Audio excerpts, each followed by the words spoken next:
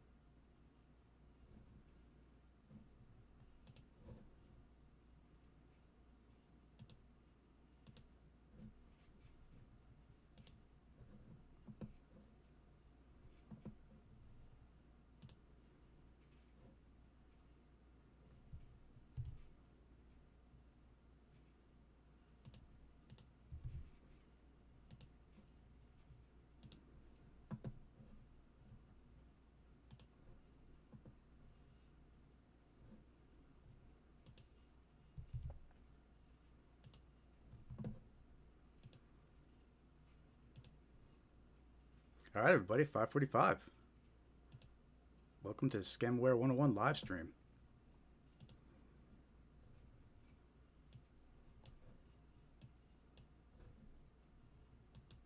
If you're first time joining us, welcome. My name's Jared. I'm with Scamware 101.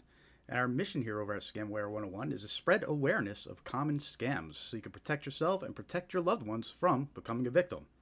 On this live stream, we cover about 20 different types of common scams to be aware of. We show you many examples of these scams, including recordings of the phone calls. We show you screenshots of the text message scams. We show you screenshots of the email scams. And we even show you some examples of snail mail scams. So we'll try to cover all bases here and squeeze as much as we can into this live stream every week. Which, by the way, we do this live stream every week, usually on Thursdays at 5:45 p.m. Eastern Time. So make sure to subscribe to our YouTube channel. Follow us on Facebook for updates to our live stream schedule.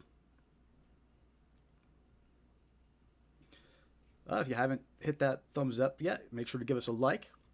Let's see if we get some more people in the live stream here. We're going to start at 5:50. We'll start going through some of the presentations and examples. I'm going to do something a little new this week. We're actually going to do a scam awareness fundamentals presentation. We're going to kick it off with that. I have a bunch of new slides ready that I got all prepared, so we'll see how that goes. But lots of useful information to help you recognize scams and avoid becoming a victim. You know, awareness is really key when it comes to preventing scams. If you recognize a scam after the fact, after you've already sent money to the scammer, it's very rare that you'll recover those funds. So it's very important to be aware of scams so you could spot them and avoid them before losing any money to the scammers. Because sadly, we hear these victim stories and a lot of them never recover the funds. So scam awareness is key. It's more important than ever. Scammers are using AI. They're becoming more convincing. So we got to stay alert, stay aware, and protect ourselves. Hey, Dave, welcome to the chat. Good to see you. I'm glad you can make it. We're gonna go over some new slides this week that I've been working on. So excited about that. By the way, we're live streaming on Instagram, Facebook, and on YouTube. So we have a widescreen version streaming on YouTube as well. So if you don't want to look at the vertical version, you have the widescreen. And participate. Let us know in the chat the scams you've encountered, which scams you're being targeted by. Share your stories with us. It's important to help each other spread awareness of common scams, and act as a community. So we get started here in about 2 more minutes. By the way, you can join our free mailing list. It's on scamaware101.com over here on our website. And you just click join mailing list. It's free to join. We'll send you some useful scam awareness tips, some reminders when we're live, all good stuff. You can unsubscribe anytime, but it's free to join. So scamaware101.com, you join mailing list. Also, you can follow us on all your favorite social media platforms. We're on Facebook, Threads, Instagram, X, Blue Sky, YouTube. We also have Super Thanks enabled over here on YouTube as well. So if you want to throw us a couple bucks using the Super Thanks feature, it's enabled. And you could also go to scamaware101.com/donate and donate to us directly as well.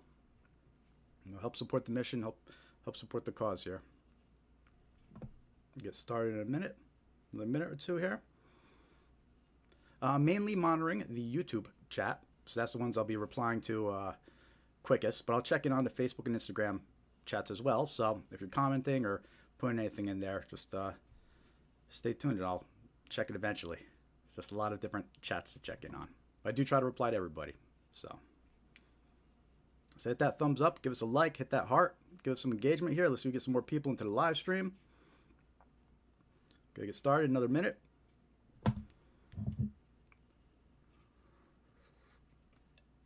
A lot of exciting things to cover this evening. Which, by the way, drinking out of my Scamaware 101 travel mug here, available on our YouTube store or on our merch store. You can find a link on our website or on our YouTube channel. Got coffee mugs, travel mugs, some mouse pads, a couple other things. Help support us that way. We always appreciate it. All right, we'll get started any minute now. Hit that thumbs up, say hi in the chat, let me know you're watching. All right, 5:50, let's do it. Welcome everybody, you're just joining. I'm Jared with Scamaware 101. Our mission is to spread awareness about scams that target individuals. It's important to be aware of these scams and identify and recognize them before sending money to a scammer. A lot of times you can't recover funds once they're already sent. So awareness is key. Being able to recognize these scams, identify these scams before you start interacting with a scammer, and definitely before you send them any money. And that's our goal here, is to help you be more aware of that. And we tend to do this by having this weekly live stream. We try to do it every Thursday, 5:45 p.m. Eastern Time. And we also create scam awareness videos that we have on our YouTube channel.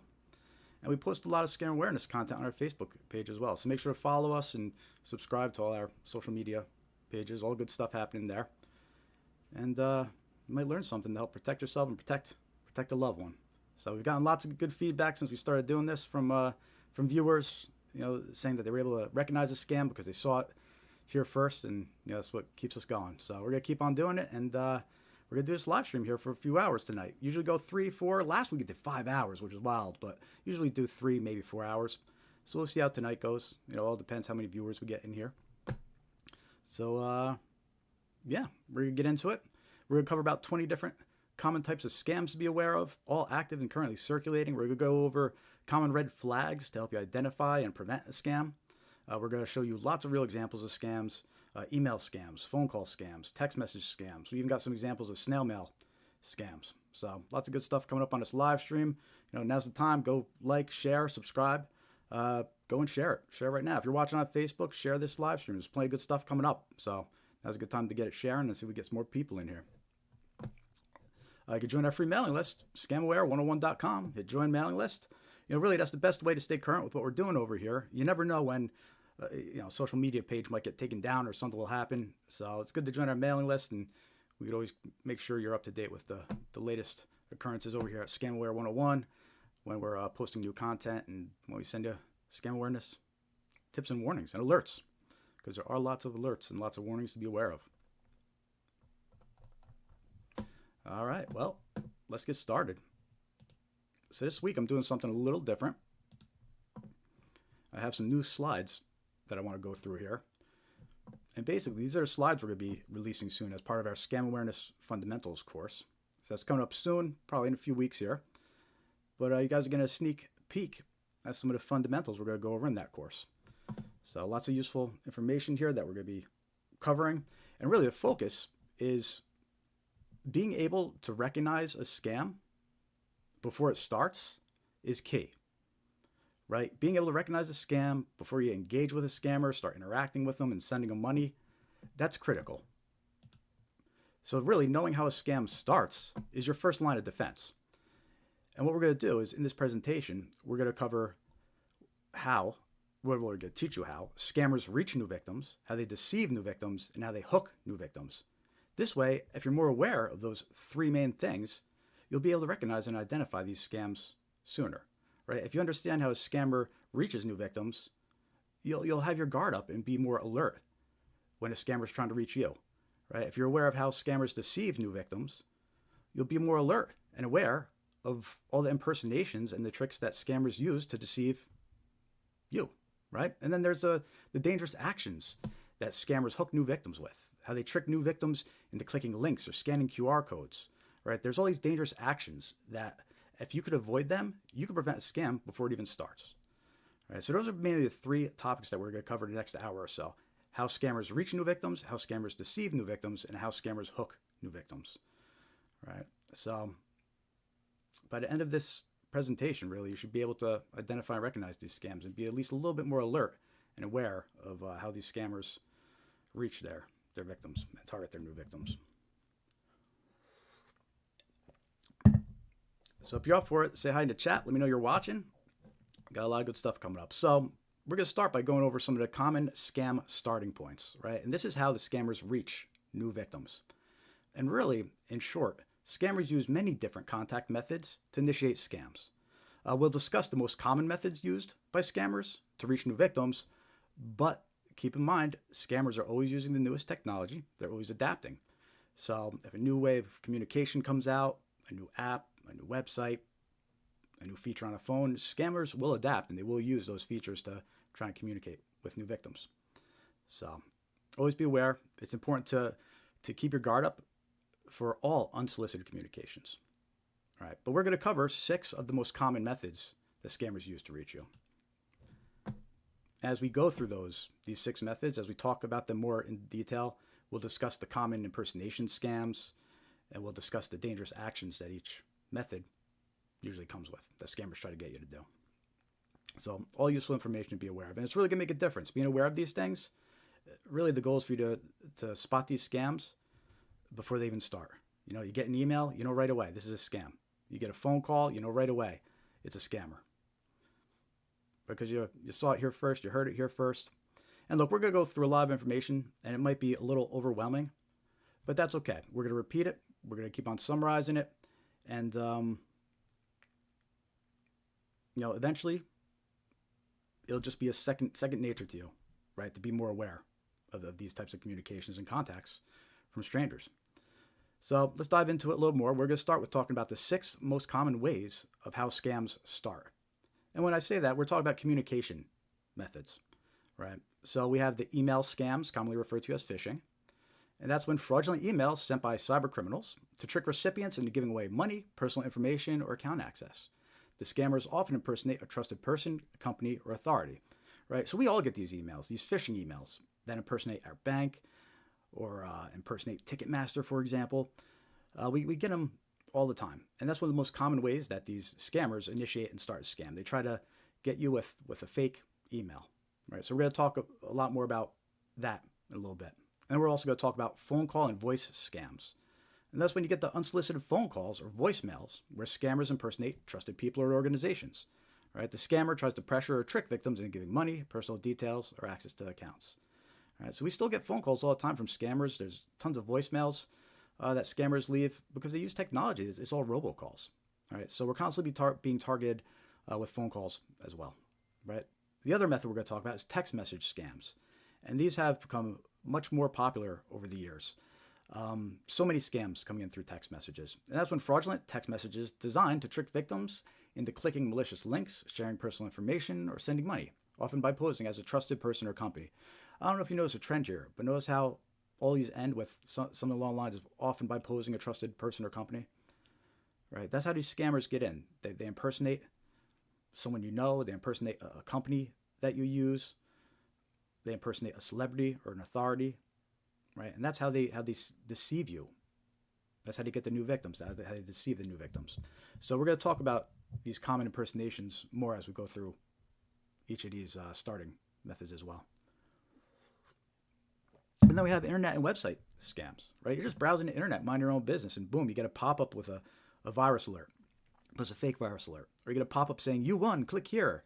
And it's a fake prize scam, right? And these harmful ads and fraudulent websites, they're designed to trick visitors into sharing personal or financial details, making payments, or downloading malicious software. All right, so it's important to be aware of all these internet and online scams as well. So we're going to talk about those in a little bit too. Then we have snail mail scams. All right, and snail mail scams is just another word for traditional mail. All right, that's when fraudulent letters sent through the postal service deceive recipients into sending money, sharing personal details, or responding to false offers, prizes, or threats. All right, scammers still use the postal service to send actual letters, scam letters. And we have some examples of those we're going to cover this evening. And you know what? Those snail mail letters, they could be a little bit more convincing. They're more personalized, right? So people might tend to fall for those more. They think they could trust traditional mail, but scammers are using that too. And the sixth and last common way that we're going to talk about scams starting is through QR code, through QR code scams. All right, criminals use fake or altered QR codes to trick people into visiting malicious websites, downloading harmful apps, or revealing personal and financial information. Right, so these QR codes, they're dangerous, and then scammers are using them. They're taking stickers and they're placing them on top of legit QR codes that are out there, tricking people into scanning these malicious QR codes. I'm telling you, these scammers are clever. They're always thinking of new tricks to get you, to hook you. So that's why awareness is so important, and that's why we do our best to spread awareness and get the word out about these scams. So anyway, so we're talking about the 6 most common ways that scams start, right? Email, phone, text message, on a website, snail mail, QR codes, right? So when it comes to those forms of communication, you have to be extra alert for any unsolicited contact, right? You get an email from a stranger or even an email from a common brand. You have to be suspicious that it could have come from a scammer. It's always important to be suspicious. Same thing with phone calls. We're going to mention it a lot this evening, but scammers can manipulate the phone number shown on caller ID. That's very important to know. I'm going to say it one more time. Scammers can manipulate or spoof the phone number shown on caller ID. That means they can show somebody else's phone number. And that's what they do. These scammers, they'll impersonate the local police department, or they'll impersonate your bank, and your caller ID will actually show the bank's phone number or the police department's phone number, even though it's a scammer hundreds of miles away in another country. All right, so it's especially important to be aware that you cannot trust caller ID as a way to verify who you're talking to. All right, and we're going to mention that a lot, but we know scammers, that's one of the tricks that scammers use when they call you on the phone. Text message scams, internet and website scams, snail mail scams, QR code scams, right? They're all the common ways they have to be aware of and be more alert on. So we're going to dive into each of these more. And again, as we go into each of these, we're going to talk about the most common impersonations that occur when a scammer reaches out to you in one of these ways. We're going to go through some interesting facts and details about what scammers are capable and able to do. You know, the technology they're using, the fact they were just able to hide their phone number. You know, scammers are capable of things that you might not suspect. And the more aware of those things that you are, the more alert and on guard you could be when protecting yourself from these scams. So anyway, let's dive into each one of these common methods that scams start and see what we got. So the first method we're going to talk about is email scams. Right? Sometimes it's commonly referred to as phishing. Email scams are one of the most common ways that scammers trick people online. These scams usually arrive in a form of an email that looks legitimate. The goal is to create a sense of urgency or trust so that the victim takes quick action without thinking too much. And again, we all get these emails. Most of us are probably familiar with this. If we're familiar with any type of scams, these are probably the ones that your viewers are most familiar with here. Did you know that the scammers could use automation to send millions of scam emails per day? Right? They've been doing this for years. They've had the technology for years. They could send millions and millions of emails every day. That's why we get so many of these email scams. They're able to change the from address to look like it's from someone else. So notice how I just mentioned that they could hide their phone number when they call? Well, the same thing goes with these email scams. They could send you an email and they can make it look like it's from anyone, including the from address. It could actually show someone else's address. So you're thinking that you're getting an email from a common brand, but it's actually a scammer trying to trick you. All right? They can include fake support phone numbers in the email that will actually call a scammer. So they'll send you these emails and they'll say there's a problem with your account. Call us at this number. But if you call that number, it actually calls a scammer. So that's one of the common tricks they use as well. And then they've been using AI to create more convincing emails and scam narratives. You know, we used to be able to count on grammar errors, spelling errors, things like that in these scam emails to help us identify them. But now they're using AI to make them sound more convincing and even more legit. So again, it's important to be aware of all this and realize, you know, if you think that, oh, a scammer won't target me with an email, who's got the time for that? It's not about that. They just got software to send out emails to everybody, including you. So you will be a target, and it's important to stay aware of that. And some of these scam emails, they'll often impersonate financial institutions like your banks or credit cards, right? You'll get these emails saying there's problems with your bank account, trying to trick you into calling a scammer or clicking a link. They'll impersonate popular brands and retail outlets. You get those fake offers, and you click on those fake offers, they take you to a scammer website.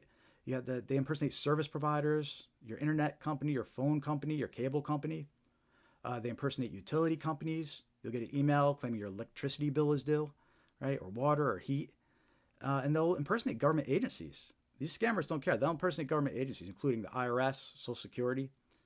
So if you get emails from any of these organizations or these brands, you still have to be alert, right? You have to be alert with all emails, even if they look like they're coming from a trusted source. And again, I'm not saying anything that's speculative here. We know that scammers are sending out emails that impersonate banks. We know they're impersonate your internet company. We know they're impersonate government agencies, right? This is happening. So it's important to be aware of those emails and communications. And by the way, we're probably going to mention those institutions a few times throughout this because just because we're talking about who these emails impersonate, these email scammers impersonate, phone scammers, they impersonate the same things, right? So just because we're talking about this in reference to emails, you should still kind of apply the same knowledge across the board.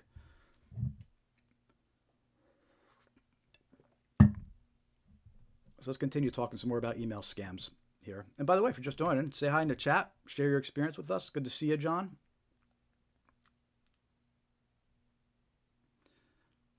So scammers send emails that impersonate trusted companies, banks, or even friends, using urgent language, fake links, or attachments to create a sense of panic or importance, right? Never trust attachments that come with an email you weren't expecting.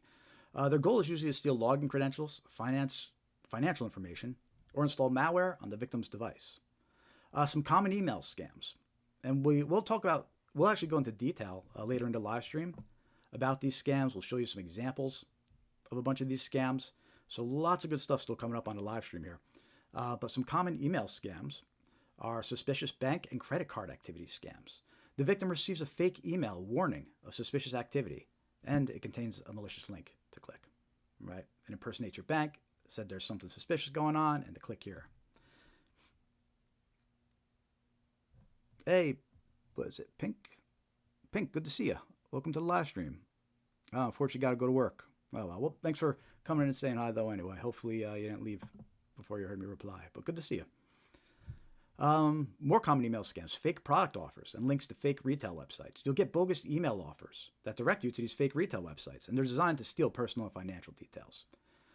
Fake order notification scams. And this one I'll mention a lot because they use all different ways to reach victims when it comes to fake order scams. But basically, victims receive a fake email alert that an order was placed and are instructed to call a fake support number to cancel. And then we have the renewal scams or payment due scams. You get an email that has a fake invoice attached, and it links to a fake website that steals any payment details entered. Right? And those are just a few clever. I'm only covering like 4 different types of common scams for each of these, and then we'll dive into more later. But these are just many examples of these clever tricks that these scammers use. Fake invoices, fake orders, fake products, right? So all important to be aware of. And look, dangerous actions to avoid. You can prevent scams from starting by avoiding these actions, right? Clicking email links. There's no reason to click email links. 99% of the time, you can just go to whatever website directly. There's no reason to trust a link, right? You get an email that says you have to pay an invoice. There's no reason to open the attachment or click the link. Just go directly to your cable provider's website and check your billing there. All right. 99% of the time, you can avoid clicking links. I highly recommend avoiding clicking links. Calling phone numbers that could actually call the scammer, right? Scammers have been doing this a lot lately. They send out these fake emails, and the links might even be legit in the fake emails, but they'll include a fake phone number. And that's how they try to trick you. They try to trick you into calling that fake phone number.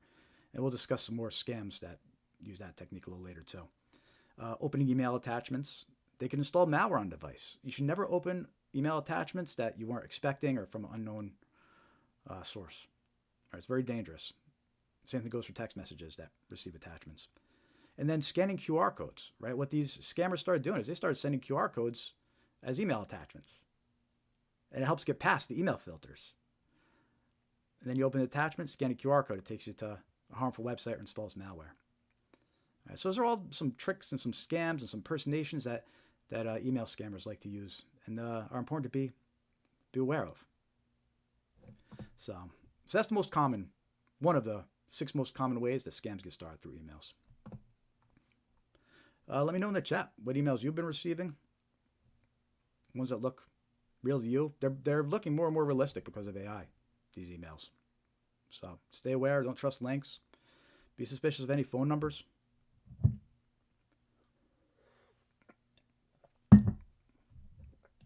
Next common way that we're going to talk about that scams start are phone call and voice scams. Actually, before I do that, let me check in on the stream, see how we're doing on our other live streams here. How we doing over on Instagram? I don't see anybody over there yet, but hopefully you come soon. Let's see how we're doing over on Facebook. I don't see anybody there either. Well, I see a few viewers, but nobody in the chat. But how you doing over there on Facebook? Say hi in the chat. Let me know you're watching. Give us a like. Same thing on Instagram. Let me know you're watching. Give us a like. And if you're over here on YouTube, same thing. Say hi in the chat. Let us know you're watching. Make sure to hit that thumbs up. Give us a like. And hey, help support what we're doing over here. You could join our free mailing list by going to scamaware101.com. And you can follow us on your favorite social media profiles. So help us spread awareness about these scams. You know, we focus on scams that target individuals, right? So these apply to everybody. The importance of being aware of these scams. With that said, let's talk some more about phone call scams, also known as vishing, short for voice phishing. Hey, I don't make up the terminology here. It uses phone calls to trick people into giving away money, sensitive information, or granting remote access to their devices. Scammers often pose as trusted figures and use urgency and fear to pressure victims into acting quickly. They might threaten legal action, promise financial rewards, or pretend to help with a supposed emergency. And we have examples of all those different types of scams, too, that we're going to talk about later. But yeah, did you know that these phone call scammers, they could automate hundreds of thousands of robocalls each day? So that's why we get so many of these phone calls. You know, it's not just one person sitting there dialing one phone number after the next. They're using software, and it's all automated. They call hundreds of thousands of phone numbers a day. And they play a recording to anybody that answers. It's just an example of the technology you have. They use AI to create realistic-sounding voices in voicemails. We used to be able to rely on maybe detecting a heavy accent or somebody saying the words wrong, and you could kind of determine, all right, this doesn't really sound legit. This could be a scam. But now they're using AI, and the voices, they sound like your next door neighbor, right? They sound like a real person on the phone with you, but they're recordings. And it's all because of AI. So they're also cloning voices of people we know, friends and family, which it's shocking. It might be hard to believe, but they are, and it's working. People are falling for it. And again, they manipulate caller ID to show a different name and number. Very important to remember that, because they'll make it match who they impersonate, like banks, law enforcement, whoever. Phone call scammers usually impersonate law enforcement, like the local police, sheriff's office, financial institutions like your banks or credit cards, utility companies, electricity, water, heat, government agencies, IRS, Social Security, and friends and family members. Yes, they really do impersonate your friends and family members. We're going to be talking about a grandparent scam, is what it's called. We're going to be talking about that one a little later, and you actually see a scammer impersonating someone's granddaughter. And it's convincing. It's convincing, so stay tuned. Lots coming up. Most phone call scams don't come from lone scammers. They're run out of illegal call centers located overseas. Right? The scammers typically follow scripts, but will improvise when a victim asks questions. They'll improvise. Right? If a victim starts asking questions, they'll either improvise or hang up, depending on what they're asking. If someone's being difficult, they'll just hang up and call the next person too, a lot of times. But sometimes they improvise. Regardless, they do follow scripts, which is helpful to us because we're able to point out common narratives and red flags. Right? Also, these phone call scammers, they're able to spoof or manipulate the name and number shown on caller ID. Right? Just like text message scammers. Right? Very important to be aware of that, and I'm going to mention that a lot throughout the live stream. Some common phone call scams. Arrest warrant scams and missed jury duty scams. We did a video about this one. It's on our YouTube channel. But that's when scammers impersonate law enforcement claiming an arrest warrant will be issued if fines aren't paid immediately. And there's lots of warnings about this one that are out there these days. The police don't like being impersonated, but The scammers will impersonate anybody, and that's just one example. They'll impersonate your local police department. They'll impersonate the sheriff's office. Right? Suspicious bank and credit card activity scams. Right? The victim receives a phone call impersonating the bank. We talked about the email version of scam, but this one they receive a phone call, and they claim that there's suspicious activity detected on their account. It's a scam. We have the fake order notification scams. Another one that we already talked about, but in this case, the victim receives a call or voicemail stating an order was placed and are instructed to call a fake number to dispute it. We have some examples later on in the live stream. We're going to play of those voicemails and recordings too. And then the grandparent scam, right? That's the family in need scam. Scammers call victims and impersonate a loved one, and they claim to have been arrested and needing money. And look, you might be thinking to yourself, I would never fall for a scammer impersonating a loved one, but you'll see a little later in the example. They're pretty convincing. Some dangerous actions to avoid when it comes to phone calls. Answering unsolicited phone calls from unknown numbers. Don't answer. If you don't know the person, if they're not a contact, don't answer the phone. If it's important, they'll leave a message, they'll send you a text message, but don't answer unsolicited calls, right? Because you're just setting yourself up for 99% of the time it's going to be scammers. Yeah. Returning unsolicited phone calls and voicemails. So, look, these scammers, they'll leave a voicemail, and they'll say, call us back at this number, or call us back at the number displayed, right? Don't do it. If they're claiming they're from your bank and they call them back at this number, don't call them back at that number. Instead, go look at the phone number on the back of your bank card and call that number, right? Or go look at a bank statement and call that number. Call the official bank number. Don't trust phone numbers that people leave in voicemails or tell you to call them back in a phone call, because it could be a scammer just giving you a different phone number to call. So yeah, dangerous action to avoid: returning unsolicited phone calls and voicemails. Providing personal or financial details to the caller. Never do this to just somebody that calls you out of the blue, right? If there's something legit happening, you need to hang up, you need to verify. Don't go providing any personal or financial details right off the bat. That's what scammers are relying and counting on. They want to get you on the phone, they want to get you to give up your details, and they want to move on to the next. Don't fall for it. And then giving a caller access to your computer or device. We're going to talk about this a lot more later, but it's becoming more common for scammers to try and access your computer and device. And a lot of these scammers, now they'll call you, and if they're impersonating the bank, they'll say, hey, let's check out your bank accounts on your computer. Or they'll call you up and they'll be impersonating Microsoft, and they'll say there's a virus detected. Let's connect your computer. Right, but it's a scam. It's actually a big red flag if somebody's asking to connect your device, even if it's to supposedly help you with something. And we'll talk about that more later. So phone call scams. Well, another most common way that these scams start: be alert, be aware. Right? We talked about emails and phone calls, all important stuff. Next common way that we're going to talk about scams starting: text message scams, or smishing, short for SMS phishing. These scams use deceptive text messages to trick recipients into clicking malicious links, sharing personal information, or sending money. Text message scammers usually pose as a trusted person, organization, or company. The message might have a picture or file attached.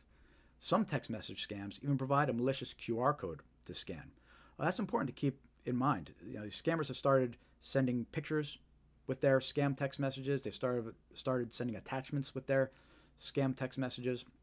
This doesn't make it any more trustworthy or any more legit.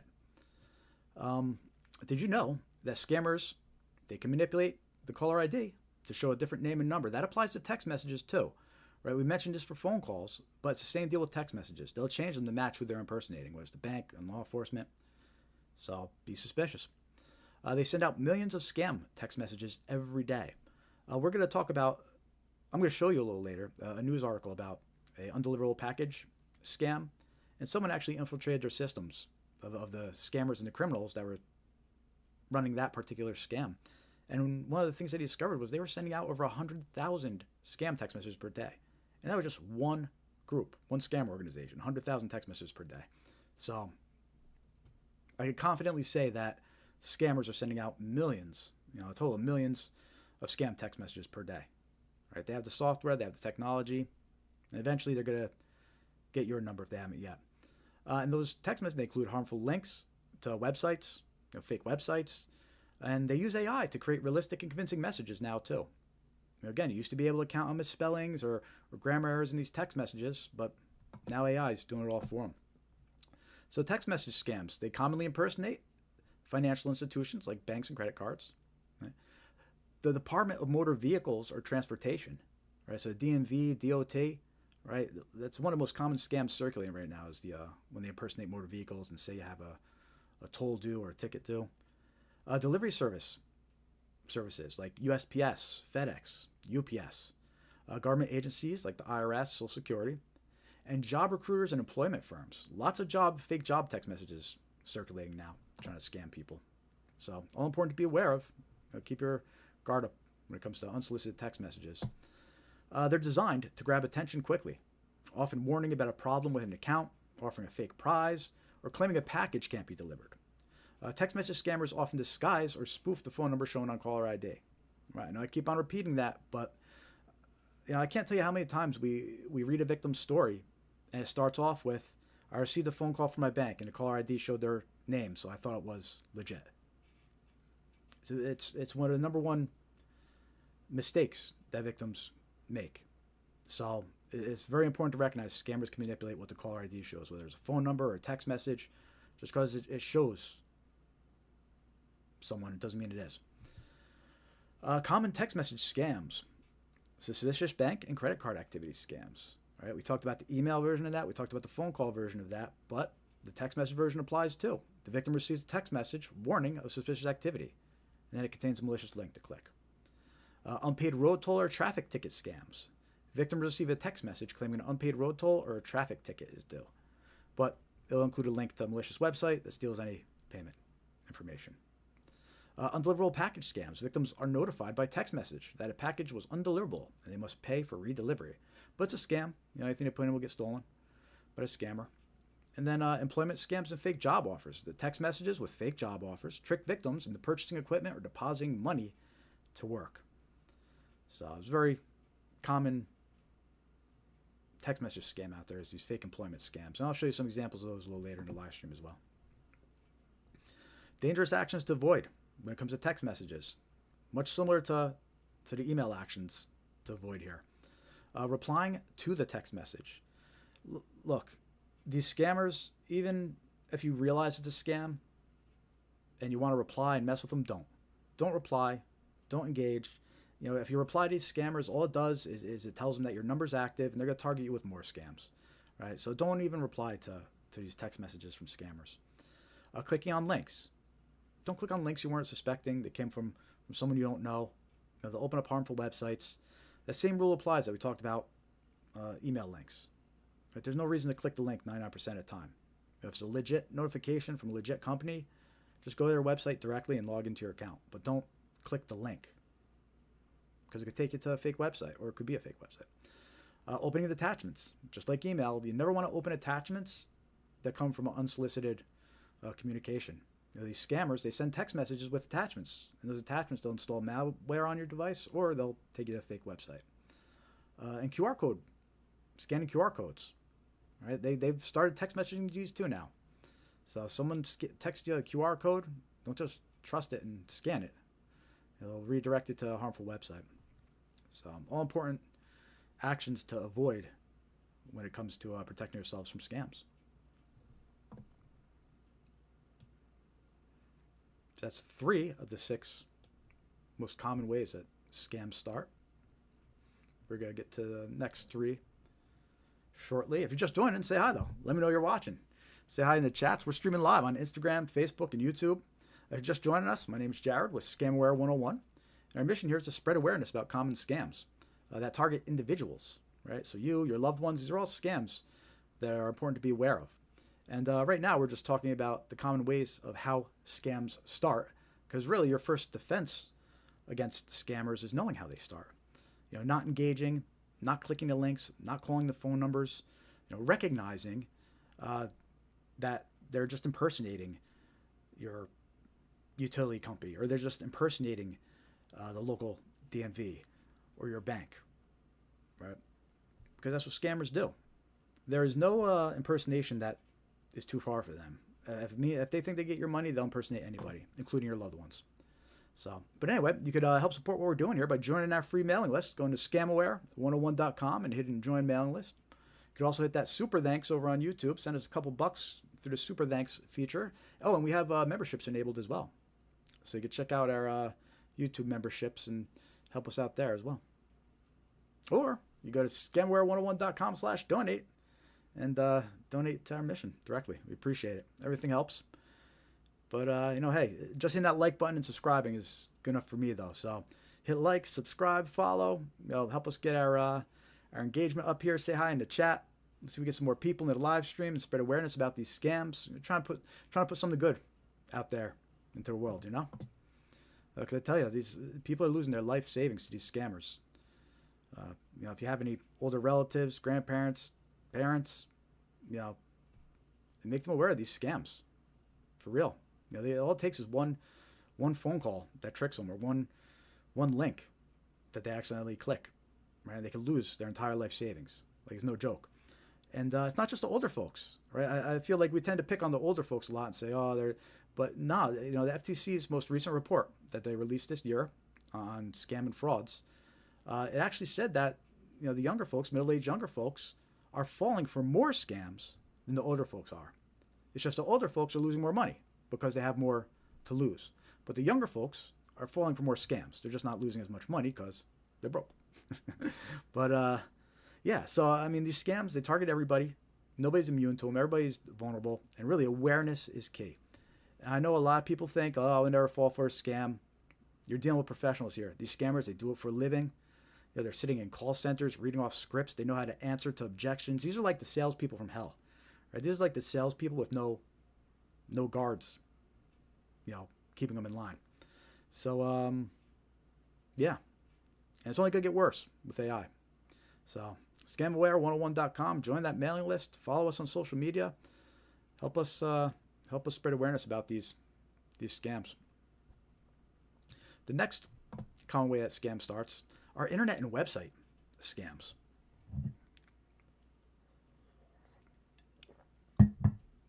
The internet is full of scammers trying to steal your money.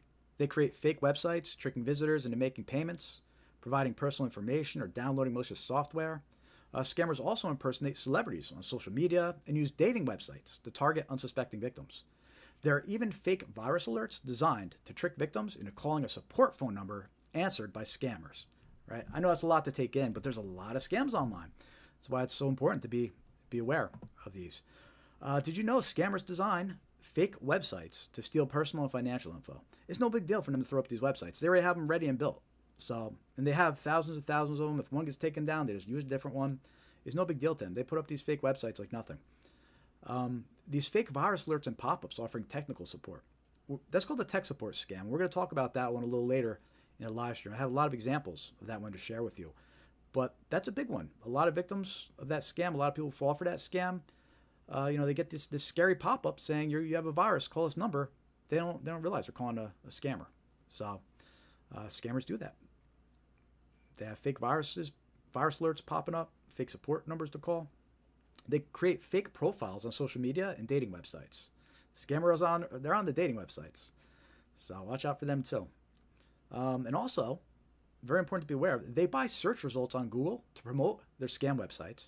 And they also purchase ads on social media to reach new victims. Right? So just because you see like an ad doesn't mean that's safe. A scammer could purchase an ad on social media. Just because you see the search results, it's a sponsored listing, that's even more dangerous because a scammer could purchase that search result. So all important to be aware of when you're browsing the internet, searching Google, right? Social media, dating websites, the scammers, they're everywhere. If there's a platform that they can reach somebody, they're on there trying to reach somebody. So online scammers impersonate popular brands and online retailers, famous celebrities, online influencers, fake tech support and customer support services, antivirus and software companies like Microsoft and Apple. I'll show you some examples of those fake pop-ups later too. And then users on dating websites. They'll use stolen pictures and identities to create fake dating profiles. Many online scams impersonate well-known figures and brands to promote fake products and harmful websites. Right, so fake products are a big thing too. A lot of celebrity likeness is they use AI and they create these videos of celebrities endorsing fake products. So you have to be aware of that as well. Some scammers sell non-existent items on eBay or Facebook Other swindlers use dating websites to find new potential victims.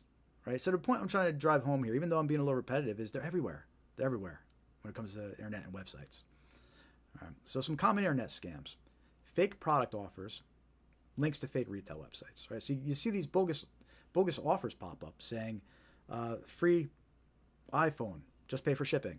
Right? But you click it, it's going to take you to a fake website that just steals any personal details, financial details that you enter. There's the customer support and tech support scams. Right? I talked about that briefly. We're going to talk about that more later in the live stream, but that's when the scammers impersonate tech support or customer support to gain access to victims' device or accounts, including their bank accounts. Look, those scams, they do a lot of damage. Lots of stories about people losing life savings to that one. So stay tuned and make sure to share this live stream. There's still plenty to go. So there's still plenty of time to let your friends and loved ones know to tune in before we start going over a lot of the scam examples that are coming up. Romance scams, fake profiles on dating websites. The scammers find victims on dating websites by creating fake dating profiles using someone else's pictures and identity. Look, there's so many people falling for these romance scams. It's really bad. And the scammers take advantage of that. And there's the fake prize winner, giveaway, sweepstakes scams. Or you get a pop-up that says you won, click here. Or someone leaves you a comment on Facebook saying you won, click here. But scammers trick victims into revealing financial details or paying fees and taxes on a fake prize that doesn't exist. Right? All common internet scams, just a few of them, just to name a few. But those are all common internet scams you have to be aware of while you're browsing the internet. Some dangerous actions to avoid. Clicking on too good to be true offers. Let me say that again because I got tongue-tied there. Clicking on too good to be true offers. There you go, that was better. And what I mean by that is, again, these offers that say, get a free iPhone, just pay shipping, or free wireless earbuds, just pay shipping. They're too good to be true. All right, so be suspicious of those. Calling unknown phone numbers for tech support. Okay, we mentioned this in the, again, we're going to show you examples later, but you get these fake pop-ups saying you have a virus. Call this number for support. It's a scam. It's a very common scam. Don't trust it, and don't call phone numbers of organizations you don't know and phone numbers you never called before. It's just anybody could be putting up fake websites and impersonating customer support, tech support. Sending money to strangers online that you've never met. That's especially important when it comes to these dating websites and romance scams. Don't send money to strangers online, right? That's you're just supporting the scammers. And then purchasing products from unfamiliar websites. Right? You got these fake retail websites, always taking advantage of the hot new items, putting up fake offers, fake products. Watch out for these Labubus, these fake Labubus floating around now. So that's a popular internet and website scam. And then trusting those sponsored listings in Google search results or social media ads, right? Because they put up these fake websites with their fake products, and then they purchase search results and Google ads to get you over on those sites. So important to be aware of when you're browsing the internet. And they're very common online and website scams. And that's the fourth common way that scammers start a scam and reach new victims. How we all doing out there? Chat's a little quiet. Come on, make some noise, people. Let me know you're watching. Give me some motivation here. I see Dave's in there. I can always count on Dave, man. I appreciate it. He's saying he saw a video where a 20-year-old called a fake tech support number because of a pop-up. The scammer, knowing the person's age and no money to steal, just hung up on him, just told him to restart and said he will be okay. Gotcha. Yeah. Yeah. And, that's kind of, that story kind of summarizes what these scammers are after.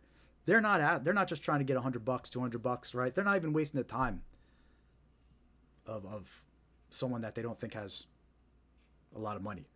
But if they get somebody on the phone who's retired, right away they think retirement fund, money in the bank, and they target them. In fact, the other day, I got a wrong number scam that targeted me. We get a message from a number and they go, "Oh, I'm sorry, I had the wrong number, but you seem nice. Let's be friends." That type of scam. And one of the things that they did. Sorry, almost I just got distracted here. Sorry. Okay, sorry. And one of the things that this wrong number scammer did, because they asked you a couple questions. That's how they start off. They asked you your location, your age, what's your name, right? But this one also asked, "Are you retired? Do you work?" because they're actually trying to find out, oh, a retiree, he might have money in the bank, or he gets Social Security checks, or, right? So anyway, all important to be aware of. And then there's mail scams. Actually, before we get into the mail scams, let me see how our streams are doing here. Checking on Instagram and Facebook. I see some people over on Facebook watching. Say hi in the chat. Leave a comment. Let me know you're watching.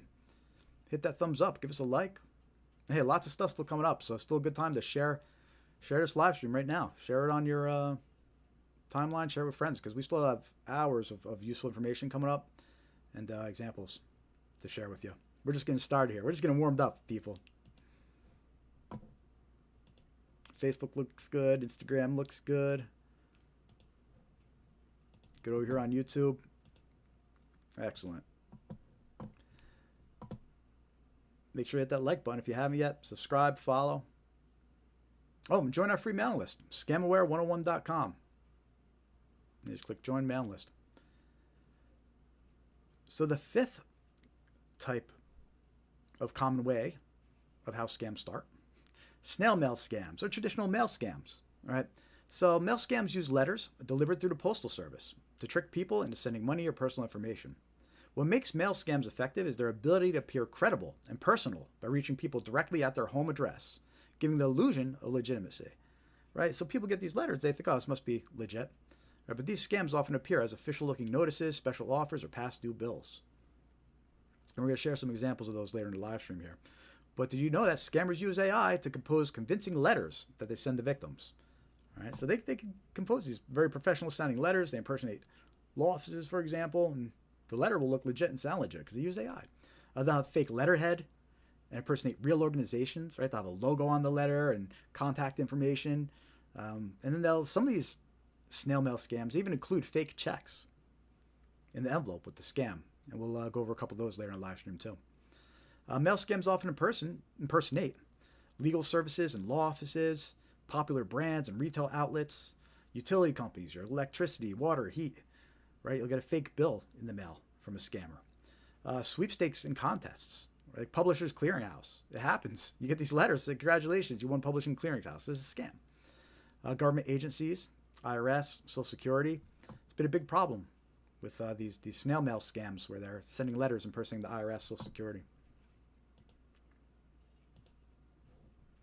Snail mail scams often attempt to deceive recipients into sending money, sharing personal details, or responding to bogus offers and fake prizes. Some scammers include fake checks that eventually bounce after a victim deposits them. Other letters might include a malicious QR code to scan. Yeah, that's a thing too. Now that everybody knows how to use QR codes and scan QR codes, scammers took their traditional letter scams and they kicked them up a notch by including QR codes. It's just another easy way to direct victims to a fake website. And now they can do it right from there. An actual letter they're sending out to people in the mail. Common snail mail scams include inheritance scams. And we're going to show you an example of one of these letters in a little bit. But that's when victims are tricked into paying scammers fee and taxes on a fake inheritance that does not exist. Fake prize winner giveaway sweepstakes scams. It's when scammers trick victims into revealing financial details or paying fees and taxes on a fake prize that doesn't exist. We have a mystery shopper check scam. Sometimes it's referred to as a secret survey scam. And there's another one we're going to show you in a little bit. But that's when victims receive a check to purchase gift cards as a secret shopper. Right? They get a check in the mail with their scam. But then, of course, the check bounces after the scammer receives gift cards. Right? So, and by then it's too late. And we'll talk about that one in more detail, too. It's an extremely common scam that's going around. And then you get postcards in the mail offering free gifts. Sometimes they'll have a QR code to scan. Right, it's a bogus offer. It directs victims to fake retail websites designed to steal any payment information entered. So, snail mail scams are alive and well. Just because you receive it in your mailbox doesn't mean you can trust it. Now, let me know in the comments what snail mail scams you've been encountering.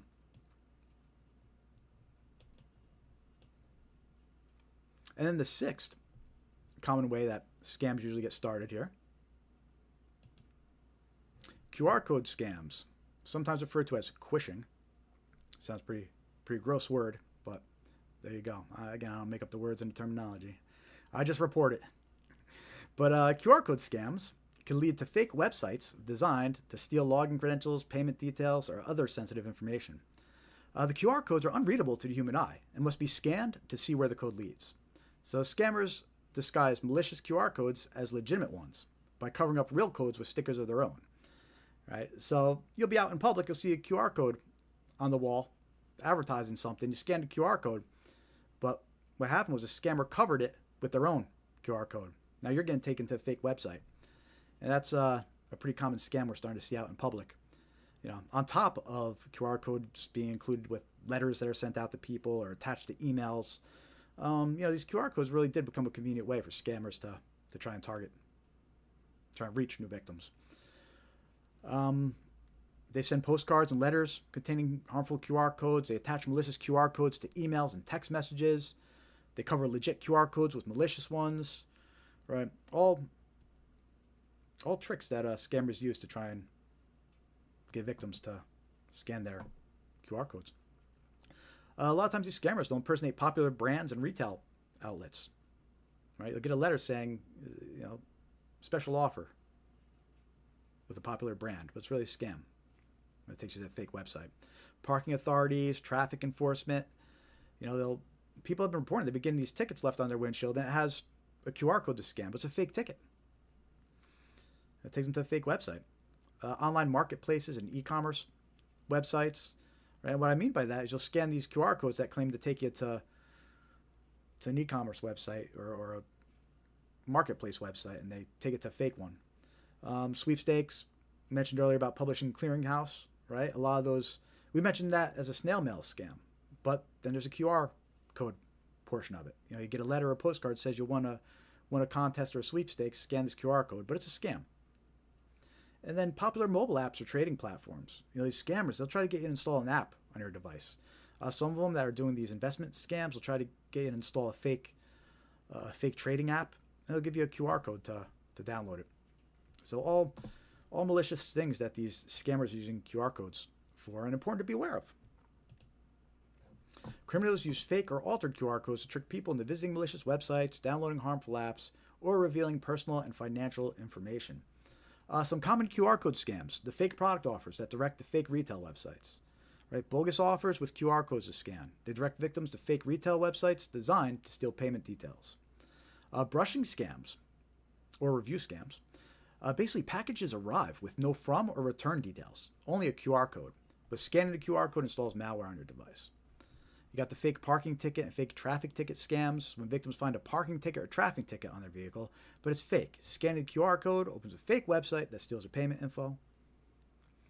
And then the fake prize winner giveaway sweepstakes scams, right? You get a pop-up online or a letter in the mail or a text message, right? And they have a QR code to scan saying you won.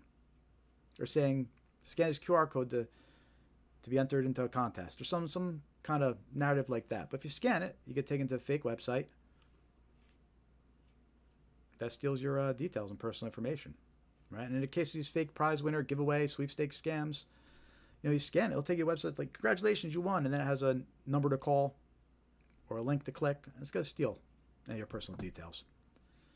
All right. So anyway, lots of scams. They're using QR codes now. They could pretty much be integrated in any other type of scam, and scammers are doing that. So dangerous actions to avoid: scanning unknown QR codes found in public. You never know if somebody else replaced them, put a sticker on top of it. All right, so be careful when scanning those QR codes.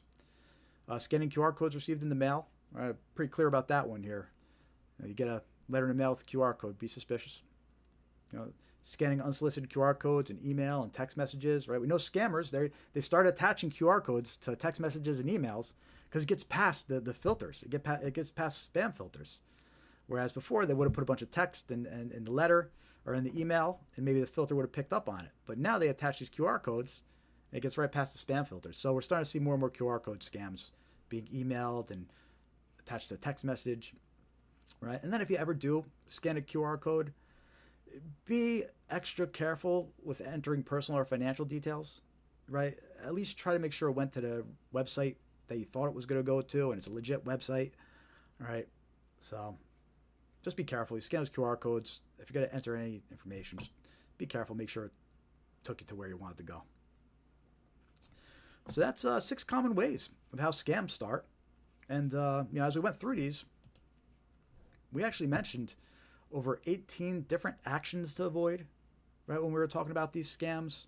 So lots of actions to avoid. Clicking on the links, calling phone numbers, scanning QR codes, sending money to strangers, trusting sponsored listings, right? We covered a lot of dangerous actions to avoid. Also, we talked about 30 different types of impersonations that scammers do, right? And that just gives you, and that's not even close to all of them. I don't know if you could compile a list of all the impersonations that scammers do, because they will literally impersonate everyone and anything. If they think that they could gain your trust and get your money, they'll impersonate anyone and anything, right? And again, just in the past hour, as we were going over these things, we covered 30 different impersonations that scammers might do. All right, and then there's the common types of scams, where just in the past hour alone, we mentioned 20 different types of scams as we went through the different ways that scams start. So lots of important things to be aware of that we just covered in that presentation. So what do you think? Let me know in the chat if you found any of that useful. And again, that was we just covered a lot of useful information about how scammers reach new victims, how to deceive new victims, and how to hook new victims. All right, so all important stuff to be aware of. And that's the first portion of our live stream here. We're actually right on schedule here. Actually 5 minutes ahead of schedule. Perfect. Very cool.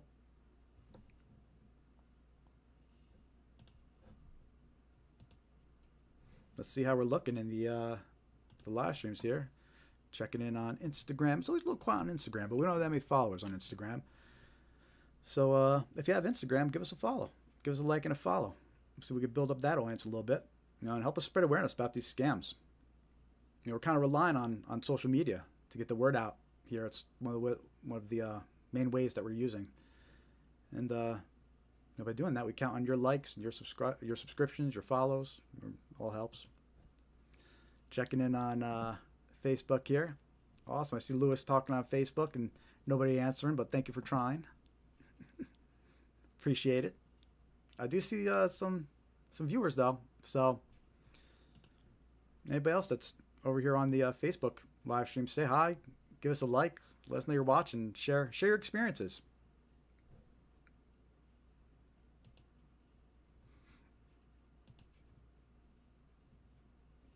It looks like no lag, so that's good. We were having some lagging issues a few weeks ago, and we weren't able to stream across all these platforms, but I think I figured it out, and it looks like we've been good now. So, excellent. Anyway, good to see the viewers over on Facebook, even though you're not commenting, and maybe we'll get some more on Instagram over here.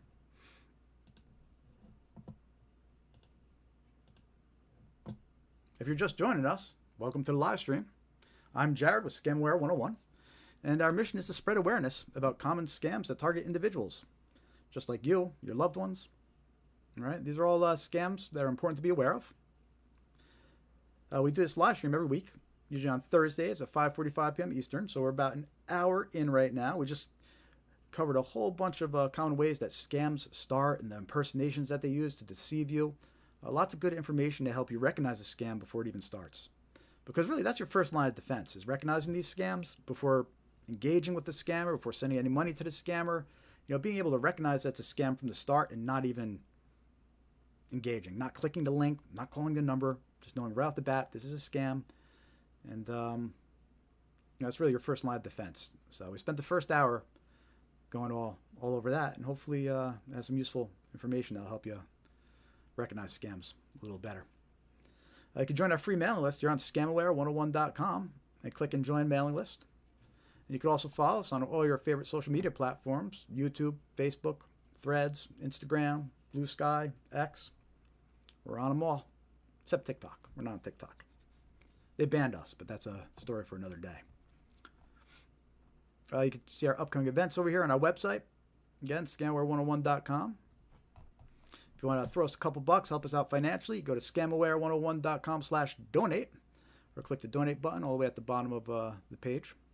We also have super thanks enabled over on YouTube, super thanks and memberships. And something else where you, what is it called? Some new feature too. You could send gifts or something, or virtual gifts. I don't know. Some new feature on YouTube. So that's all enabled as well. So feel free to mess around with it. Send us gifts. Send us super thanks. Sign up for a membership. We'll take it all. We appreciate it. But we're happy if you just click like, follow, and subscribe. To be honest, we just need to get more subscribers, more likes, more followers, and help us expand our reach and spread awareness of these scams. For next portion of the live stream, that we're going to start in about a minute, we're going to talk about some common red flags. 5 common red flags, actually, to help you recognize when you're interacting with a scammer. So we spent the first hour kind of showing you how to recognize a scam and avoiding interacting with a scammer. But if you find yourself in a situation where you're interacting with a stranger or hooked into a conversation, we're going to go over some red flags that might indicate you're talking to a scammer and need to cut that off.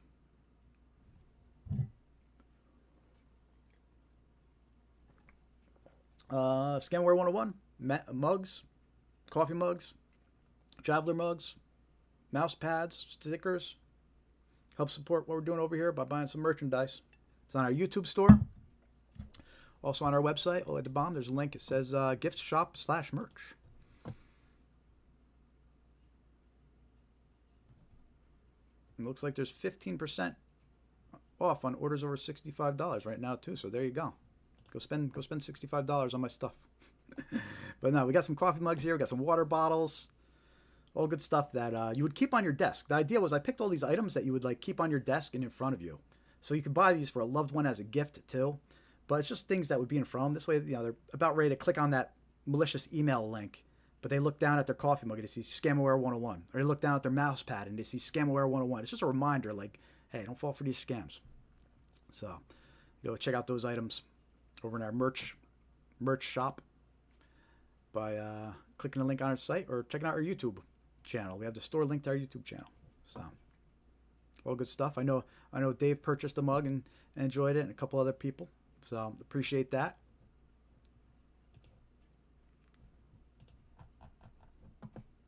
Again, make sure to join our mailing list. Scamaware101.com. Hit join mailing list. Oh, and by the way, we do offer group presentations too. So if you're know an organization or you're with an organization, maybe an HOA or senior living, right, or a faith-based group, right? We do group presentations as well. So reach out to us, contact at scamaware101.com, and we can do a custom presentation or some of our featured talks, like scam awareness for seniors, for example.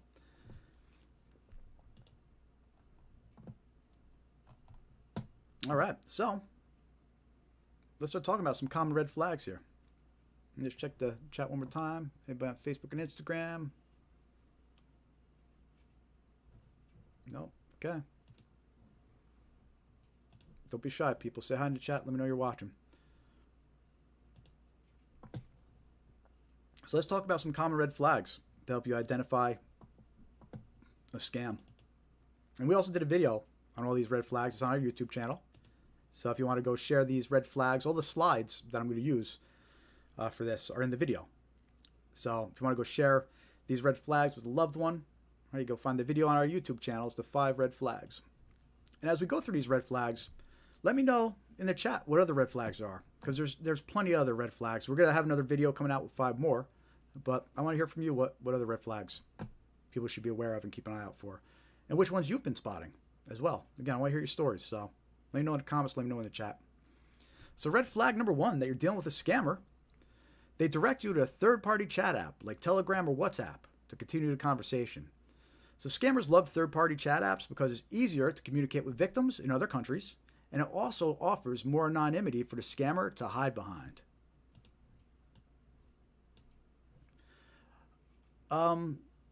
So the scammers, look, they use these third-party chat apps because it's much easier for them to interact with their victims, right? It's a lot trickier to sit there going back and forth in a text message or an email, right? But they get these third-party chat apps, and they can make voice calls, they can send videos, pictures.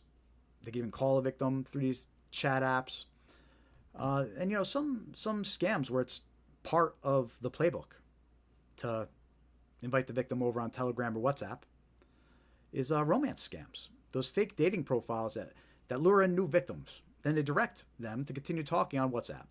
Right? So you'll find a match on a dating website, and what the first thing they do is say, hey, do you have WhatsApp? And try to get you talking on WhatsApp. Be suspicious. Wrong number scams. We're going to talk about this one a little later.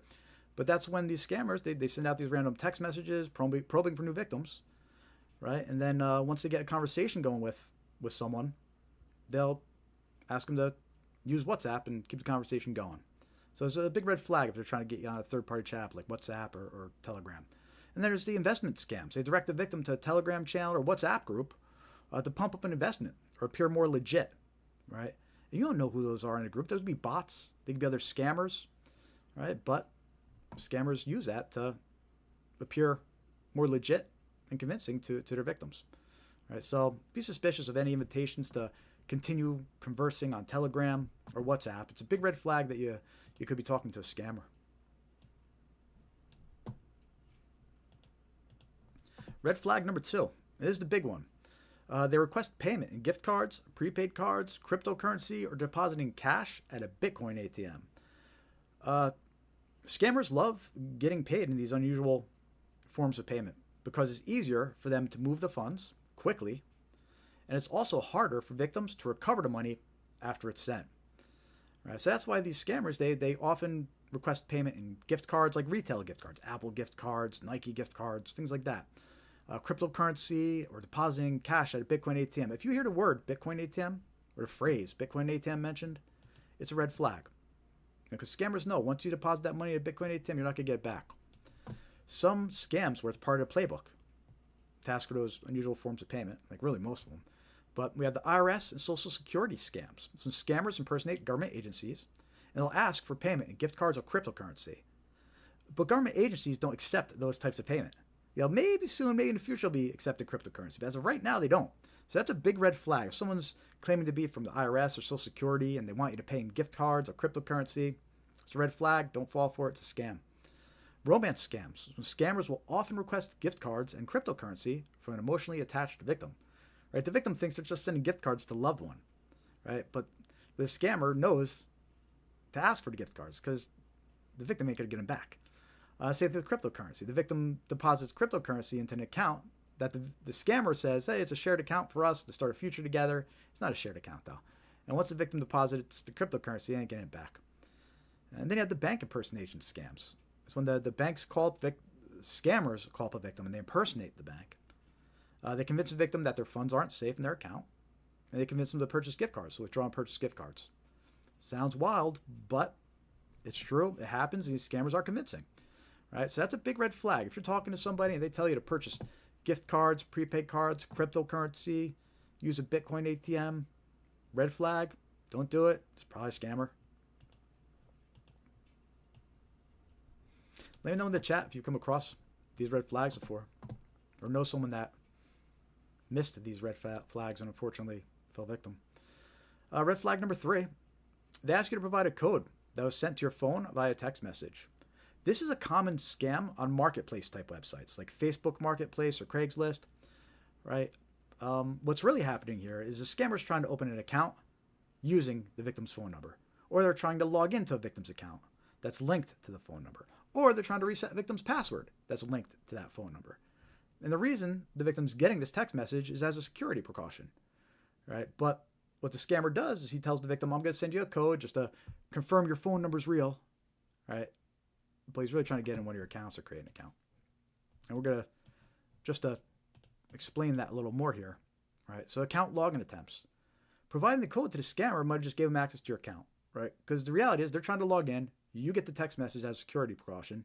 You give it to the scammer, you just gave him access. Password reset requests, right? Providing the code to the scammer lets them reset your password. A lot of times if you want to reset your password, you can send a code to your phone to confirm it's you, right? Well, if you give that code to the scammer, you just defeated the whole reason that security precaution's in place. And Google Voice scams. So a lot of times scammers, they want to create Google Voice accounts to use to further their scams. And what they'll do is they need a phone number to link it to. So they'll link it to your phone number. They'll tell you that they're sending a code to verify, your phone number is real or whatever. But what's really happening is if you give that code back to them, you just authorized their fraudulent Google Voice account to be linked to your phone, right? So it's always a red flag if someone's asking you to give them a code that was sent to your phone. You don't trust it. It's probably a scam. How we doing out there? Going over common red flags? Let me know in the chat if you've encountered these and some other red flags that you watch out for. Red flag number 4. And we mentioned this one a little bit earlier. They ask to connect to your PC to assist or investigate an issue, right? So if scammers love to connect to a victim's PC and device. And the reason why is because it's a gold mine for them. They could steal victims' logins and passwords once they're on their PC. They could steal or encrypt the victim's files, hold them for ransom, right? They could access online banking websites and other financial information on the victim's PC. So sadly, trying to access a victim's device or PC is becoming more and more common with these scams. And some scams where it's part of the playbook, where these scammers try to access your device and your PC, are fake virus alert and tech support scams. And we're going to talk about these in a little bit. I'll show you examples. But that's when a scammer impersonates tech support, assisting with a virus to gain access to the victim's PC. Fake order scams is when they impersonate customer support, assisting with an order to gain access to the victim's PC. And there's the fake fraudulent activity.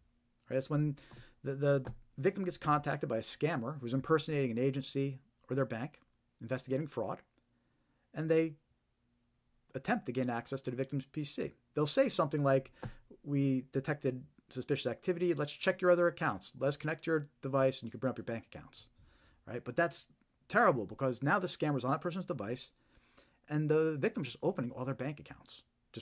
And as they open them, the scammer gets access to each one. So you never want to let these scammers onto your device or computer. And it's always a red flag when someone's asking to connect your PC or device. So be aware of that. Red flag number 5. They're dealing with a scammer. They request that you keep the matter confidential or secret. This is a big red flag, right? It's common for scammers to ask for confidentiality. They don't want you to discuss the situation with other people. The more people you talk to, the more likely you'll be told it's a scam, right? So that's really what they're trying to keep you quiet and trying to get you to keep it confidential and secret, right? They don't want you talking to people about it. And that's a big red flag. If somebody's asking you to keep it secret, to keep it quiet, it indicates you're talking to a scammer. And some scams where that's part of the playbook, and we'll point this red flag out later on as we go through some of these scams. But you have the grandparent scams. That's when a relative, scammer impersonates a relative, they've been arrested, they need money for help, right? But they'll claim the relative is embarrassed and not to tell anybody, right? But that's a trick though. That's the request for secrecy, and that's how they're trying to convince the victim not to tell anybody what's going on. Oh, they're embarrassed about their arrest. Yes, don't tell anybody yet. Just wait till we steal all your money first, And there's the investment scams. They'll say they have an inside tip and not to tell anyone, or a price is just for you. Don't tell anyone. But that's the red flag. That's the request for secrecy, right? The inheritance scams, and we'll see this in the letter I'm going to show you a little later. It's when they mail letters impersonating law offices regarding a fake inheritance, right? And the letters they'll request confidentiality. They'll say, please keep this matter confidential. What do they care if you tell somebody about an inheritance, right? So it's a red flag. Somebody's telling you to keep it secret. And there's the fake fraudulent activity, right? So that's again when the scammer calls up a victim, they're impersonating an agency or a bank, investigating fraud. And what they'll do is they'll say, you can't tell anybody about this because it could harm the active investigation. But that's all the BS. They're just trying to, that's just their trick to ask for secrecy and keep the victim quiet. Right. So that's red flag number 5, that you're dealing with a scammer. They're asking you to keep the matter confidential or secret. Again, let me know if you've encountered those red flags. And the thing is, you read these victims' stories, and these red flags always pop up. One of these red flags, sometimes multiple ones of these red flags that we just discussed, they pop up in the victims' stories. And if they were just aware of these red flags, it might have been enough to prevent the scam.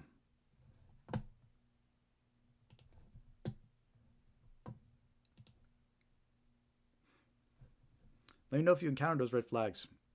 I see you watching over in Facebook and on Instagram, over in YouTube. Let me know in the chat.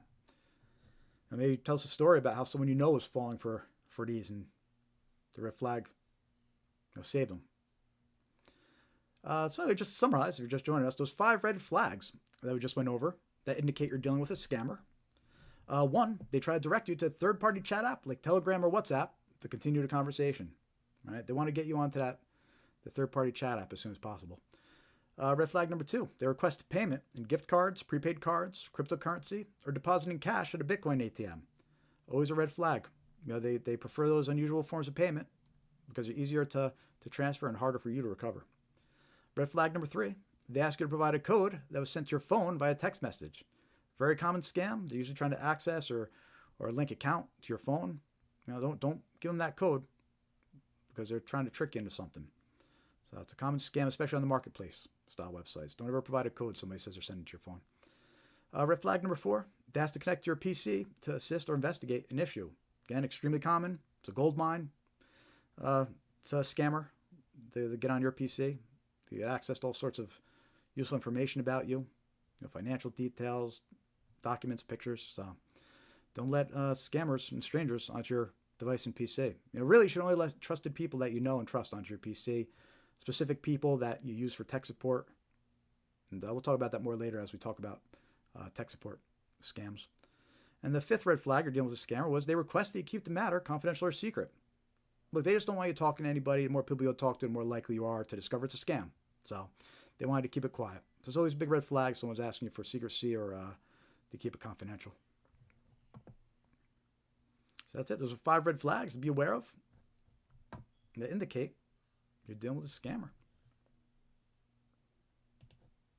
How we doing out there? What do you think of those red flags? You seen those red flags? Let me know in the chat. And look, again, you hear these victim stories, and at least one of those red flags always pops up. We're going to be seeing them in some of the victim stories that we talk about coming up in the live stream. Hey, if you haven't hit that thumbs up yet, give us a like, hit that heart. Help us spread awareness about these scams. Give us a follow on Facebook. We need to get our Facebook followers up. So if you don't follow us on Facebook yet, head over to facebook.com/scamaware101 and give us a follow. And eventually, once we hit 500 followers, you can give us, hearts or stars? You give us stars over on Facebook. I guess that's their way of, that's like their super thanks feature, I guess. But we need to get up to 500 followers to get those. So if you don't follow us yet on Facebook, help us out. Give us a follow. We appreciate it.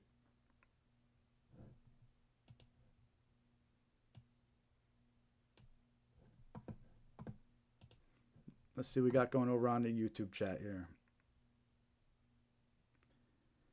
John says, I have uBlock installed on my parents' computers, and I set it to block all sponsored ads on the Google. Well, I hope you didn't set it to block all sponsored ads on Scamaware 101's YouTube channel.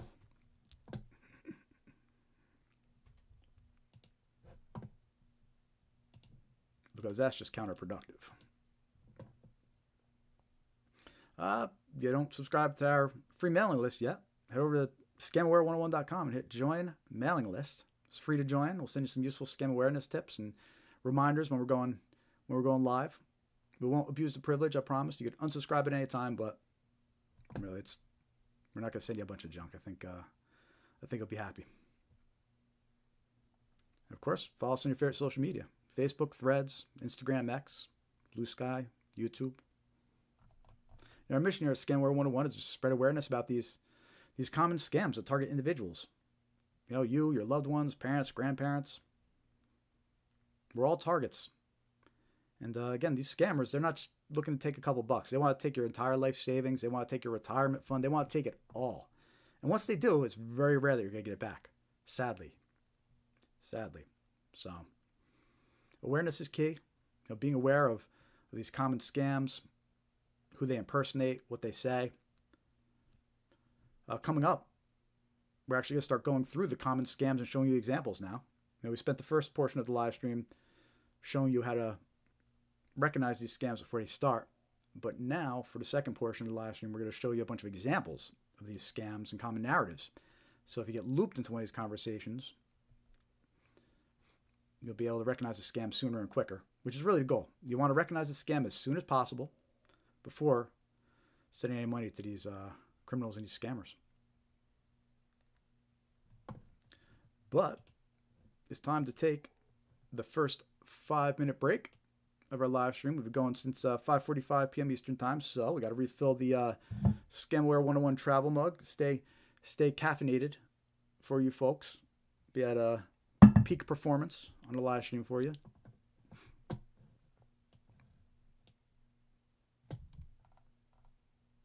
So we'll be back in 5 minutes. We're going to continue with some common scam examples. In fact, the first one we'll go over is grandparent scams. So that's an interesting one. So definitely stay tuned. Hit that like button. Still plenty of time to share this live stream. So if you're watching over on Facebook, right, hit that share button and get your friends and family in here. Lots of useful information that could really save them a headache from falling for a scam. It's a big problem. Important to beware. All right, back in 5 minutes, people. Stay tuned.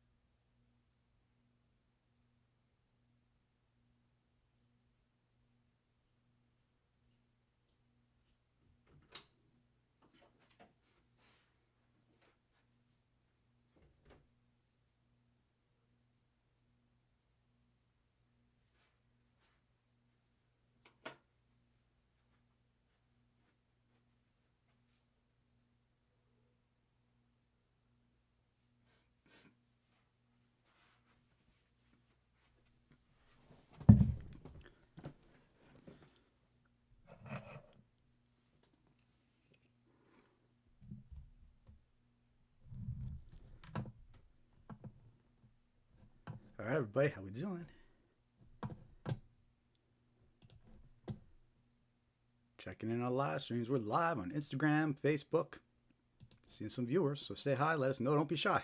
See you watching. Say hi in the chat. Let us know how you found us. Let us know why you're here. Share your experiences. You know, a lot of us have encountered scams.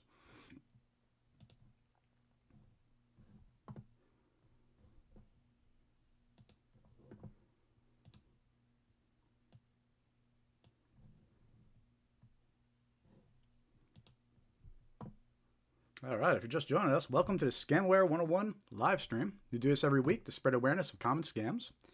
There's a second portion of our live stream. We usually stream for a few hours. So we've been on since 5:45 p.m. Eastern Time, so it was about an hour and a half. And we just took a quick 5-minute, get recaffeinated, fill up our Scamware 101 travel mug, available on our YouTube store and on our website. And now we're going to continue into the second portion of our live stream, where we discuss common scams and share some examples of these common scams with you. Because our philosophy here is by showing you these scams, you're more likely to recognize them when you actually receive them. When you receive one of these text messages, or when you receive one of these emails, or you get one of these calls that we're going to play for you. So yeah, all good stuff coming up. Still time to share the live stream, get some more people in here. Hit that thumbs up and like. Hit the heart if you haven't yet. Help us spread awareness. You subscribe and follow all your favorite social media. We're on YouTube. Hit that subscribe button. And over on Facebook, follow, Instagram. Make sure to join our free mailing list, scamaware101.com. Hit join mailing list. Send you some useful scam awareness tips. And you can also help us out financially if you'd like.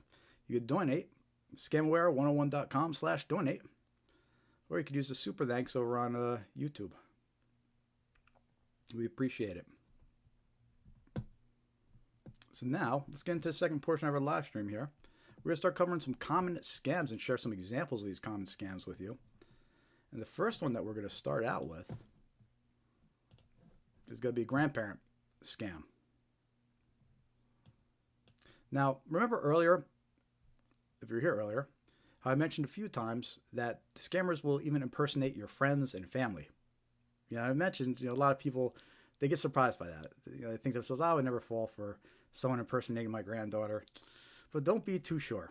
All right, so this is how a grandparent scam works. Scammers impersonate a distressed relative claiming to have been arrested and needing financial help. Victims, usually seniors, act quickly to assist their loved ones. The scammers will often impersonate law enforcement, court personnel, and lawyers to extract even more money from the victim. Right, now, this is one of those scams that everybody should be really aggravated with. Right? It's literally called a grandparent scam because it targets your parents and your grandparents, right? And it uses the child or the grandchild as the bait, right? So this whole scam is just so unethical. They're telling people that their kids are in jail and need help and something terrible has happened, right? And to add on to it, these scammers, they just take as much as they can from the victim as well, because they just impersonate all these different agencies. They impersonate law enforcement and take more money. Then they impersonate court personnel and take more money. Then they impersonate lawyers, extract even more money. Right? That's how ruthless these grandparent scammers are. And again, they're using the kids as bait, and they're targeting the parents and the grandparents. So it's a terrible, unethical scam, right?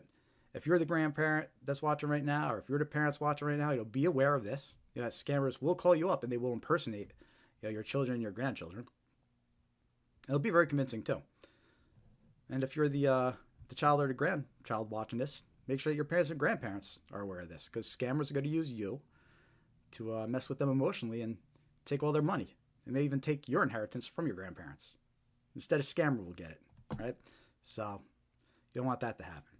Now, these grandparent scams, again, you might be thinking to yourself, I would never fall for that.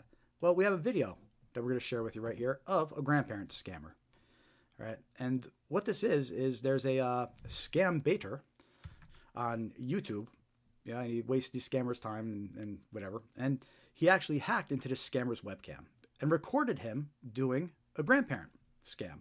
So the video we're going to watch right now is actually of a scammer performing a grandparent scam. And you get to hear how he impersonates the granddaughter. And then switches over to impersonating a police officer. And it's a fascinating peek behind the scenes of how these grandparent scams work. And this guy, he's known as an opener because he opens the scam. He's the one that reaches out to the victim and opens the scam, tells them, so and so has been in trouble, right? And then he tells them, stand by, we'll be calling you back. Then the scam gets handed off to closers. The closers reach out, and they're the ones that try to get the money from the victim. So what we're going to watch is the opener. We're going to watch him open the scam. He's going to do an impersonation of the grandchild. Then he's going to impersonate the police officer. And you get to see how this all works, right, and how this happens. So if you've ever been curious about how somebody could fall for someone impersonating their granddaughter, this is how. All right, so let's watch this video and let me know in the chat what you think.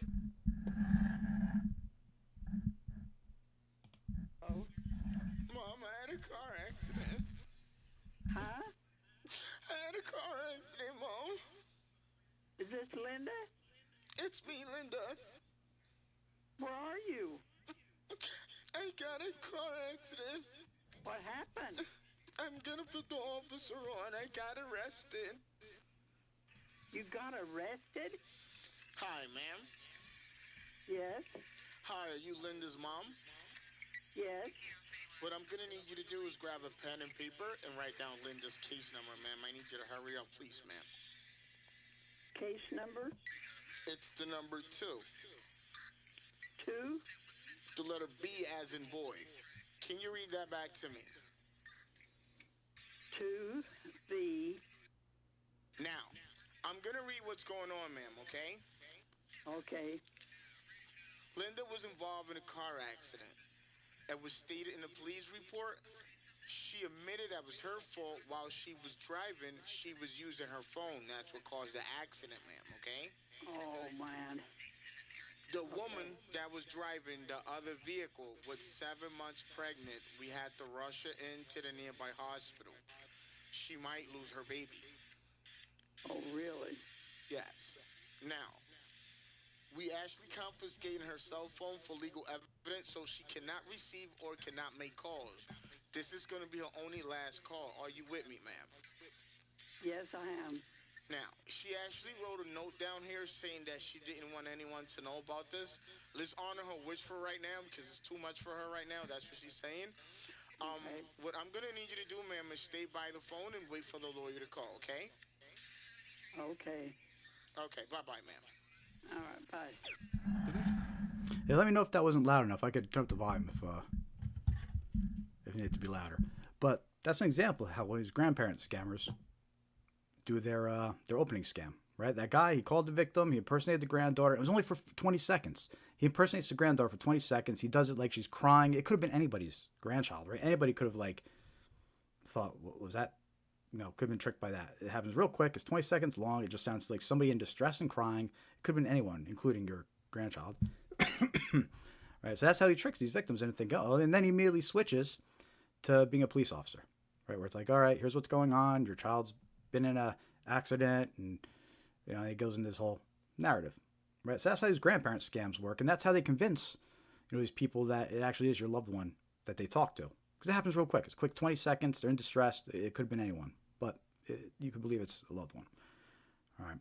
So, and I don't know if you noticed, but when he opened it, he opened it like doing the "Mom, I've been in trouble," right? And then the grandmother actually gives away the name. He goes, "Linda?" Right? She turns around and goes, "Linda, is that you?" So she actually gives away the name without realizing it too. So anyway, that's how these grandparent scams work. They're extremely convincing. And there's a clip here from a news article about this type of scam. I just want to read it to you. It gives us some more details about this scam, a peek behind the scenes.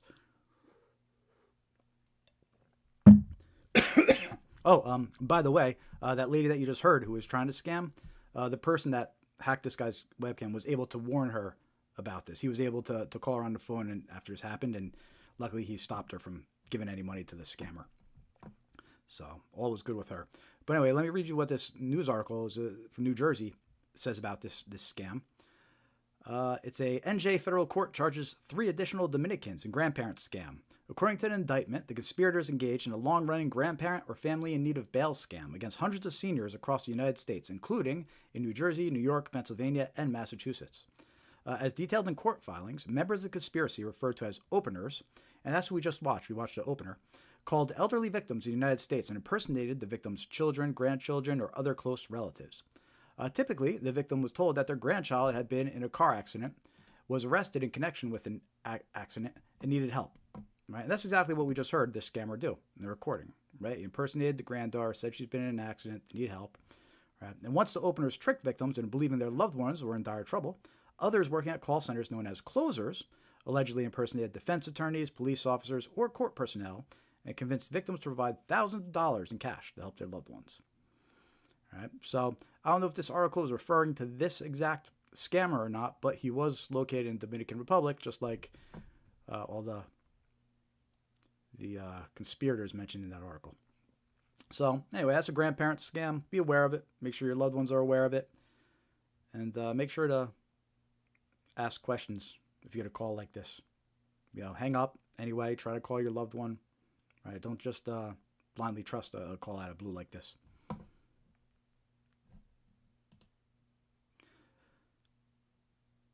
Let me know if you're with me. Say hi in the chat. Let me know you're watching.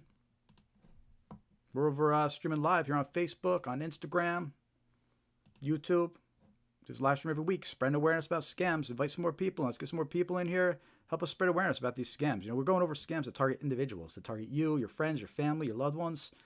Right? So share this live stream. Let's get some more people in here. We're going for a couple more hours. And all the scams we're discussing, they target individuals. They target individuals, and they're important to be aware of. So, and don't be afraid to interact. Say hi in the chat. Let me know you're watching. Give us a like, follow, and subscribe. Awesome. I see Jerry in the Facebook chat. Excellent. Thank you, Jerry. Don't give them the name of your kids or grandkids. Call them a different name, then you know it's not real. There you go. That's a little clever way to do it, right? That's a little clever way. Yeah. So the lady that we just watched, she messed up. She gave her grandkid's name away. But like Jerry says here in the Facebook comments, give somebody else's name and see what happens. The scammer starts acting like that's the name, and yeah, you got a little fun with them, right? But yeah, good.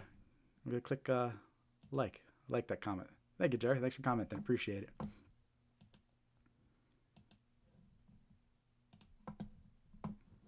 The next scam we're going to talk about here are fake order scams.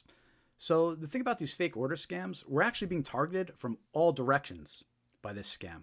And what I mean by that is we're getting text messages targeting us with this scam. We're getting phone calls targeting us with this scam. And we're getting emails targeting us with this scam.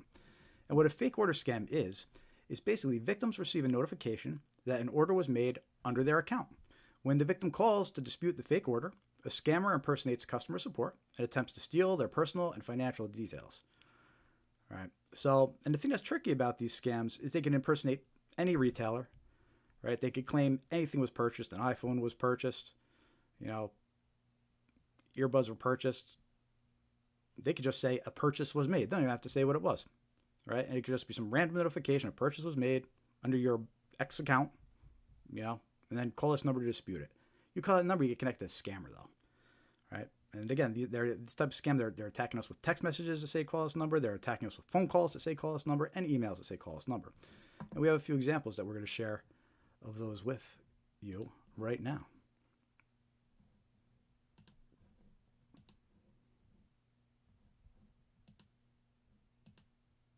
Bear with me one sec.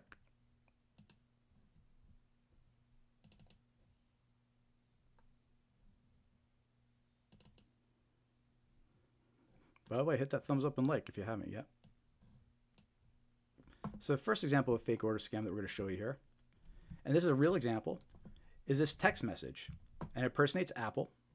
And it says, we have noticed that your Apple iCloud ID was recently used at the Apple Store for $143. Paid by Apple Pay pre-authorization. Right? And yada, yada, yada, says some stuff, suspicious activity. Right? But then it says, call this number immediately to cancel this charge. Right? But if you call that number, it's actually going to connect you to a scammer. And that's how this fake order notification works. You get a text message, they make it look like it's from Apple saying an order was placed on your account, and they try to trick you into clicking a phone number to dispute it. Right? But you connect that phone number, the scammer's going to impersonate Apple support, but then they're going to tell you some kind of narrative. They're going to say something along the lines of, your identity has been stolen, someone's placing orders under your name, they have access to your bank account, and they're going to take it a step further and try to get you to clear out your bank account and transfer money to them. Right? Because that's how these scammers work. They're going to try to to take the story's going to keep on getting deeper and deeper as they try to take more and more from you. But anyway, this is a real example of a text message. It's a fake order notification, a fake order scam. And the whole purpose is just to trick you to calling this number. There was no order placed. There was no $143 purchase. It's just trying to trick you into calling this number.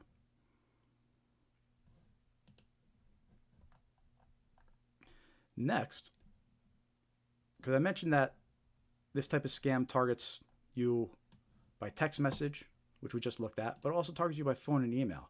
So next example I'm going to share with you, a fake order notification, is actually some recordings of those phone calls.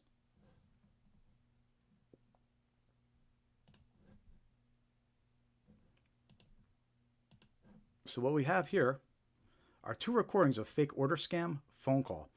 And we actually did a video about this scam. It's on our YouTube channel. And people are still leaving comments on those videos telling us that they just got these calls the other day. We just had somebody leave a comment this week telling us about the call I'm going to play right now that they received it. And this call's been circulating for months. So in this first example we're going to play for you, it impersonates Amazon and says a MacBook Pro was purchased under your account. All right, so let's take a listen. I'm going to turn it up a little bit. I feel like it was a little low before. Let me know if you need me to turn this up anymore.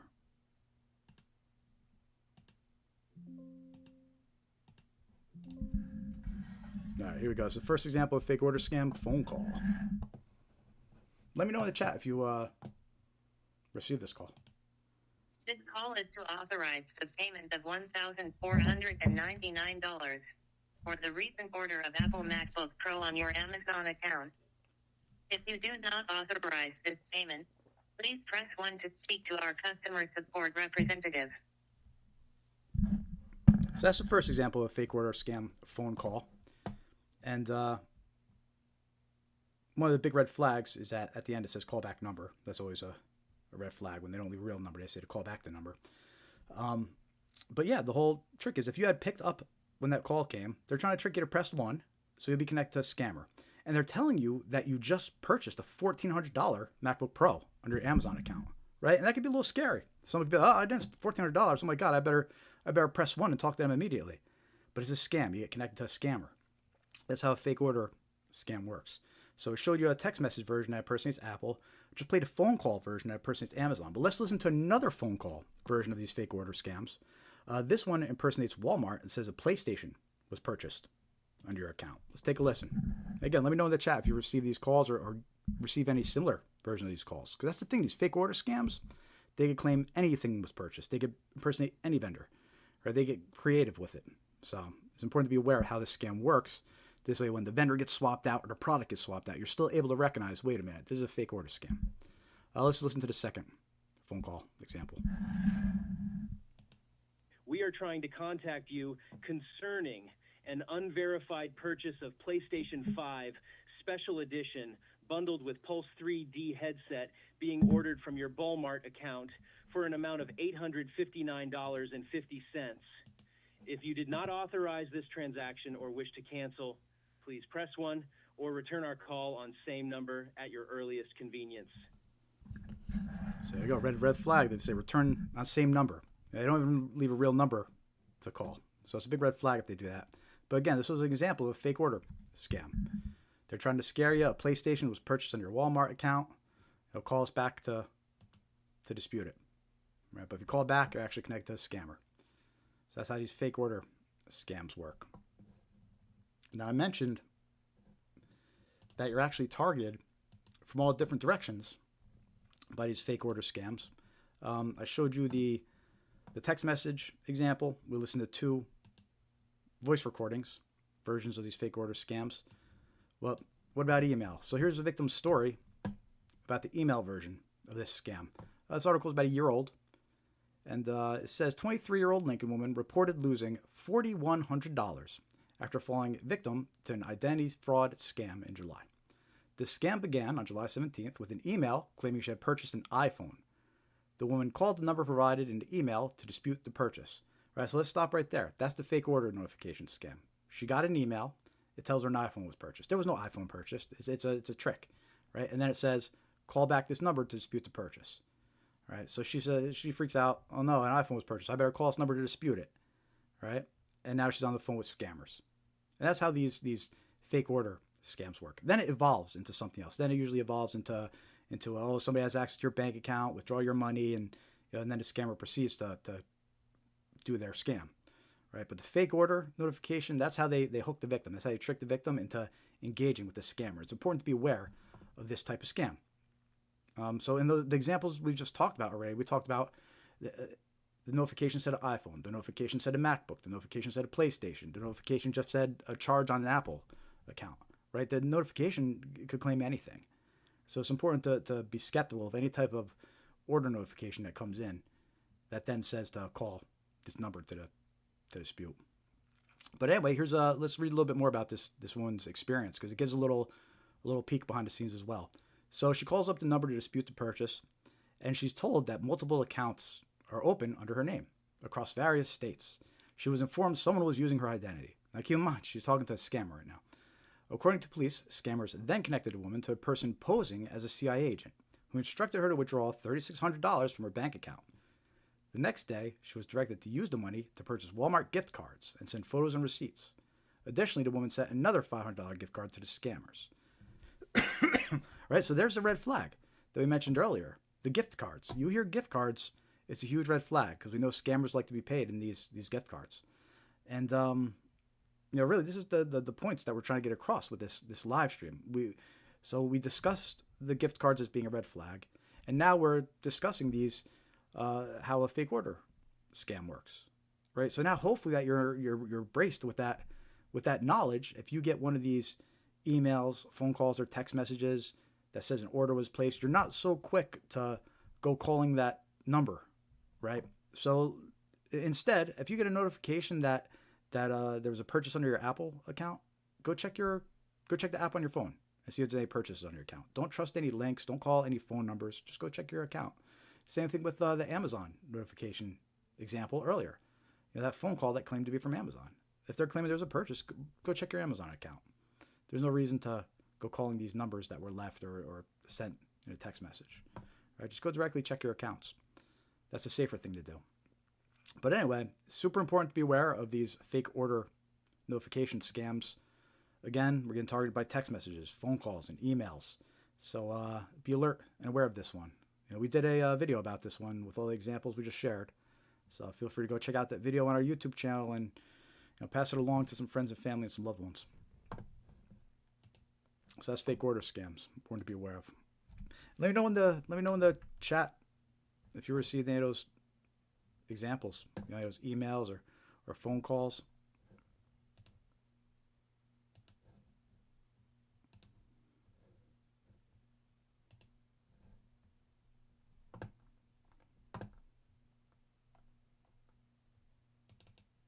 The next scam we're going to talk about are undeliverable package scams. So this is when victims receive a fake notification about undeliverable packages and are asked to click a link to resolve.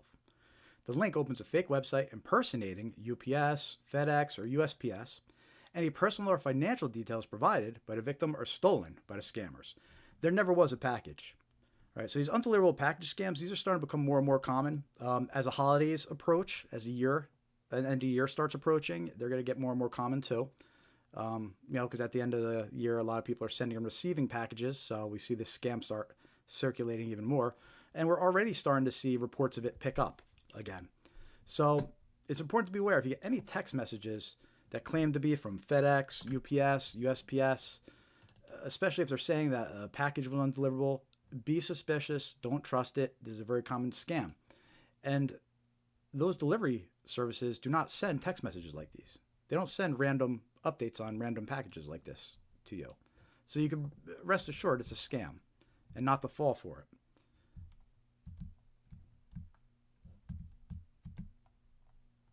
So here's an example of a text message, undeliverable package scam. And you can actually see it came from an email and went to a text. That's always a red flag too. But it says UPS ground, reschedule your shipment. We attempted to deliver your UPS package on June 23rd. It actually says 23rd TH. So there's a little indicator it's a scam right there. But we're unable to contact you, and the delivery could not be completed. Your package needs to be signed for in person. So please reschedule delivery by doing the following. And it's got a link to a fake website that's going to try to trick you into entering a redelivery fee. And they were pretty clever about this website. They made the URL. They included ups.com in the address, but that's not where it goes, because then you see they put an @ symbol and then it's a longer website, packageboard.cc, and so that's a little trick that they use to make it look like it's a legit link, but it's not. And this is just one example of a undeliverable package scam text message that you would get. It's another example from USPS. Due to invalid address, you have a package that needs to be delivered but has been suspended due to incorrect delivery address. If you do not update your address before 24 hours, your package will be returned to the sender. To delivery your package, please update your address. Click the link below. This is a scam. The link will take you to a fake website, steals payment info and personal details from you. Another example, undeliverable package, an undeliverable package scam. This one impersonates USPS.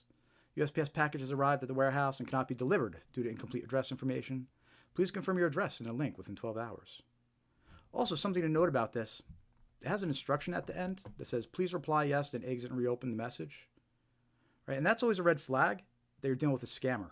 A lot of times they'll include that instruction because they're trying to trick you into replying yes. And also, if you reply, it activates the link. It makes it easier to click. So the scammers, they want you to reply. So when you see this instruction at the end of a text message where it says, please reply yes and reopen, be suspicious. It's a red flag or indicator that you're dealing with a scammer. But again, this is another example of an undeliverable package scam. And FedEx, UPS, USPS, they don't send out messages like these. So if you get them, they're definitely a scam. Again, we see this type of scam pick up a lot during the holidays, so it's coming soon. I'll show you a couple more different variations. A group text. Here's a group text. They renamed it to USPS. Since the package does not have a house number, the package transportation is interrupted. Please update. It's got the link to click. It's a scam, though. They renamed the group text USPS to sound a little bit more convincing. And then, there's next two examples. They included an attachment to the text. Right? And this one is an HTML attachment. They even got the USPS logo there. Dear customer, your package has arrived at the distribution facility. Unable to deliver it due to incomplete address information. Please click on the HTML file above to update your address. But it's a scam. Don't open that file. It can infect your device with malware. And even though this is a text message example, same goes for emails. Don't click on or run attachments from unknown sources. Here's another similar example. This one has a PDF file attached. First one had an HTML file. This one had a PDF file. So don't open those attachments. And I don't trust text messages like these. If you did click on a link, it might take you to a website that looks like this. You see, the website's designed to look like USPS, as their colors, their logo, even a fake tracking number. Looks very convincing, but any shipping details you put, any payment details you put, is stolen by the scammer.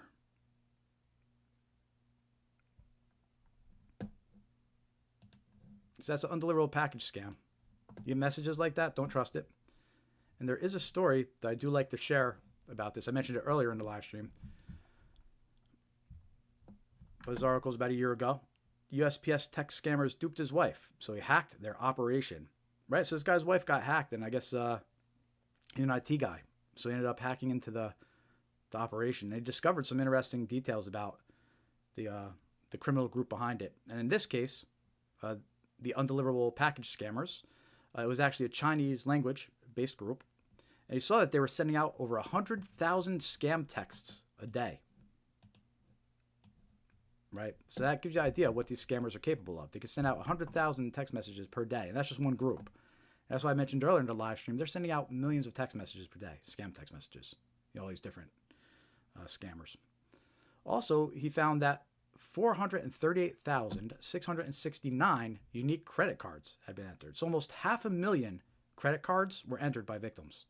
So that's why these scammers do this. I mean, they're successful. What they're doing is working. They're getting all these credit cards from victims, over 500,000 credit cards. And that's just that one group.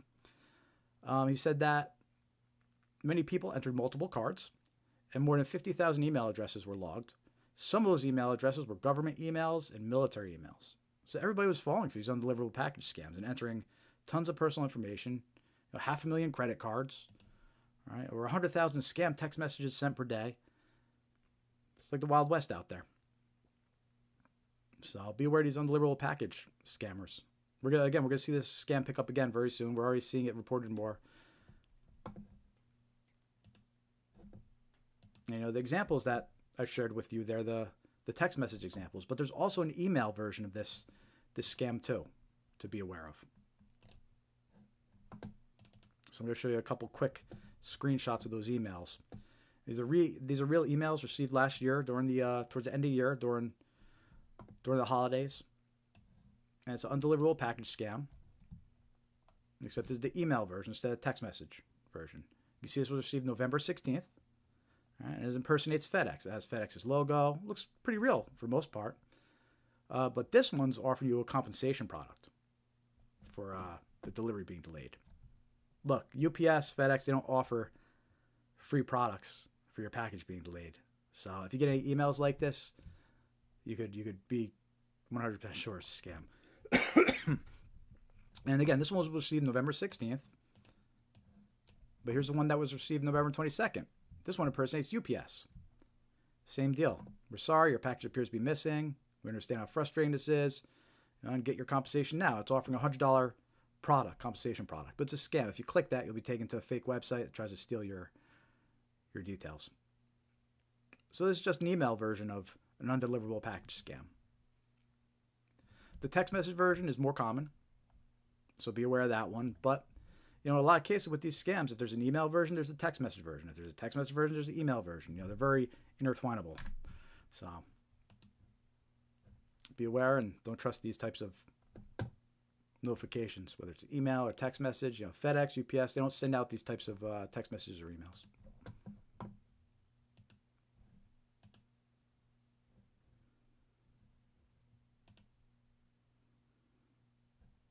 Again, as we go through these scams, let me know in the chat if you've ever encountered them, if you started to see them pick up more.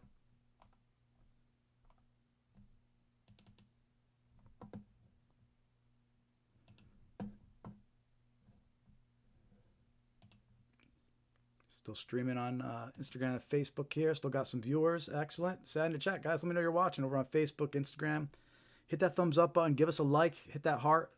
Help us spread awareness about these scams. We rely on you to help share this info and get it out there. And there's still plenty more useful information coming up on this live stream. We're going to go for at least another hour or two. So you can still share this live stream right now on your Facebook. Get some more friends and family in here and watching. All important scams to be aware of here. And by the way, don't forget to join our free mailing list. If you're just joining us here, go to scamaware101.com. Hit join mailing list. It's free to join. We'll send you some useful scam awareness tips, reminders when we're going live. All good stuff. And follow us on your favorite social media. Facebook, Threads, Instagram, X, Blue Sky, YouTube. Need to get our Facebook followers up. So if you're watching us on Facebook right now, hit that follow button. Help us out. Could also help us out financially if you like. Go to scamaware101.com/donate. Or you could use the Super Thanks feature or memberships over on our YouTube channel. So check out Scamaware 101. We have links to all our social media platforms too on our website here. Link to donate towards the bottom, donate or support. You can also check out our gift shop. We have the link on our website or on our YouTube channel. Help support our mission over here by purchasing a coffee mug or water bottle, mouse pad. All useful stuff you have in front of you at your desk to remind you not to fall for scams. So let's keep going here. Next scam we're going to talk about is fake retail website scams. Look, this scam's popular all year round, but it also picks up during the holidays too. So important to be aware of this one, especially as the next few months start coming. Scammers create fake websites to sell products that are never delivered. Victims are lured by unbeatable deals and lose money once they pay. These scams often target holiday shoppers or those seeking trending items. And that's true. We'll see a lot of trending items used in these type of scams. And a lot of times they'll use these fake offers. They'll say, just pay for shipping and you get this wireless earbuds. Let's see some examples of these fake retail websites. You see these examples are from last year during the holidays. You see the fake Black Friday banner across the top here. And it's offering wireless headphones that they say are valued at $175. And it's offering them, they say, just pay for shipping, $8.95. But it's a scam. And it's a too good to be true offer. Right? You need to be suspicious of these too good to be true offers. Because in this case, any shipping information you enter, any payment information you enter in this website, this fake retail website, is going to get stolen. Got a couple other screenshots from this website, or similar ones. There's Black Friday banner across the top. Except this one's offering a portable heater that they say is valued at $175. Same deal. It says pay $8.69 for shipping, and you get the heater for free. But it's a scam designed to steal any shipping and payment details that you enter.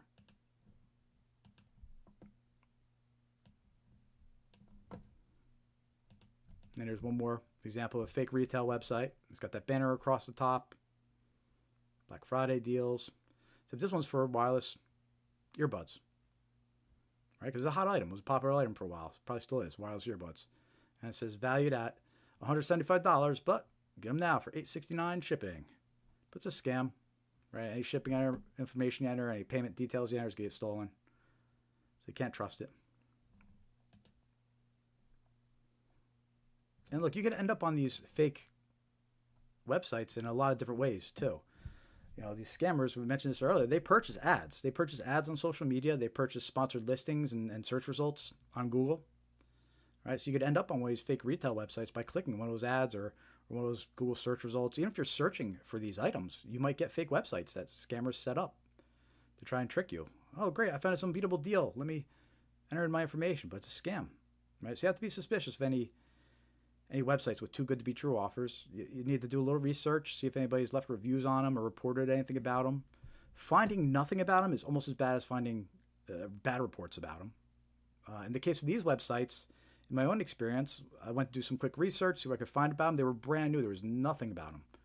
Right? So finding nothing about websites is almost as bad as finding bad stuff about them. You can't trust either. And be careful when you're purchasing from websites that you've never used before and never heard of before, especially if you clicked on an ad or sponsored listing. That's a fake retail website scam. So we cover about 20 different types of scams on this live stream this evening. So we're only 5 or 6 in so far. So we have plenty more coming up, and all important, useful, good scams to be aware of. They're active and currently targeting people. So there's still time to invite some more people to this live stream. Hit that thumbs up, give us a like, and spread the word here. Let's see if we get some more people in this live stream.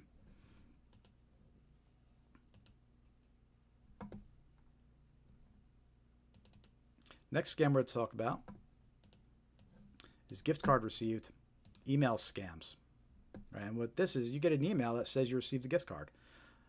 When the victim attempts to activate the gift card by clicking a link, malware is installed on their device, or a fake website is opened to steal personal details.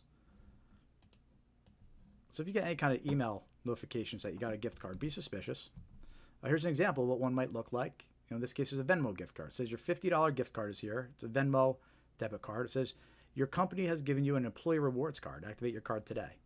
Right? So if you get some kind of notification like this, what you do is, instead of just clicking the link to activate it, reach out to whoever it supposedly came from, confirm that they sent it to you. In this case, it says employee rewards card. So you reach out to your employer and confirm they actually sent you this rewards card. If it said a family member's name, you would reach out to them first and see if they sent it to you. If they did, you're going to want to reach out and say thank you anyway, right? So it's a 2-for-1. You reach out, ask if they sent it to you. If they confirm they did, say thank you. If they confirm they didn't, then you know it's a scam. But the whole point is you don't want to just click the links and trust the email that comes in. Because scammers know things about you. They know family members. They know your employers. They know how to tailor these scams to be more customized. Believe it or not. And we'll talk about that in a little bit too. So be aware of these scams. Be suspicious if you get an email that says you got a gift card or a free gift. Very common scams.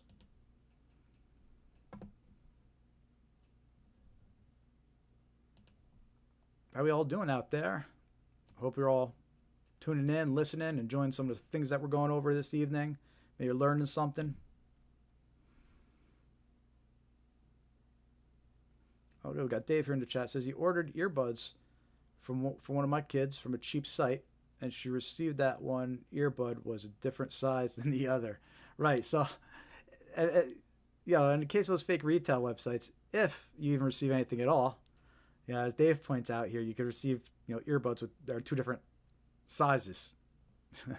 So, yeah, you have to be careful with these fake retail websites. Another thing, I did this one. I ordered a Christmas ornament once, right? And the picture made it look like it was a round Christmas ornament, but then I received it and it was actually a flat. It was just a flat ornament with a picture of a round ornament. So it wasn't even. And I thought I was getting a deal on a Christmas ornament. So you need to watch out for little scams like that too. And then you never know what those places are going to do with your credit card details as well once they have them. So that was our first batch of common scams that we were discussing tonight. What was it, 5 of them? That was 5 out of 20 so far. So we still have lots of good stuff coming up here. Usually right now we would take a coffee break, but I'm still pretty good here. So we're actually going to go into snail mail scams instead in a minute. Let me update the agenda here.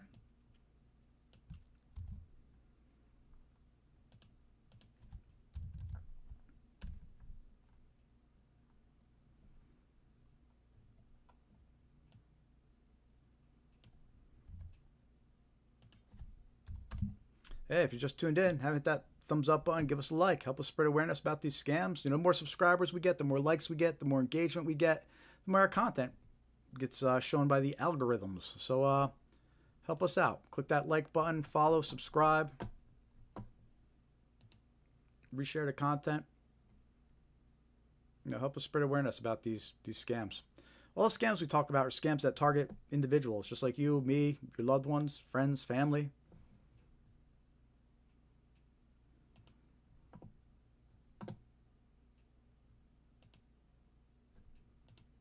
The next batch of scams we're going to talk about are actually snail mail scams. We got a few examples of scams that come in the mail. Actual traditional mail scams. I think a lot of us have become so accustomed to being targeted online.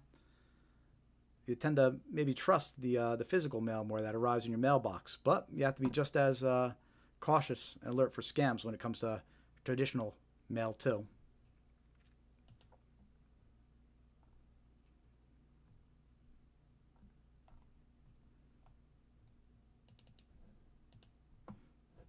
Yeah, if you're just joining in, say hi in the chat. Let us know you're watching.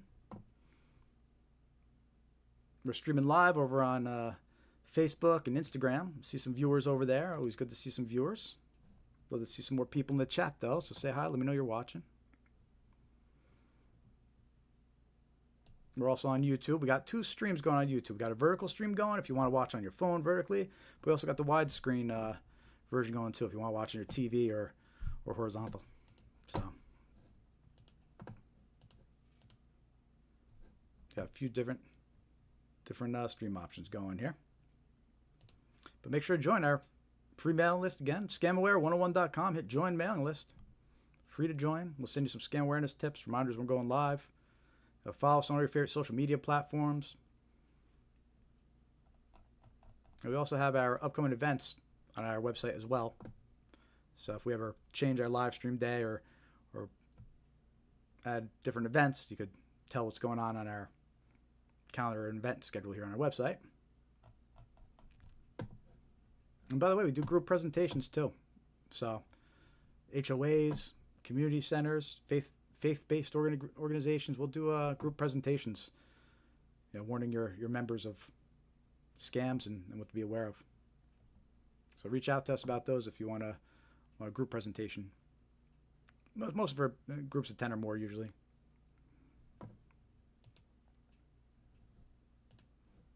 All right, let's talk about some snail mail scams. Let me know in the chat and comments if you've ever encountered any of these scams too. Again, all the examples we're going to share, they're real scams, all recent, within a year, for the most part.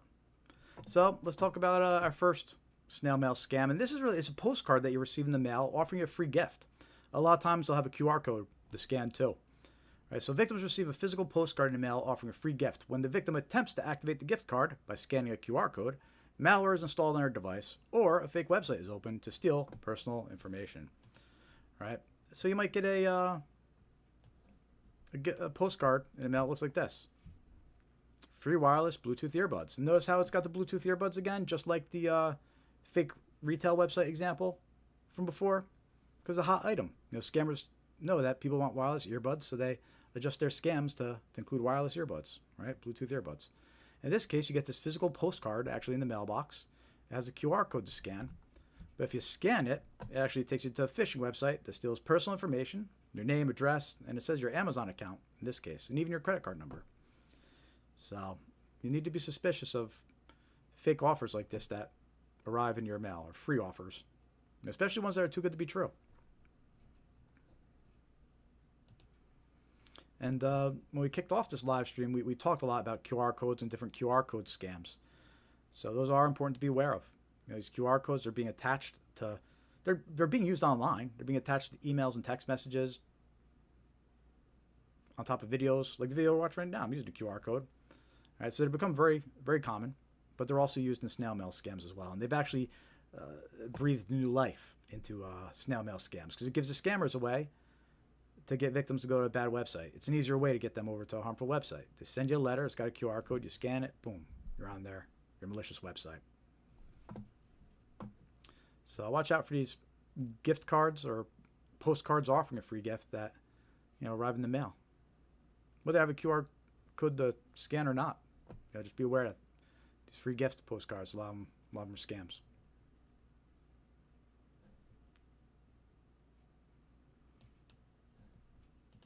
Just sticking on the theme of the QR code scams real quick before we go to our next scam. Here's an example. This is from a news article, last year. Double check that QR code before you pay for parking, right? Because it says right here, scammers were putting their own QR codes on top of the ones that are on the parking meters. So people are scanning these malicious QR codes and they're paying a scammer their parking fees. And on top of that, they probably get a ticket because now they're parked without actually paying for parking. So watch out for these QR code scams. They're not necessarily a snail mail scam or on the topic. Just watch out for those.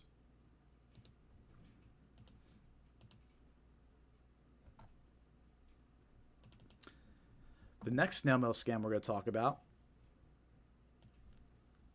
And again, keep in mind, even though these are snail mail scams, there's digital versions too, right? So even though we're going to talk about this this inheritance scam, an example I'm going to show you is of an actual letter, an inheritance scam letter. There's email versions too that try to accomplish the same thing. So this goes back to being aware of all methods of communication, right? You can't really trust one over the other. Scammers find creative ways to adapt their scams to the contact method or the way they reach the victim, right? So you have to always have your guard up. Any unsolicited communication, whether it's a phone call, a text message, or a letter, like we're going to look at right now, you have to be alert and aware of scammers. And in this case, we're going to talk about inheritance scams. Victims are contacted with claims of a large inheritance from an unknown relative, but to claim it, they must pay fees or provide personal details. These scams exploit curiosity and greed to steal money and identity information. And a lot of times how this scam works is they'll trick the victim into paying fees and taxes to receive the non-existent inheritance, right? And that's what the scammer gets away with. They get away with the fees and taxes, and the victim gets nothing. And here's an example of an actual letter, a inheritance scam letter that's circulating. And this is dated November 29th, last year, so it's not even a year old yet. All right, and you can see how it's got the fake letterhead, the logo up the top, law office address and phone number up there. I don't know if this is a real law office that they just stole the info from, or if this is just a fake law office that they're using and set it up. But regardless, this is an actual letter that you would receive in the mail. And what it says is, it says that, well, let me summarize it here. They're impersonating a law office. They're claiming that one of their clients died about 4 years ago of COVID-19, and that client shares the same last name as you. And an interesting detail about this scam is the person the letter was addressed to, it did correctly match the last name of the person they inserted in this letter, the relative that supposedly passed away. And that's just a little detail that they do to try and make it even more convincing. And this says the policyholder was one of our clients. She shared her last name with you, and she was a stockbroker and retired CPA. She died about 4 years ago. No one has come forward to claim the funds. And it says that since you share the same last name with their client, you're entitled to a $10.8 million inheritance, right? And that's how a scam works. They make the victim think they're going to get a $10.8 million inheritance. But what they'll eventually do is they'll say you have to pay fees and taxes on that inheritance first. Scammer takes off with the fees and taxes that would have been on $10.8 million, right? So scammer probably runs off at least $1 million of supposed fees and taxes, and the victim gets nothing. There was never an inheritance. The victim was just tricked into paying the scammer $1 million. But this also goes on to continue. This is 100% risk-free, and they say, I have all necessary documentation to expedite the process in a highly professional and confidential manner. Right, so there's that red flag, to start to mention confidentiality. And then it says, this claim requires a high level of confidentiality, and it may take up to 30 business days from the day I receive your consent.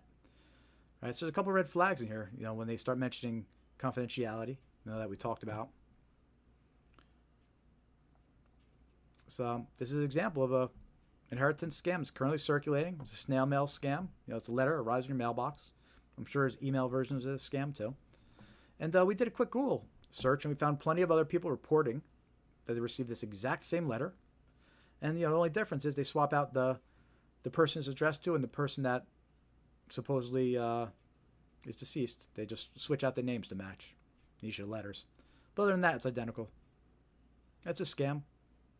Circulating. Less than a year ago, it's been circulating. So be aware of these fake inheritance scams. Head into a mailbox near you soon.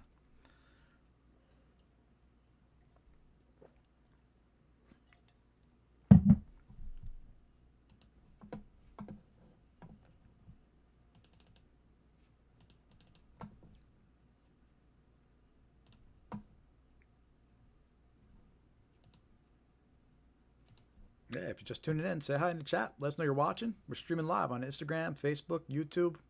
Hit that like button. Give us a follow. Give us a subscribe. Help us spread awareness about these scams. That's our goal, spread awareness about these scams that target individuals.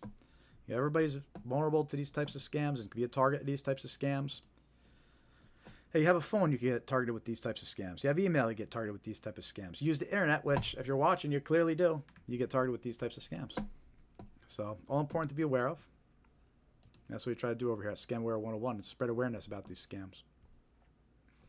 The next scam we're going to talk about, we actually did a video about this next one. You check it out on our YouTube channel.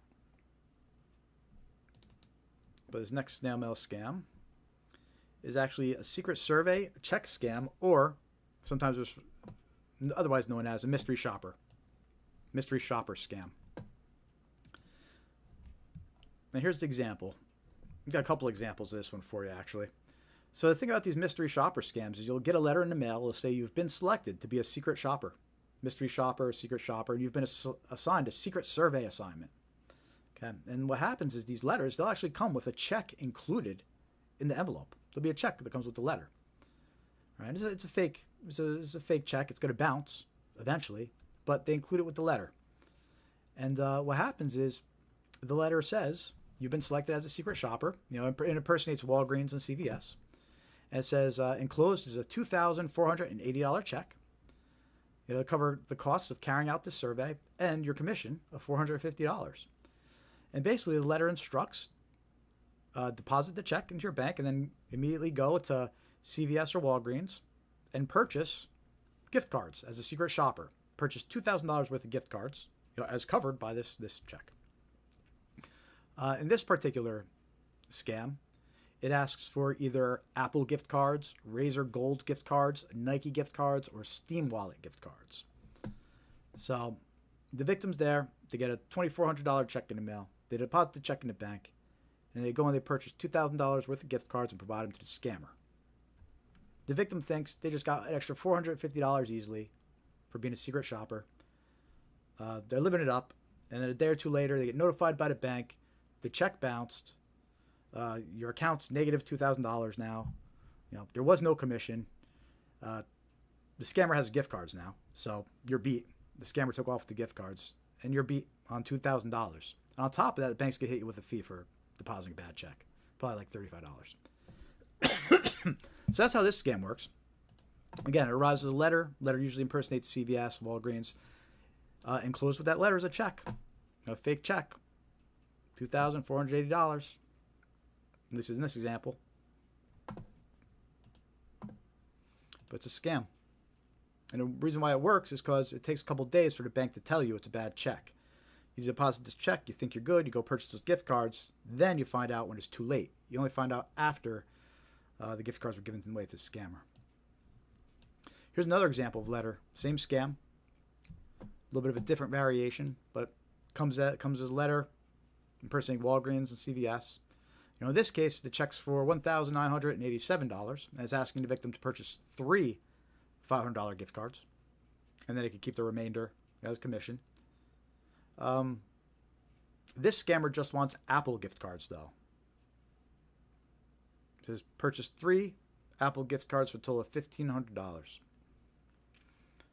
And unlike the other letter here that instructs the victim to either go to Walgreens or CVS, this one instructs victims to go to Walgreens, Best Buy, Target, CVS, Rite Aid, Family Dollar, Meijer, Kroger, Safeway, Dollar General, Walmart, Speedway, Albertsons. Right, so this scammer's telling them go to any of the stores. I don't care, but just make sure you purchase me Apple gift cards. So that's how this scam works. They trick you into thinking you're a secret shopper. They give you a check, makes you think, well, it's a done deal. I already have a check in hand. But then check bounces. So, and again, this we did a video about this one. It's on our YouTube channel, and people are still leaving comments. We have recent comments on that video about people receiving this letter, so we know it's still circulating, and the scam is still out there. So be aware of it. Don't trust it just because there's a check enclosed. Scammers still use the postal service to target individuals with snail mail scams. Just because you receive a letter in the mail, that doesn't mean it can be trusted. Don't trust unsolicited letters that include a check in the envelope. Even if a check appears legitimate, if you deposit it and it bounces, you're going to get hit with a fee. So you can check with the bank, see if the funds are available. You could call the issuing bank. But look, if somebody's sending you a check in the mail unsolicited, it's going to be a scam. Also, any request to purchase gift cards, right? There's that red flag. Any request, no matter how creative that request is. This was a pretty creative request. But it's still a request for gift cards. It should set off red flags in your head. Because we know scammers love to receive these gift cards. So you have to be suspicious when that gets mentioned. That and cryptocurrency. And then receiving a job offer, because this is kind of like a job offer, right? Receiving a job offer without applying is a red flag. If you don't apply to be a mystery shopper, do secret survey, shopping, undercover shopping jobs, you're not going to get acceptance letters to something you didn't apply for. So be suspicious of that type of thing too.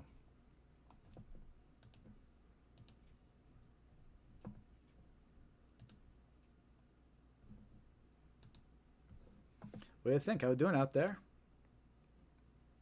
Hope you're all enjoying the live stream. Let me know in the chat. Make sure to hit that thumbs up and like if you haven't yet. It does make a difference. It helps spread awareness and get our content out there and get more people in the live stream. So definitely appreciate it all. And you can always support what we're doing over here financially. We'll take it. You can go to scamaware101.com/donate. Use the super thanks feature over on YouTube as well. We have some memberships enabled too. So help support our mission. Or you could go to our website and check out our merch shop or our YouTube store for some Scamaware 101 travel mugs, coffee mugs, mouse pads, some merchandise you can purchase, and also help support our mission here.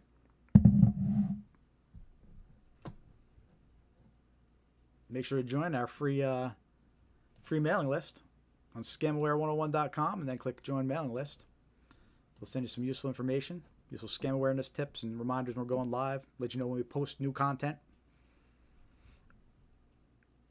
It's the best way to stay up to date and current with what's going on over here. And as always, follow us on your favorite social media platforms: Facebook, Threads, Instagram, X, Blue Sky, YouTube. We have links to each of our profiles here right on our homepage, scamware101.com. And while you're there, make sure to join the free mailing list. We do this live stream every week, usually Thursdays at 5:45 p.m. Eastern.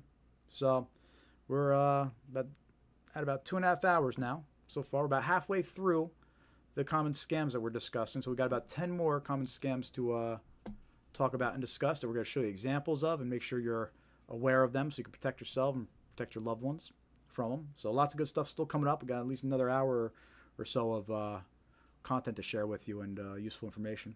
So definitely stay tuned. And it's still time to share the live stream. Get some new people in here and watching. Still lots of useful information coming up for them to get from us.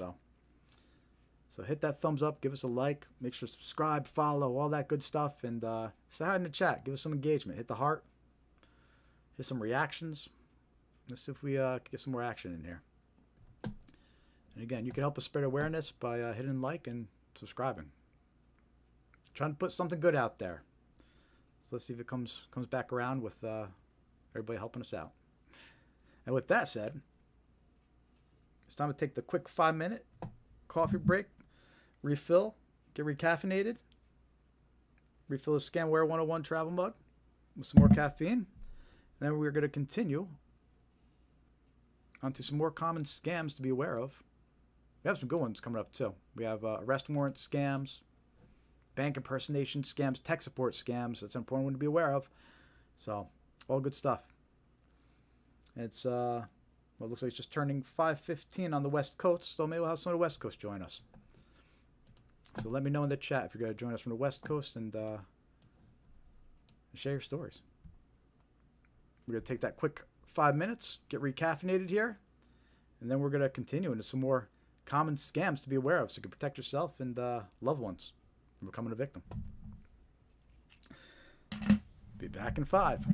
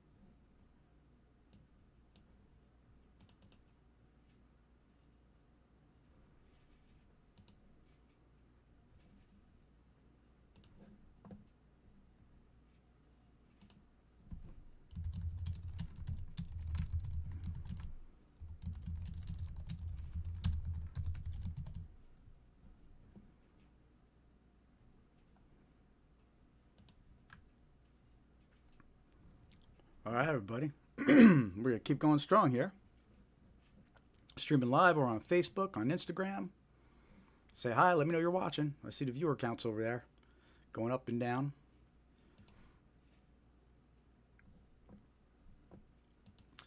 All right, we're going to continue the third portion of our live stream here. Possibly uninterrupted for the rest of the live stream. We'll see. If we go another hour and a half or so, I might have to recaffeinate again. But as of right now, we're planning on doing the rest of the live stream uninterrupted here. Got at least another hour or so left. And we have a bunch more common scams that we're going to go over and share some examples of and warn you about. If you're just joining us, welcome to the live stream. Especially if you're over on the West Coast. I think you're just getting out of work over there. It's like 5:21 p.m. We've been streaming for almost 3 hours here. We started at 5:45 p.m. Eastern time. But we always make sure to go long enough to try and get something in for our West Coast fans over there. So let me know if you're over on the West Coast and say hi. We recently changed around the formatting and agenda of our live stream. I switched it around a little bit. This way maybe the West Coast people would get something new. Instead of them always catching the tail end of the agenda, I reversed it. So now, they tune in, they'll catch something different than they would have a couple weeks ago. Try to switch it up, But anyway, welcome to the live stream. My name's Jared with Scamware 101. We do this live stream every week to try and spread awareness of common scams that target individuals like you, your loved ones, your friends, family members. And it's important to be aware of these scams because these scammers, they try to take everything, literally everything. They'll try to clear out your entire retirement savings, your bank accounts, everything you got, they're going to try to take. So it's especially important to be aware of the common scams and then the red flags to help identify them. So as part of our mission to spread awareness, we do this live stream as well as create videos that we publish on our YouTube channel and share on social media. Just trying to put something good out there. So you can help us spread awareness by making sure to click like, subscribe, follow. There's still time to share this live stream right now. We still got at least another hour of good stuff coming up. So you can go hit that share button and let your friends and family know to come check it out. And we typically cover about 20 different types of scams in this live stream. Right now we're about 11 or so in. So we're going to continue here. Got about half more left. And earlier we covered some common red flags to help you identify and recognize that you're talking to a scammer. And we also spent the first hour of the live stream focusing on how scams start to help you better recognize how scammers deceive new victims, how they reach new victims, and the hooks they use to trick new victims. So all useful stuff that we try to get out there on this live stream. So make sure to subscribe, give us a like, give us a follow, help us spread awareness. Let's get something good out there. It's free to like and follow, And also, if you want to spend a little money, we'll gladly take some donations. Scamaware101.com/donation. /donate. And we have the super thanks enabled over on YouTube as well. The super thanks to the memberships if you want to contribute that way. We have a link to the donate page also at the bottom of our site here. Over on Scamaware 101. And while you're there, you could find links to all our social media platforms here. Facebook, Threads, Instagram, X, Blue Sky, YouTube. And you can join a free mailing list. So check out scamaware101.com. But anyway, let's get back to some common scams. And as we go through these, again, let me know in the chat. Let me know if you've encountered these and if you've been targeted or fell victim to one of these scams that we're about to discuss. So the next scam is an arrest warrant scam. And we also have a video about this scam too. So a victim is contacted by a scammer impersonating law enforcement. The scammer claims an arrest warrant was issued and fines must be paid to resolve it. The scammer then threatens the victim with arrest if fines aren't paid immediately. And look, this is an extremely common scam. If you haven't realized it yet, it's important to realize that scammers will impersonate everyone, anyone and everyone, right? And that includes local law enforcement. And this scam, they impersonate local police, they impersonate the local sheriff's office. And also, this is one of those cases where when they call a victim on the phone, they'll manipulate caller ID to show the sheriff's office or whoever they're impersonating. Because again, you can't trust caller ID, and it's extremely important to remember that. In the video we did about this, our YouTube channel, we included some clips of warnings from local law enforcement about this scam. So you go check out that video if you want to see those clips. And also, one of the other points mentioned is that these arrest warrant scammers, some of them will even provide fake paperwork. They'll email over fake paperwork that they modified with your information. All right, so be aware of that too. Just because some stranger calls you on the phone and sends you paperwork doesn't mean you can trust it. Look, if you're concerned that there's really an arrest warrant out for you, ask the caller, confirm, say, where are you calling from? Confirm what sheriff's office or law enforcement agency they're calling from. Say, okay, thanks. Thanks for letting me know, and hang up. Then call the agency directly, right? You can confirm that way. Call a sheriff's office directly. Don't trust any phone numbers they give you. You have to go and verify, the right number to call and reach out, through official channels. But, hang up with whoever you're talking to and confirm directly with whoever they impersonated. All right. You can't trust unsolicited phone calls anymore. You have to, these scammers, they put fake phone numbers on caller ID. They show fake names on caller ID. They provide fake paperwork. They know things about you. So you really have no choice about these phone calls. You always have to hang up and then verify through official channels. And his arrest warrant scam is no different. Sometimes the scam is referred to as a jury duty scam too, because oftentimes, they'll say that you missed jury duty and that's why there's an arrest warrant. This could be an issue. So don't trust phone calls like that.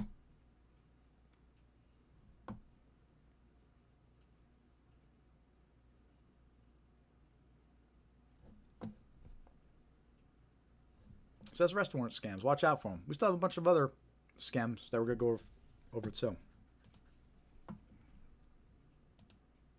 Now, arrest warrant scam is getting a lot of media coverage as well because they're impersonating law enforcement.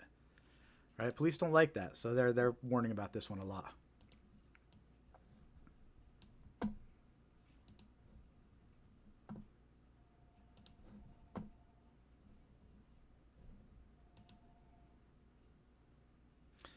The next scam we're going to talk about here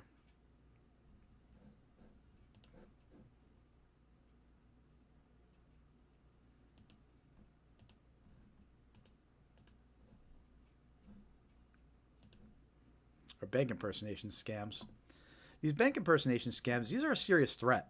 And these scammers are also, this is one of those scams that were being targeted through email, through phone calls, through text messages. This type of scams coming from all angles. And basically, scammers impersonate the bank, usually claiming suspicious activity was detected under your account. Victims are then tricked into withdrawing and transferring funds to the scammers who are impersonating their bank. The caller ID might even display the bank's phone number, even though it's a scammer. And that's a key point to remember. We know that these type of scammers are doing that. When they call impersonating the bank, they'll make your caller ID show that bank's phone number, just to try and convince you more.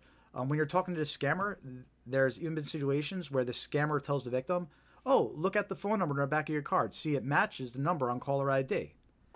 Right? But they know that that's not a valid way to verify. The scammer, they change the phone number that shows.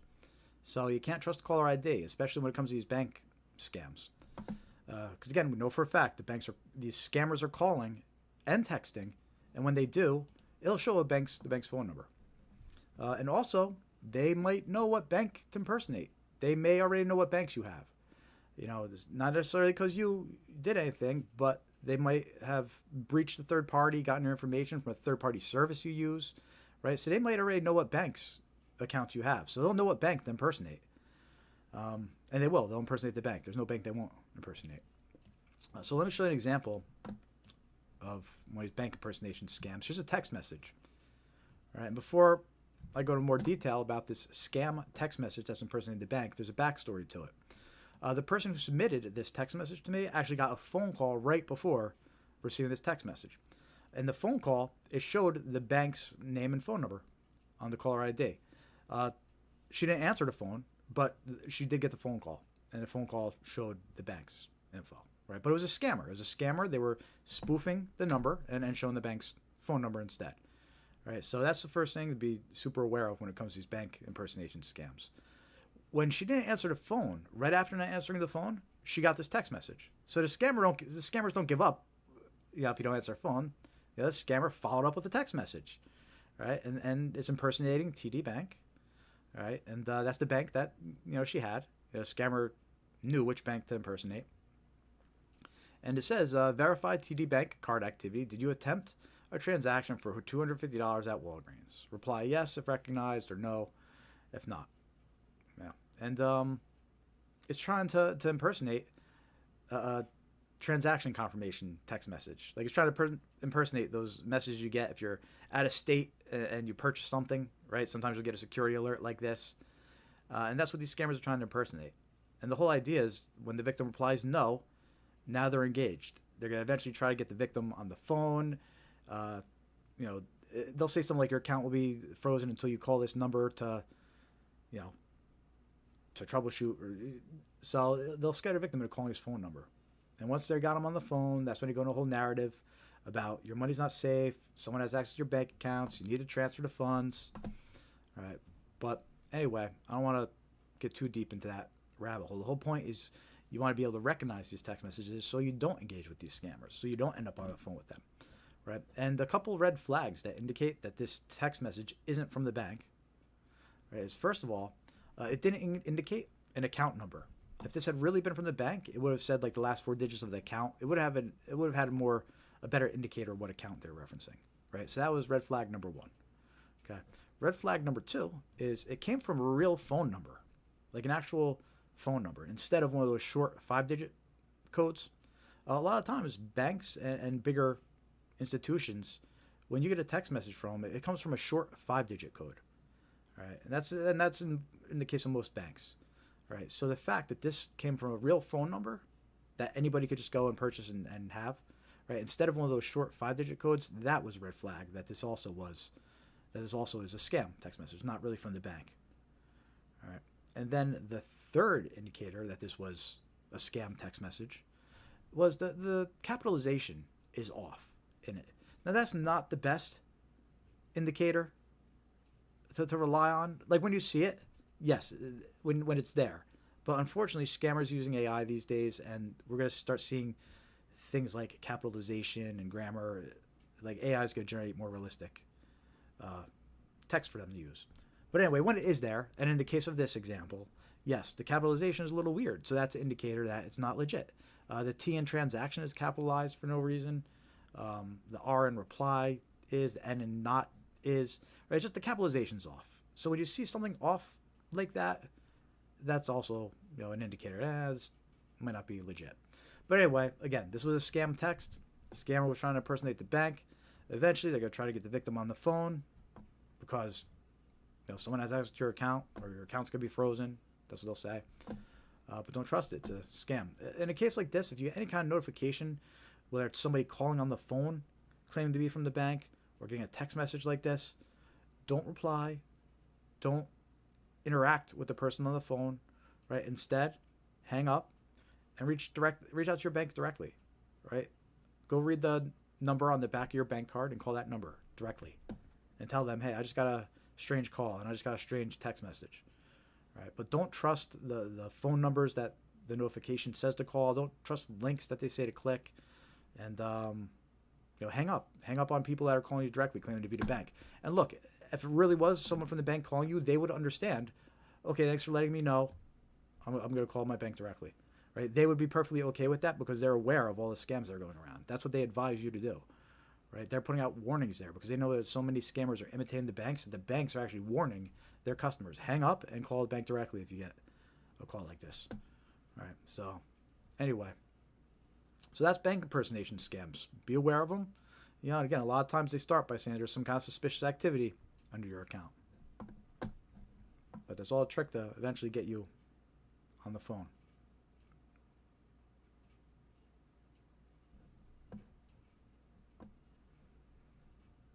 bank impersonation scams. And look, remember, we get emails all the time saying, hey, there's suspicious activity under your account. There's a password issue under your account. Somebody's accessing your account. It's all fake. Like a lot of these, not all, but a lot of them are fake notifications. And they're trying to scare you to click a link that takes you to a fake website that impersonates the bank, or to call a number that actually connects to a scammer who impersonates your bank. You have to be suspicious of all these little tricks that those scammers are using. And they know, once they have you on the phone and they have you convinced that they're the bank, like you're calling them thinking they're the bank, they know that they're gonna try to get you good. They're gonna have you log into your bank websites. They're gonna get onto your computer. They're gonna say, hey, let's check all your other accounts. They're gonna try to get everything from you. So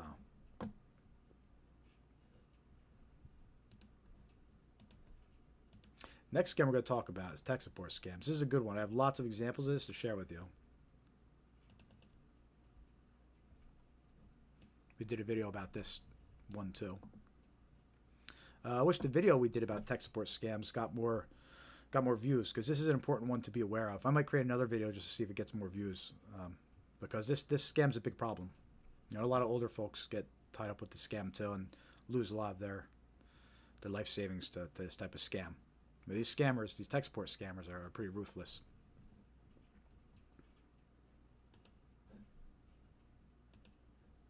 And as we go through these scams too, let me know if you've ever been targeted by these or encountered these.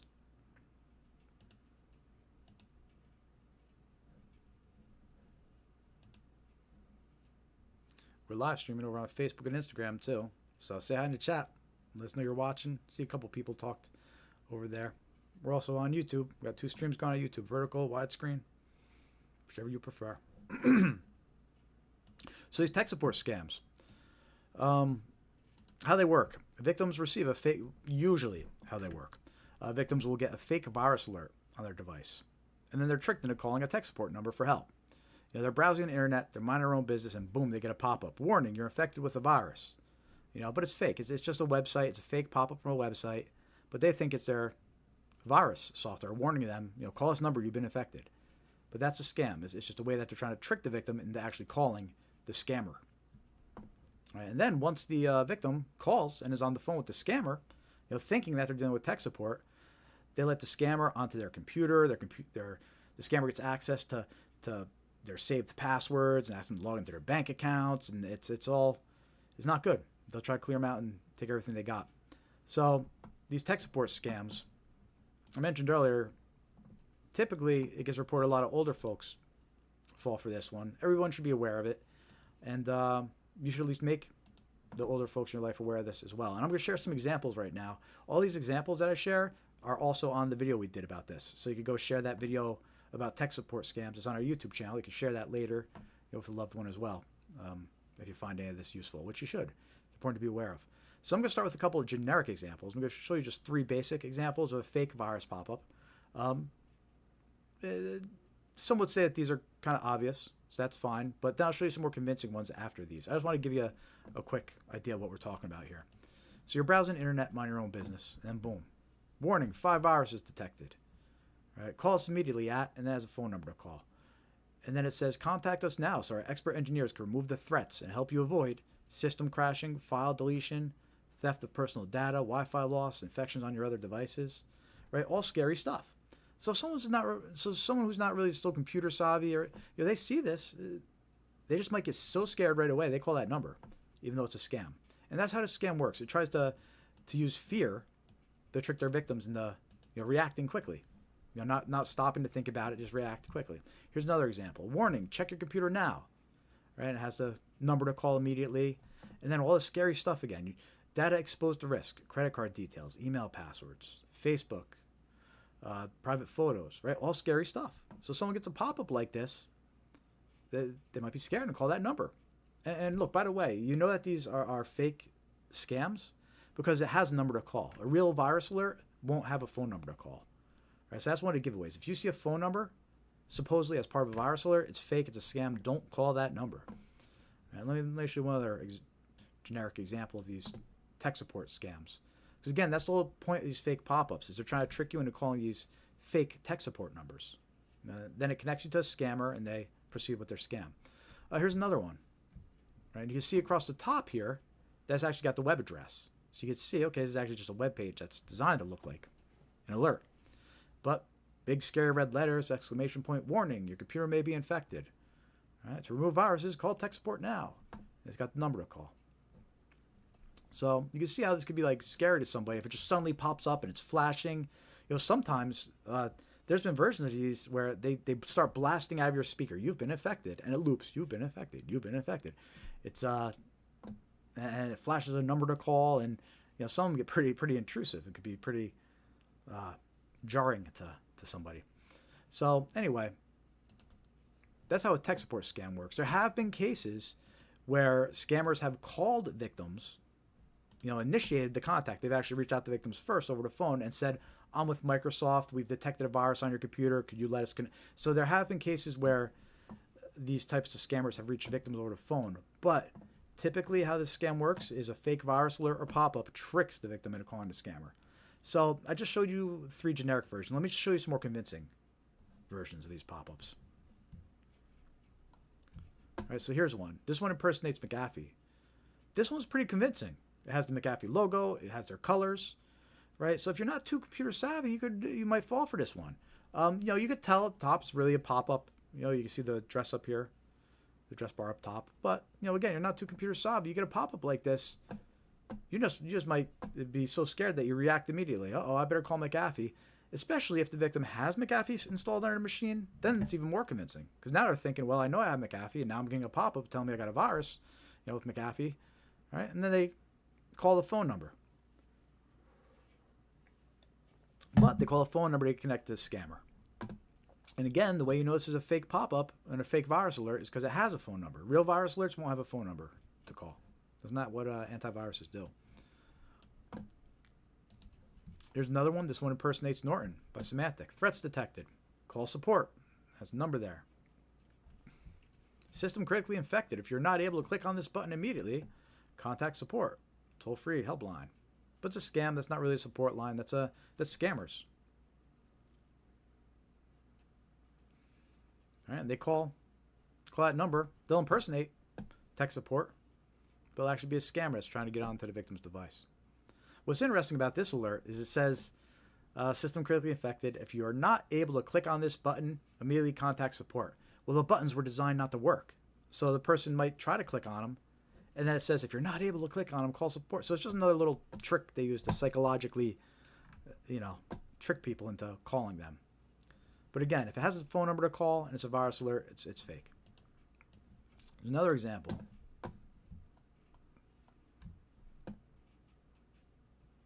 Yeah, Dave says that the viruses companies never want to talk to anybody. That's true. Here's another pop-up. It's fake. Impersonates Microsoft. Impersonates Microsoft. It tries to make it look like Windows Defender. It's telling you a security warning. Access to this PC has been blocked. Right? It's got the Windows logo, the Microsoft logo, and it says contact Windows support. Right? But if you call that number, it's actually a scam. You'll be connected to a scammer. And one more example of one that impersonates Windows Defender. In fact, I'm going to get rid of that last example. No reason to have that last crap example. I'll just keep the good one here.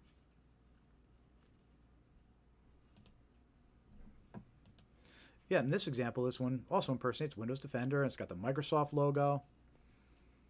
All right, access to this PC has been blocked for security reasons. This is contact Windows support. But, again, it has the phone number there. That was a scammer.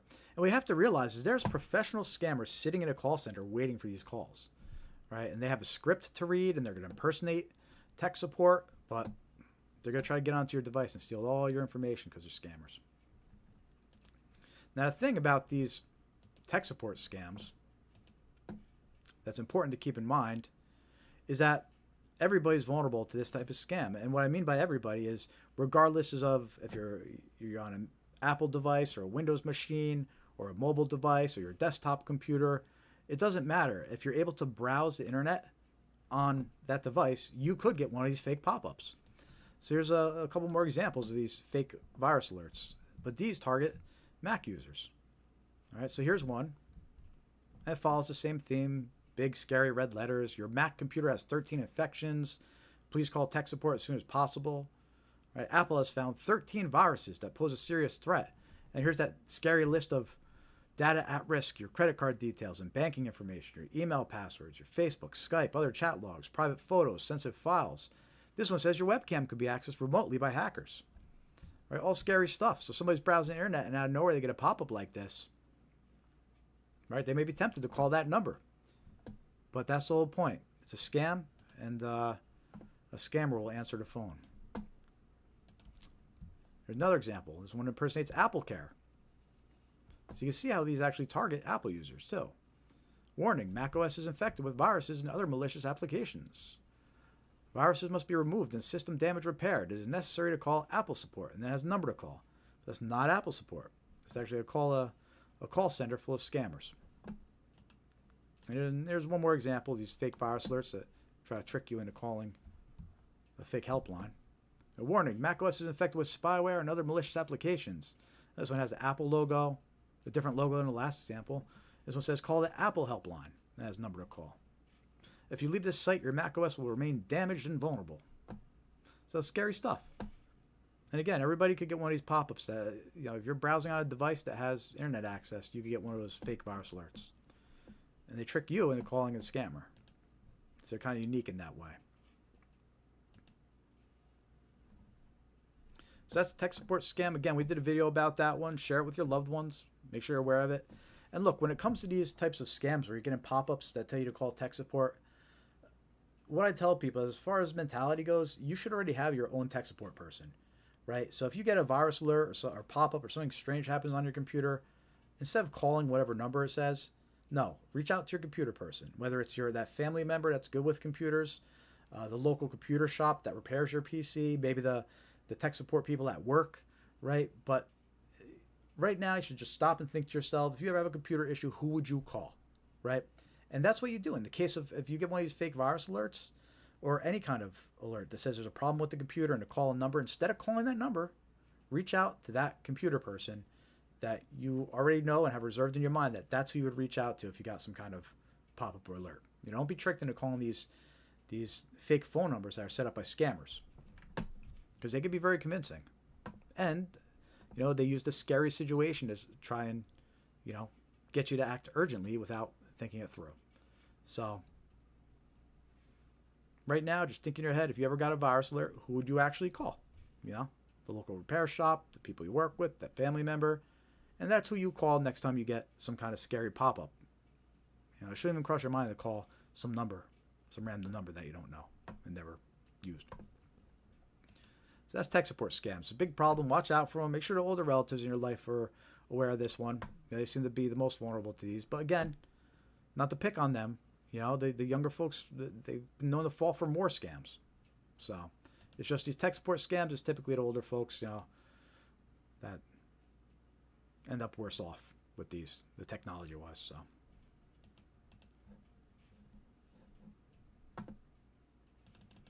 How we all doing out there? 8:48. We've been going for 3 hours. We just crossed the 3-hour mark tonight. We'll be going for probably another hour or so. How we all doing out there? Say hi in the chat. Maybe we'll get some fresh viewers popping in from the West Coast. Love to hear from my West Coast peeps out there. Hope you had a good day at work and got all wrapped up and chilling. Say hi in the chats. Let me know you're watching. We're streaming on Instagram, Facebook, YouTube. We need to get our followers up on Facebook. Jesse says the sound is too low. Let me know how the sound is, people, because I've been going for 3 hours right now, and this is the first time hearing about the sound being low. But I do have it up pretty high, I thought. So anybody else, let me know how the sound is for you guys. But Jesse, maybe just the volume on your end. But anyway, regardless, thank you for joining the live stream and chatting and saying hi. And I do appreciate it. Anybody else over on the Facebook stream, let me know. Say hi. Let me know how the volume is, too. I could probably turn it up if I need to. But I think I have it cranked up pretty good. Yeah, I got other people saying it's okay, Jesse. So you might want to just check yours. Maybe you could turn it up a little bit on your end. Sorry. But anyway, thank you for commenting. Good to see you. Over on Instagram, too, and Facebook. And if you haven't clicked that thumbs up yet, make sure to give us a like. Help us spread awareness about these scams. We need all the followers, the likes, and subscribers we could get. We're just trying to put something good out there. Trying to spread awareness about these scams that they target individuals. They target you, your loved ones, your friends, your family. So it's important to be aware of these these scams. And make sure to join our free mailing list, scamaware101.com, and hit join mailing list, and we'll send you some reminders when we go live and some other useful scam awareness tips. You can also follow us on all your favorite social media platforms. We have links to each of them on our homepage here, but our username is scamaware101. So you can find us on Facebook, Threads, Instagram, X, Blue Sky, YouTube. And again, make sure to hit join mailing list when you're on the site too. It's free to join, and check for the confirmation email. We always send out the confirmation email. And you can buy some merchandise over on our YouTube channel if you want. Help support our mission. We got some coffee mugs up there, some travel mugs, some stickers, mouse pads. We got some magnets, things like that. Just keep around and remind you not to fall for scams. And it's a little way to help us support what we're doing over here too. So we appreciate it. Check it out. We have a link on our site all the way at the bottom. It'll say merch or gift shop, and then we also have on our YouTube channel as well, the YouTube store. They're all the same linked together. So let's buy a coffee mug, buy some stickers. They're great gifts. Make great gifts. Give them to that person that keeps on getting scammed, right? And then they keep it on our desk, and maybe they remember not to get scammed so much. And you can also help us financially. You want to donate, we'll take it. Scamaware101.com/donate. I have a link over here at the bottom of our website as well. Donator support. And we have super thanks and memberships enabled over on YouTube. So all ways you can help support our mission, which is to spread awareness about these scams. Get the word out there. The next scam we're going to talk about. Hey, and by the way, we do this live stream every week. We do it every Thursday, 5:45 p.m. Eastern Time. That's free for everybody to come, watch, participate in the chat. And we're just trying to spread awareness about all these scams. Talk about 20 different types of scams. I think we're a little more than halfway through all those scams now, so we're getting towards the end, but we're still got a lot of good ones coming up. And these are all current and active scams that are circulating and important to be aware of. And with that said, the next scam we're going to talk about here is probably one of the most common ones circulating right now. Let me know in the chat if you actually received one of these unpaid road toll scams, mainly by text message. All right, so scammers impersonate road toll services like EasyPass, SunPass, Fast Track, and claim that an unpaid toll is due.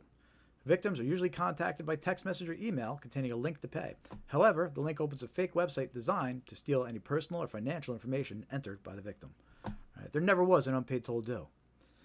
We started tracking this scam it's coming up to close to a year now. It was one of the first scams we started tracking.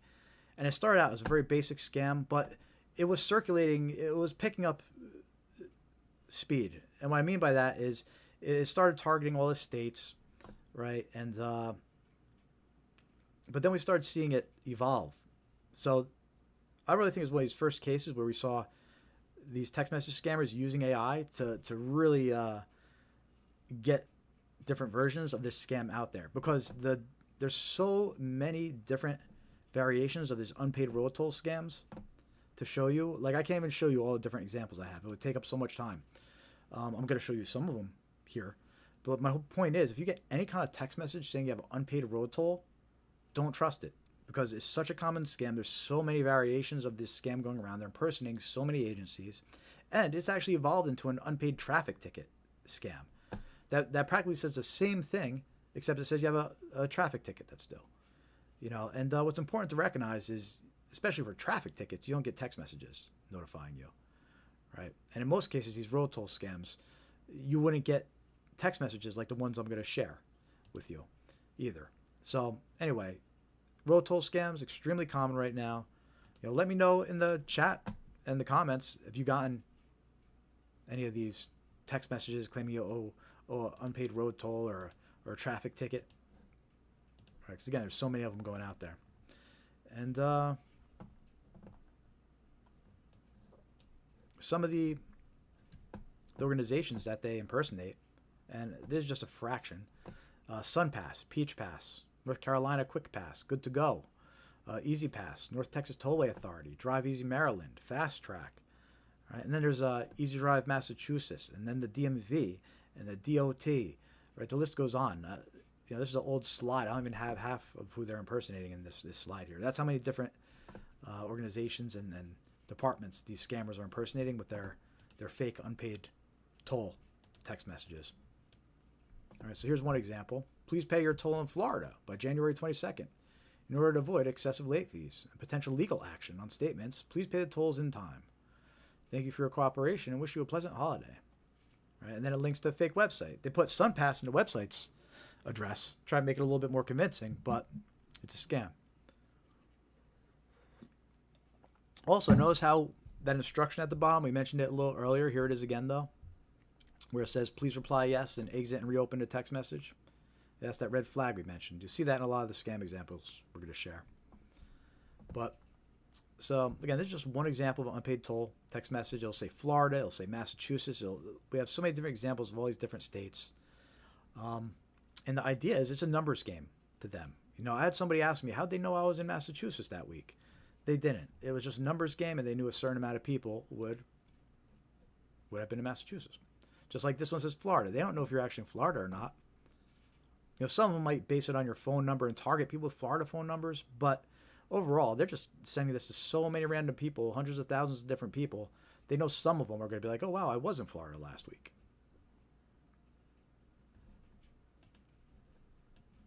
All right, just like this one. Person says Easy Drive, Massachusetts. And this just says, you know, your $6.99 bill is due. Has a link to the fake website. There's that instruction that we talked about, this red flag, asking you to reply and reopen.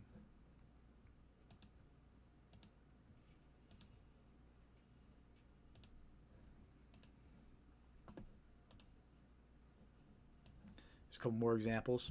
Your vehicle hasn't, and you can see this one comes from outside the U.S. Sometimes these text messages come from outside the U.S. Sometimes they come from inside the U.S., at least phone number wise. Right? This one's a Philippines prefix. Your vehicle has an unpaid toll bill. To avoid excessive late fees on your bill, please settle it promptly. Thank you for your cooperation. Toll is $6.99, and there's the link to the fake website. This one also has that red flag warning at the end. That please reply yes and reopen.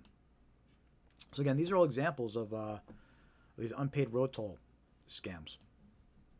Here's another example. This one just comes with an attachment. There's no text or anything, and it just comes with an attachment. It's a great time to remind you, never open attachments from unknown sources that you weren't expecting, from unknown numbers.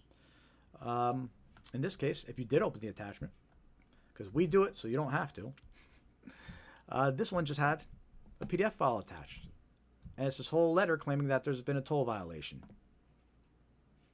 It goes through all these scary things that are going to happen if you don't pay the $9. Right? They're going to additional fines, administrative fees, suspension, revocation of vehicle registration, referral to collections, affecting your credit, civil or legal proceedings. And it says pay now. And this one impersonates just some random, the toll enforcement authority. This one doesn't even say, does it even say where it occurred, like what state? No, they just said you were somewhere, you went through a toll, and click here to pay it. Doesn't include a phone number to call you there, it looks like. Yeah, so they just want you to click that link and steal your payment details. But anyway, yeah, you might even just get a text message that has an attachment, and it opens a file like this. There's so many different variations of this scam circulating now. Let's say you did click one of these links to pay your unpaid, to pay one of these fake unpaid road tolls. It might take you to a website that looks like this. This one impersonates Washington State's good to go. Uses their logo, has their colors. Right? It's a very convincing looking, realistic website. But it's fake. It's a scam. Because like we mentioned earlier, it's no big deal for scammers to put up fake websites. If you click payment, then it takes you to the page and steals your credit card details.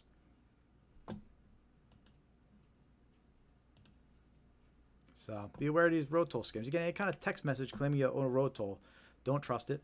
You know, and if you wanna confirm if it's real or not, right? Go look up the actual website of the organization and check through it that way. But don't trust any links. Don't trust any phone numbers. It's a scam. So unpaid road toll scam. Watch out for it.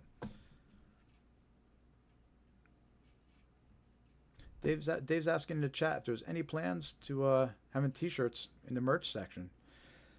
I mean, I could. I don't think anybody would really be interested in them, but maybe I wouldn't mind coming with like some cool designs or something that we could put up there maybe. But yeah, you think people would buy them? Let me know. Anybody watching the stream, let me know in the chat if you're interested in some Scamaware 101 t-shirts. I'll come up with some cool designs and may throw something up there for you. Maybe something with a giant QR code on the back that if people scan it, it brings them to a website warning them about scanning random QR codes.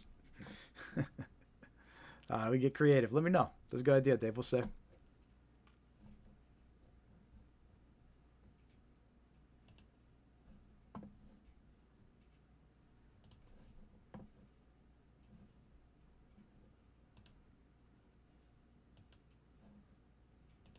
All right, we're going to continue here with some more common scams.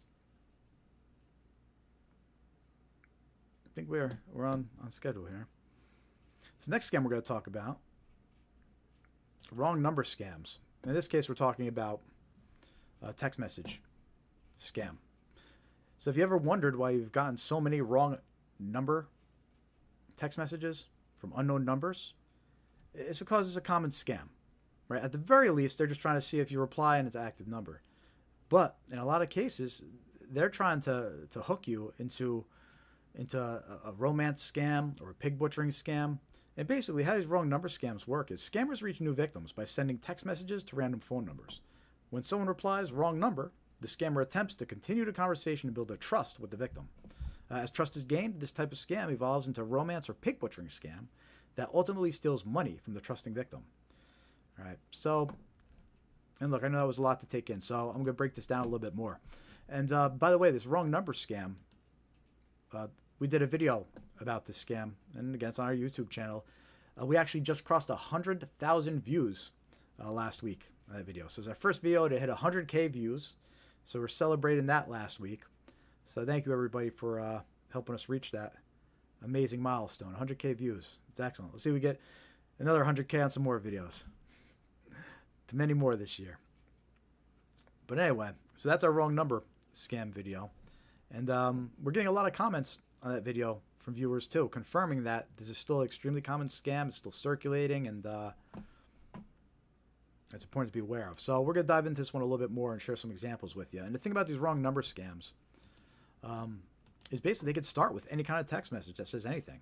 Because the whole idea is they just want the person on the other end to reply. So it could start with something like, "Excuse me, is this Emma?" Or, "Hey Anna, I'm Josie." Or it could even start with just "hi." A random text message says "hi," right? Because again, the whole goal is they just want you to reply, whether it's to say wrong number or "who is this?" That's what they're trying to trick you into doing. And just to show you, we'll give you a few examples of how these conversations go, right? You get a random text message. "I'm Margaret. Are you Lillian?" Person replies, "I'm Izzy," right? Scammer replies, "I'm really sorry. I think I made a mistake between your number and Lillian's number when saving the number. I hope I didn't disturb your good day." All right? The person replies back, "That's okay." At this point, look, the conversation should be over. It's been established. It's a wrong number. Right? There's no reason to keep going here. But because it's a wrong number scam, the scammer continues. "Thank you for your understanding and patience. You're a kind person. I hope you have a good day today. I'm 36 years old. Would you mind telling me your age?" Right? So now they're going to start asking information about the person. In this case, they start by asking age. Okay. Let me show you another example. "Have a cup of coffee together sometime." Reply back, "Who is this?" Person replies back with some kind of gibberish that's hard to understand. "Well, if it isn't my friend Laura, I'm Zoe. You can't forgotten." Right? Some weird whatever. Person replies back, "Yeah, wrong number." Right? But scammer continues, "I'm sorry. I thought this was Laura's number. I think I dialed the wrong number or area code. I hope I'm not bothering you." Person replied, "No, you're good. Have a great day." Right? Again, at this point, it should end. It's been established as the wrong number. Right? But because the scammer, she replies, "Thank you for your kindness to my situation. I just realized that I entered the wrong area code. Where are you from?" Right? So now it's asking where you're from. The first example we showed asked, what your age was. The second example asks where you're from. Right? And as the conversation goes, they'll continue they're going to ask all of those questions.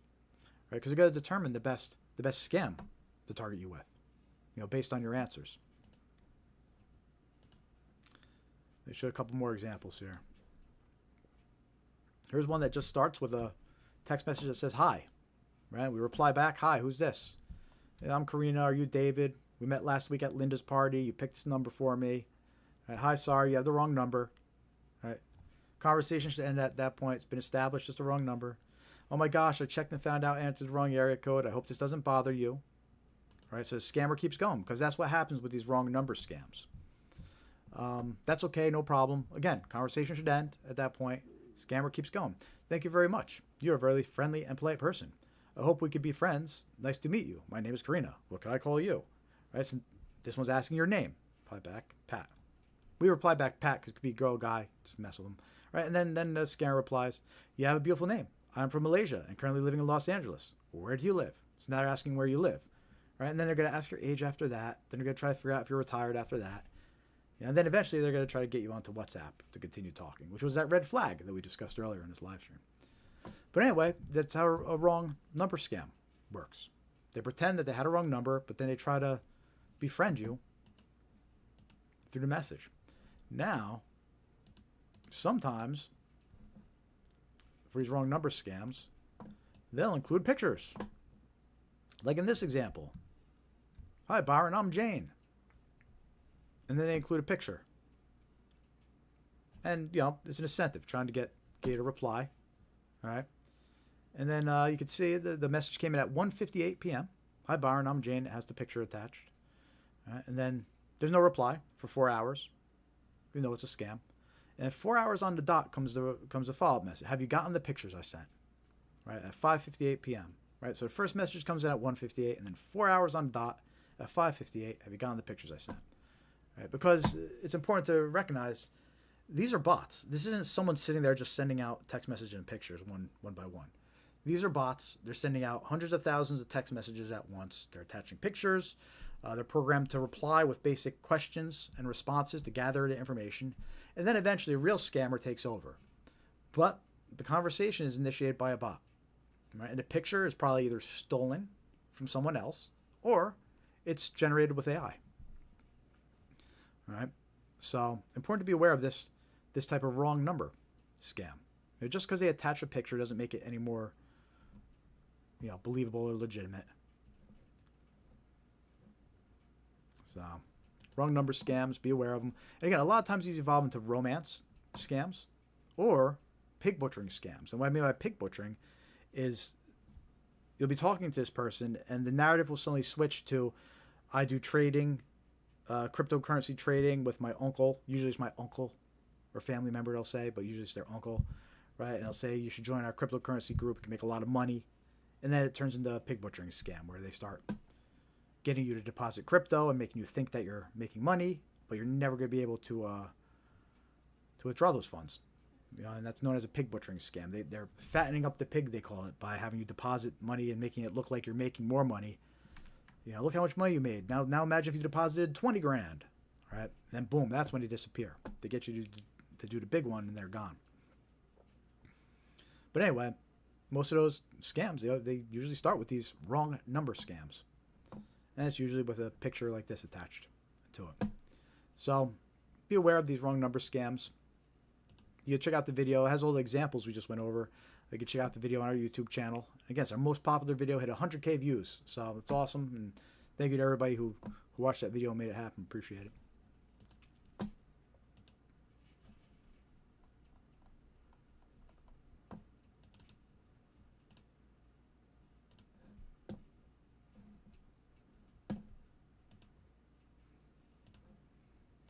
All right, we're going to keep on going through some more common scam examples here. If you just joined in, say hi. Let us know you're watching in the chat.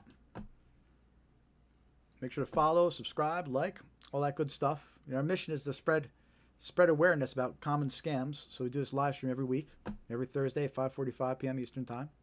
Join our free mailing list for reminders or at scamaware101.com. Hit join mailing list. We'll send you some reminders when we're going live, some updates when we add new content. And you can follow us on all your favorite social media platforms. Facebook, Threads, Instagram, X, Blue Sky, YouTube. The more subscribers, followers, likes we get, the more our content gets out there. So you can help spread awareness about these scams. And all the scams we focus on, they target individuals. Just like you, your family members, your friends, your loved ones. Right? So it's important to be aware of these scams. Next scam we're going to talk about is employment scams.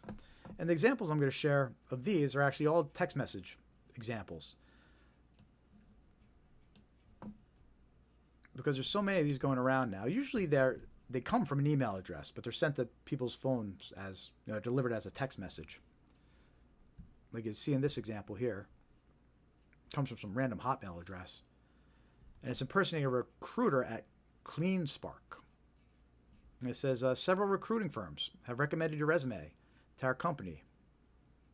And it's offering you a job. It's an amazing offer. You can earn up to $200 or $1,000 per day. You're paid daily, it says. But it's fake. It's a scam. And then it ends with a WhatsApp number to call, which is that red flag, right? We mentioned WhatsApp earlier. Right? And a lot of these scams, these employment scams, they end with a call us on WhatsApp. And look, this isn't how a legit recruitment firm would actually work, right? If you're getting random text messages like these, they're scams. Here's another example. Hello, excuse me, I'm Sarah from Temu, right? So this one impersonates Temu. And again, it offers $50 to $500 a day. You can make almost $1,000, $950 for 4 days of work. Not too shabby, right? But it's a scam. It's not real.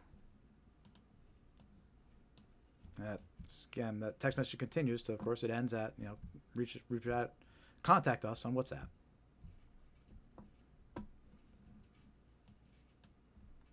And here's one more example of a text message employment scam. This one impersonates TikTok.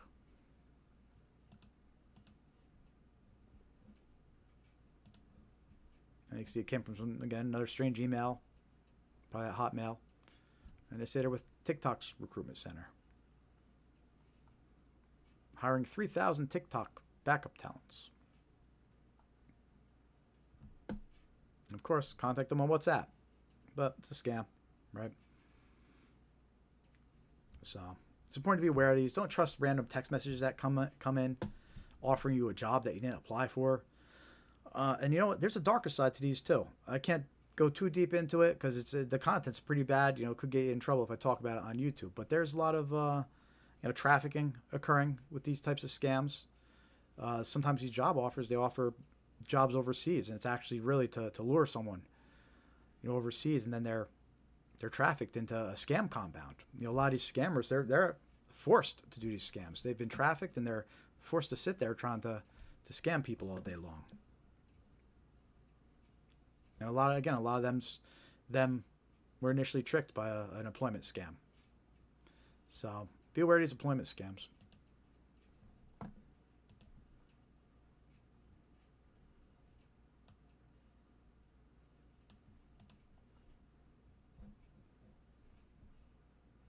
Let's see, we got some more scams coming up. We got about 4 more scams coming up in a little bit here.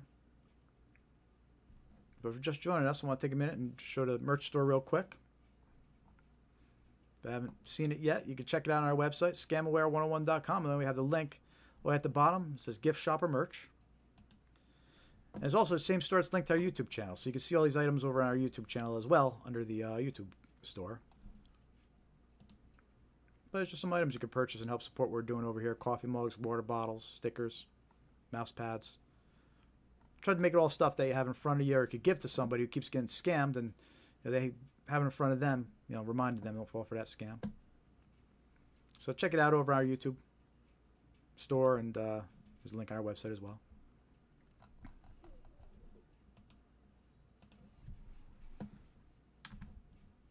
How we all doing out there, everybody? Still with me?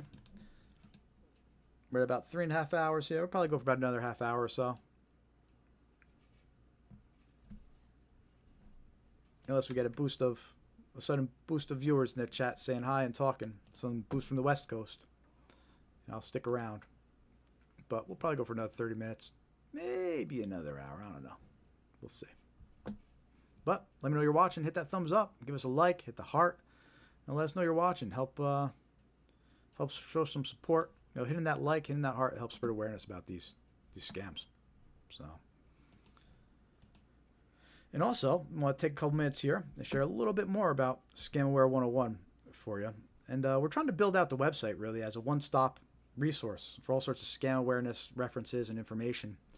And one of the areas of our site that we built out is the tools and software section, which you can see right here on our main page, tools and software. You can click it, and we compiled many useful links to a lot of third-party software and services here. Some of these were affiliate links. Some of these are just, they're good resources to have, so we put them here. And that's starting off with these data breach lookup tools.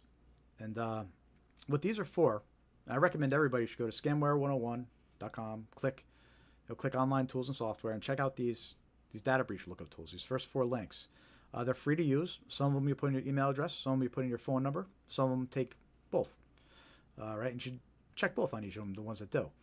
But basically, you put your info on, whether it's the email address or phone number, and they'll give you a report about what data breaches and what information linked to your phone number and email address, right, is out there.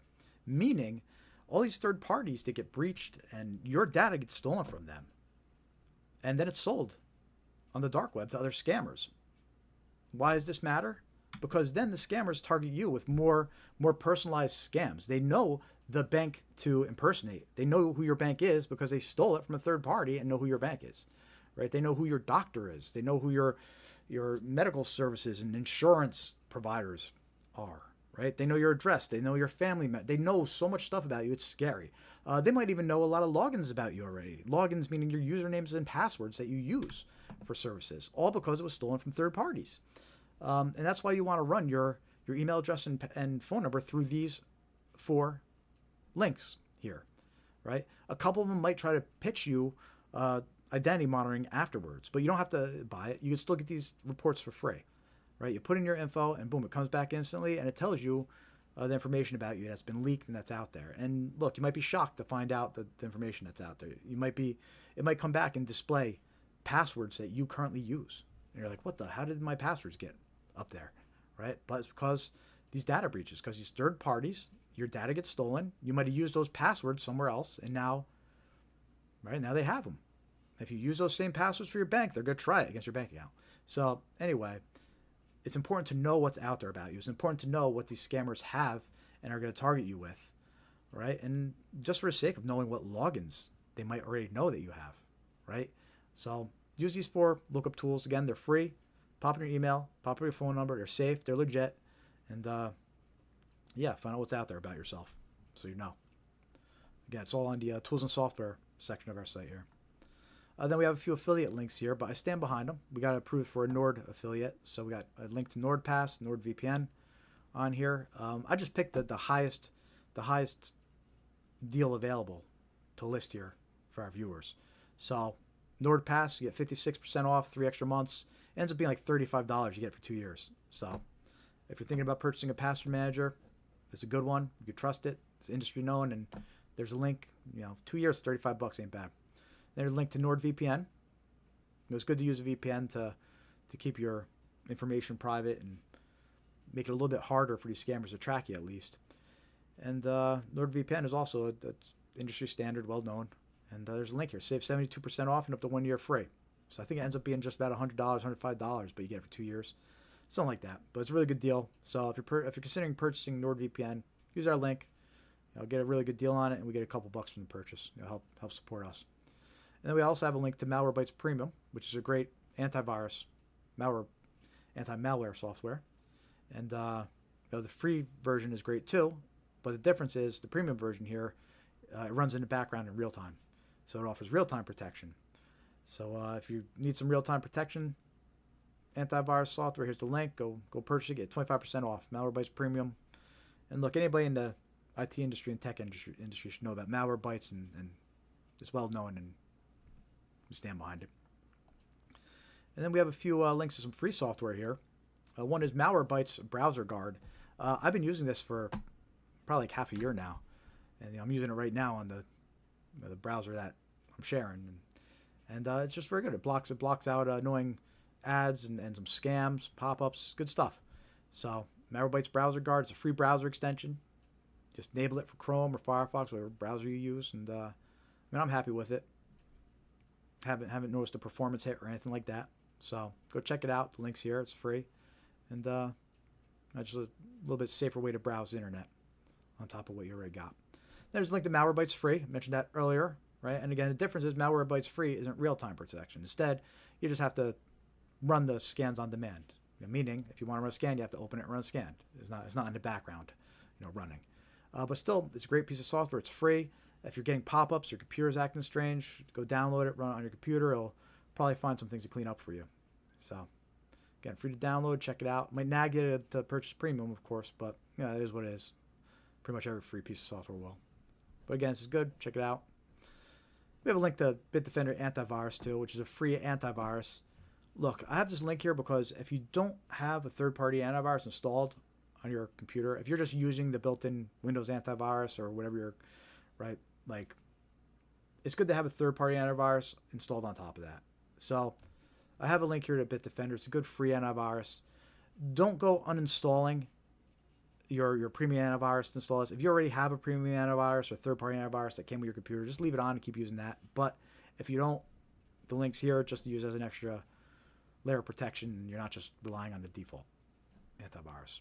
So, also, we have a section here, again, on our online tools and software section of our website, scamware101.com.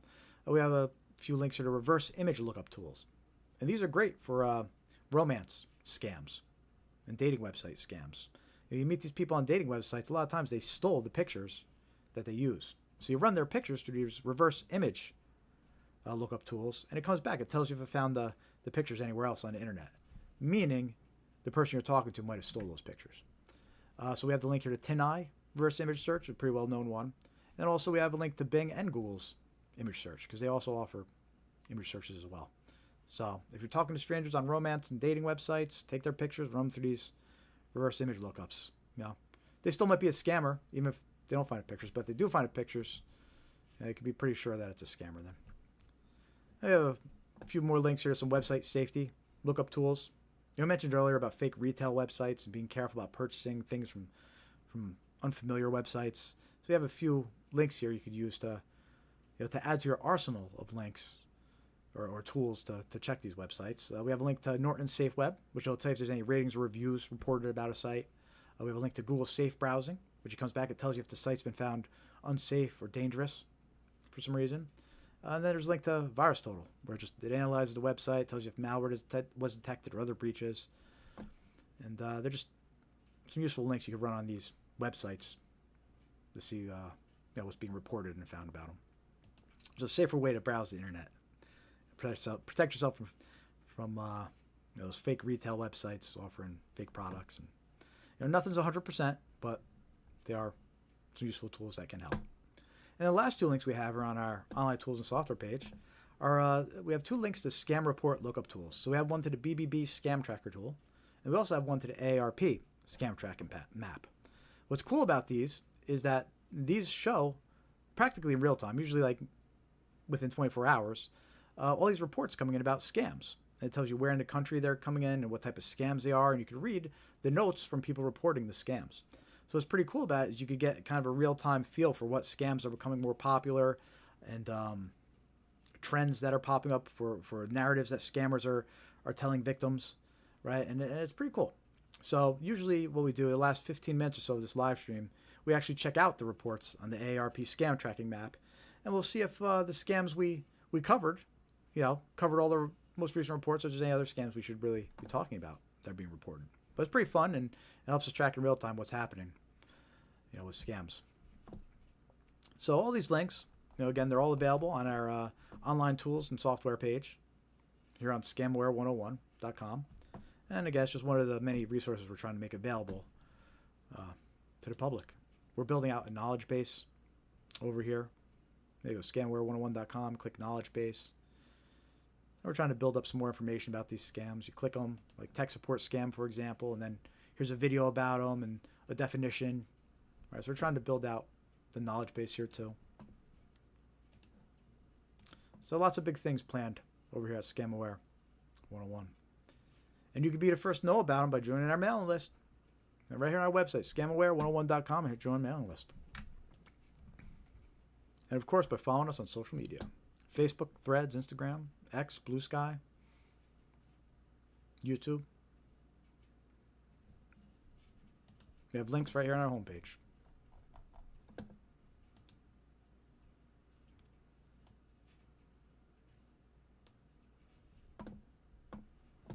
So we're getting close to about 4 hours here. Usually at this point, No, I'm still good on coffee. I'm going to keep on going. We're still going to try to continue the rest of this live stream uninterrupted here.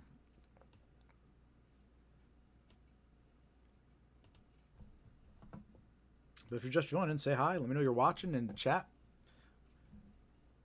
I'm checking in on Facebook and Instagram. We're streaming live, replying to anybody in there. So feel free to say hi. Let us know you're watching. I'll do my best to reply to you here in the live stream. I'm most actively monitoring the YouTube streams, so questions and experiences, you can share them in there and I'll see them quickest.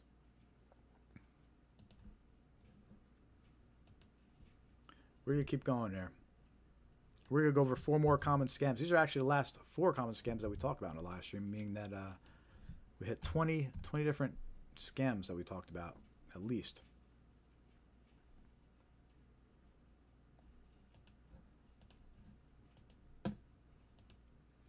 These last 4 scams we're going to talk about, the first 3, at least 3 of the 4, are actually government impersonation scams.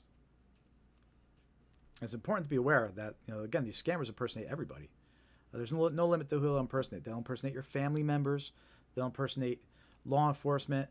And, they have no grievances impersonating government agencies like the IRS and Social Security.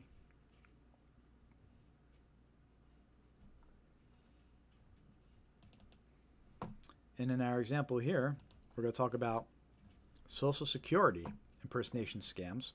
And there's a few different versions or ways that this could happen, right? So scammers impersonate Social Security officials and claim there are problems with the victim's number or benefits.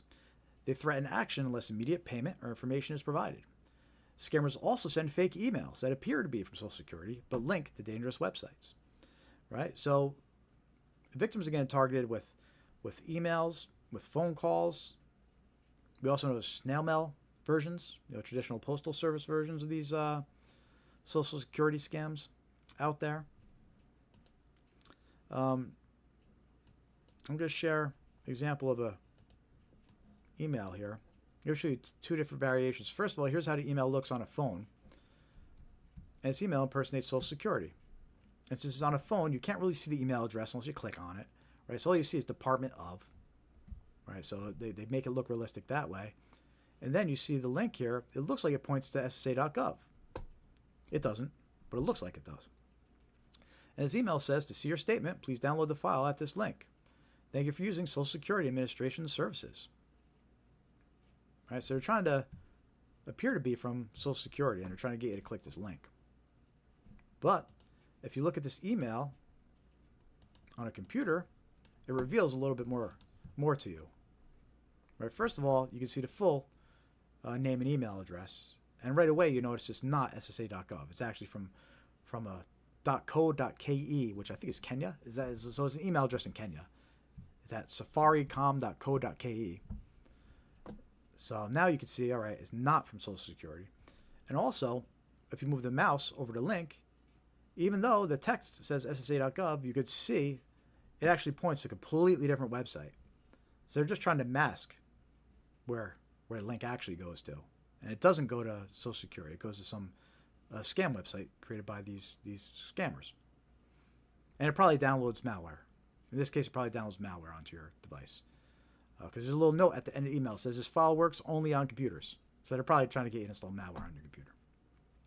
But anyway, this is an example of impersonating Social Security, an email, and they're claiming that's a statement from Social Security. But if you click that link, you're going to get a virus. So be alert and suspicious of any emails that claim to be Social Security or government agencies. And again, same thing goes for phone calls. We know that scammers are calling people and they're saying there's been a problem with your account. We need to update payment information to receive your benefits, right? But these are scams. They're Social Security scams. And just to show you how serious of a problem this has been, this is actually a picture of an actual envelope from Social Security. Like, this is a legit letter from Social Security and the envelope that it arrives in. And on the envelopes, they have a big warning about scams. Warning, the recipients, be alert for scams. It says scammers are pretending to be government employees. They may threaten you and may demand immediate payment to avoid arrest or other legal action. Do not be fooled. Right? So this warning is actually on the envelopes that go out on Social Security letters. So they're trying to warn people. Watch out for calls. Watch out for emails. You know, it says, if you receive a suspicious call, hang up. Do not give them money or personal information. So they're trying to warn us. So those are social security scams. Important to be aware of and watch out for. Be suspicious of any communication, you know, claiming to be from Social Security. Now, let me know in the chats if you've received any, you know, communications like that, whether they're emails or text messages or letters.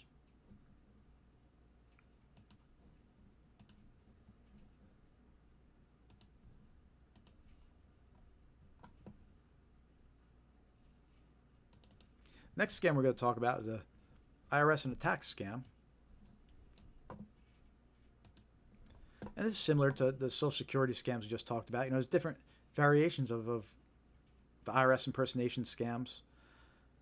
Sometimes fraudsters impersonate tax authorities, claiming the victim owes taxes and must pay immediately to avoid penalties or arrest. You know, they'll often demand payment by untraceable methods. You know, so that's one route they could take. They'll call you and say there's a problem with your account or you owe penalties and back taxes. Another route is they'll send you these fake text messages, you know, that impersonate the IRS, but they might claim that you actually have a deposit coming to you, and they ask you to confirm your banking information. So this example, this text message that you can see on your screen right here, we were actually warned about this specific text message this year. During tax season, the IRS warned us about this fake text message circulating. It says, Internal Revenue Service, you're eligible to receive a $1,400 economic impact payment.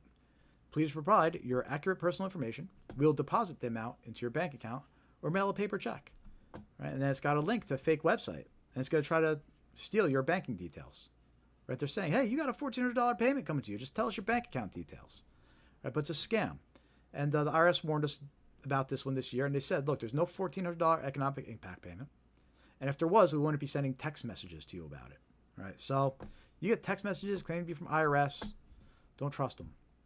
And also notice that red flag that we talked about earlier on this text message. At the bottom, it has that instruction. Please reply with yes and reopen. Right, so that's always a red flag when you see this at the bottom of a text message.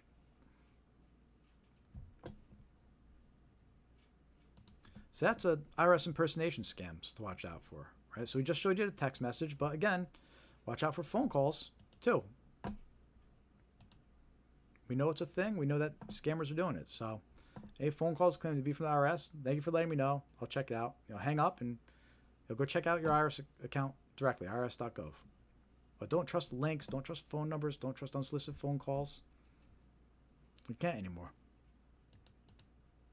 Especially anything claiming to be from the IRS, government agencies, you have to confirm. And the next scam we're going to talk about, also related to tax season, is tax forgiveness scams.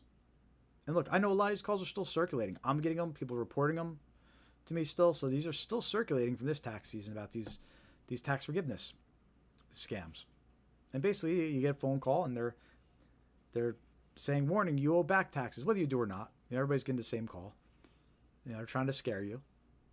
And they're trying to get you on the phone to pitch you a service that doesn't exist and get access to your personal information. So let me play you one of the phone calls. And look, let me know in the chat if you received any versions of these phone calls, because there's different versions. I'll actually play you two, but here's the first one. This is an example of a fake tax forgiveness scam. And it's a phone call recording.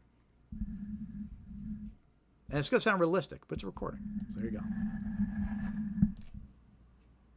Hi, this is Lindsay Carter from the Activation Department. Give me a call back at 833-850-2527. Our records indicate you have some back taxes owed. You're now eligible to apply for them to be forgiven with the Zero Tax Balance Program. Any back owed taxes can be enrolled to be forgiven through this program. But we do need to sign up this week. Just give me a call so we can start the process. It's really quick, and I'll keep your file open here. So my number is 833-850-2527. If you've already resolved this, call back and press 2 to be removed. Can't wait to speak with you. 2. So that's one example of a fake tax forgiveness scam. All right, and right off the bat, I can tell you it's fake because they open up the call with, "You owe back taxes." No, you don't. Well, whether you do or not, it doesn't matter because they're saying that to everybody. And two, she makes it sound like it's a real person at the other end. She makes it sound like I have a file on my desk waiting for you. No, it's not. It's a recording. There's no file on her desk waiting for you. It's just a recording. All right, and then it says at the end, it says callback number displayed. All right, and you can't trust that. And also, it opens up saying I'm calling from the activation department, which is also sketchy as well.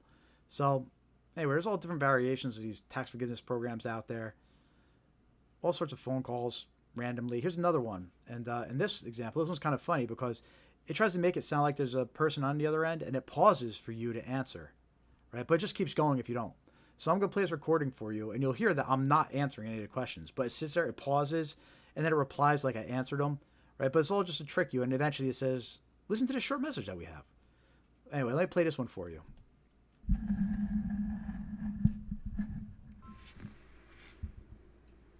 Hello? Hello? I can hear you now. My name is Anthony. I'm actually one of the assistants to the director for the National Tax Relief Program. How you doing? Great. So listen, I've personally been tasked with reaching out to make sure you received information about a brand new federally approved program designed to help people who may be dealing with tax debt. It's called the Tax Dismissal Program. It's something that's helped thousands of people reduce or sometimes even completely eliminate what they owe to the IRS. Can I ask you, do you currently owe any back taxes at the moment? Okay. Do you have any unfiled tax years or any unpaid back balances? Okay, great. Let me get you this updated information. You're just going to hear a brief recording. Okay, so this special program has been recently approved. Yeah, and I'm going to cut it off there. But you can see how that goes. They're impersonating a real person. There's pauses, like, pretending that's listening to your answers, but it's not. It's all fake. So why would you even trust someone using tactics like that? So again, watch out for those. Those are fake tax forgiveness scams that always circulate and they pick up during tax season. They're still circulating now as a result from tax season. So be aware of them and we'll fall victim to them. Hey, we're just joining. Say hi in the chats. Seems a little quiet tonight. That's okay. It's all good. But we're streaming live here on Instagram, Facebook, YouTube. Hit that thumbs up. Give us a like. Let us know you're watching. Say hi in the chat. Let us know how you found us and share your stories. I want to hear what scams you're seeing, which scams you've been targeted with. If you know people falling for scams, everybody seems to know somebody, which is why we do this live stream, right? We want to spread awareness. It's important about community and sharing this information with other people. Neighbors, friends, family, relatives, right? So take it all in and help spread the word. And in the meantime, hit that thumbs up, like, follow, subscribe. It all helps us get the information out there and the word out there. All right. Join our free mailing list, scamware101.com. Hit join mailing list. And follow us on all your favorite social media. We got one more scam, and then we're going to go into scam tracking map. But this one scam we're going to go over right now, this is an interesting one. Bear with me one sec. I'm just finding it. The examples here. All right. So what's interesting about this scam is I'm not sure exactly what to call it, but it starts with a voicemail, and they impersonate your internet provider, internet phone provider, right? In this case, the example I'm going to play for you impersonates Comcast, and right away I knew it was a scam because I don't have Comcast. So I get a voicemail that's saying that it's a Comcast. But anyway, how the scam works is you get this voicemail and it says that your 50% promotional pricing expires today. In other words, your bill's going to double today. And then it says callback number to discuss, right? But if you call back that number, you're going to be talking to the scammer. Right? And the whole idea is this voicemail tries to trick you into thinking you're talking to Comcast. But if you call back, you're actually going to be connected to a scammer. And what they'll do is they're going to tell you that, oh, your promotional pricing expires today. Your bill's going to double, but we have a new promotion going. And they're going to tell you, go purchase a Target gift card. We're doing a promotion with Target gift card. If you purchase a $500 Target gift card and submit it to us, we'll put it towards your bill, and you get the promotional pricing still. All right, so that's kind of how that scam. None of it's true. None of it's true. It's all scam. They're just trying to get a $500 gift card out of you, right? But let me play the voicemail that kicks that scam off. And again, just because this one impersonates Comcast, I'm sure that there's ones that impersonate Verizon and Optum Online and all the other internet providers out there. All right, so listen to this voicemail, and if you get a similar one, don't call back. Don't trust the number, right? If anything, call your internet provider directly and confirm with them. But they're going to tell you it's a scam, right? But the main thing is don't trust phone numbers that you get left in voicemails because you don't know who they're actually going to call. So let me play this this recording for you.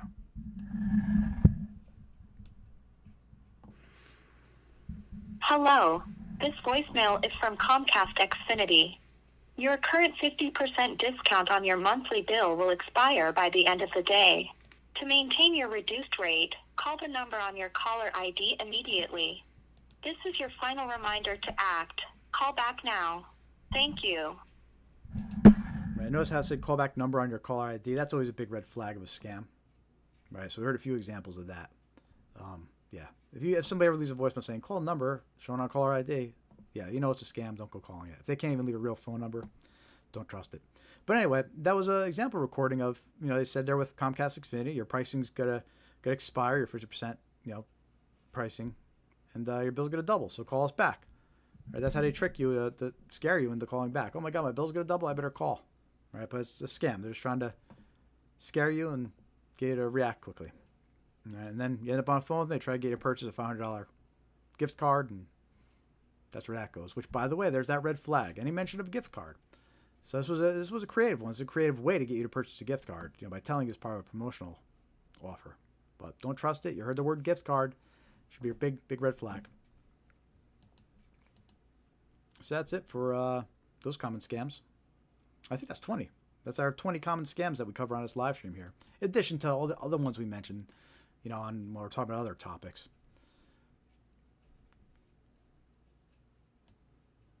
But there you go. Still have some more good stuff coming up for next 15 or 20 minutes towards the end of our live stream here. So definitely stay tuned. It's actually my favorite part of the live stream is coming up when we go check out the ARP scam tracker map.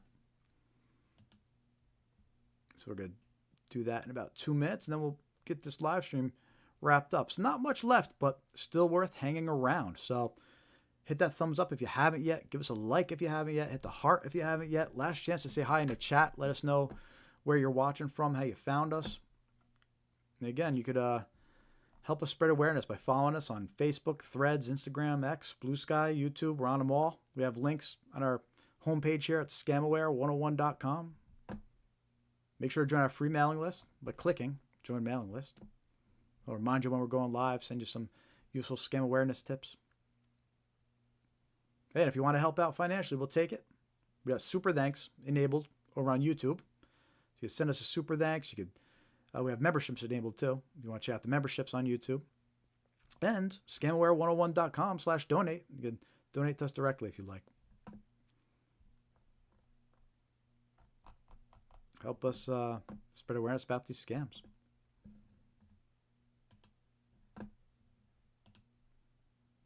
And now for this last portion of our live stream here, we usually do for like 15, 20 minutes sometimes.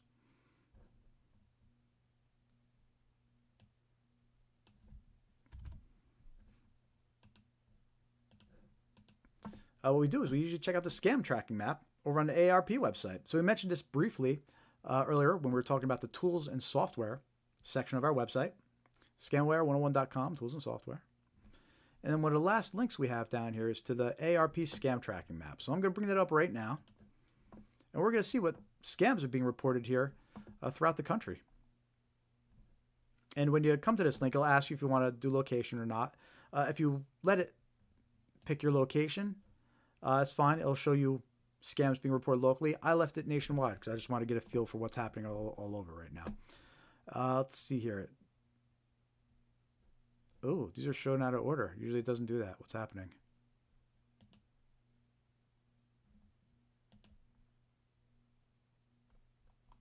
Looks like they might be having an issue here. Hold on one sec. Let me see if I can fix this.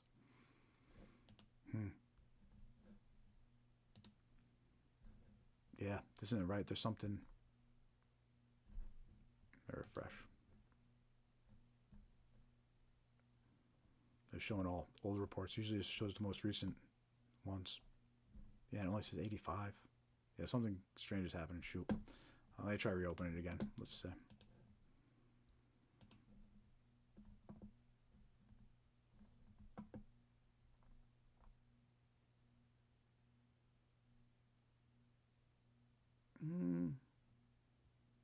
Yeah. It's not good. They're showing the old reports. Usually they'll show all the recent ones here.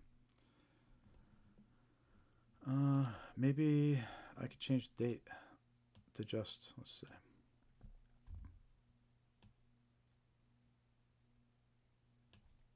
I could do 19th to today. Let's see if this fixes it. No. All right, looks like something's actually broken on the scam tracker map here. Bummer. Okay, so you know what? Let's try the BBB scam tracker tool. Usually I don't use this one, but let's see if we can still accomplish the same thing here.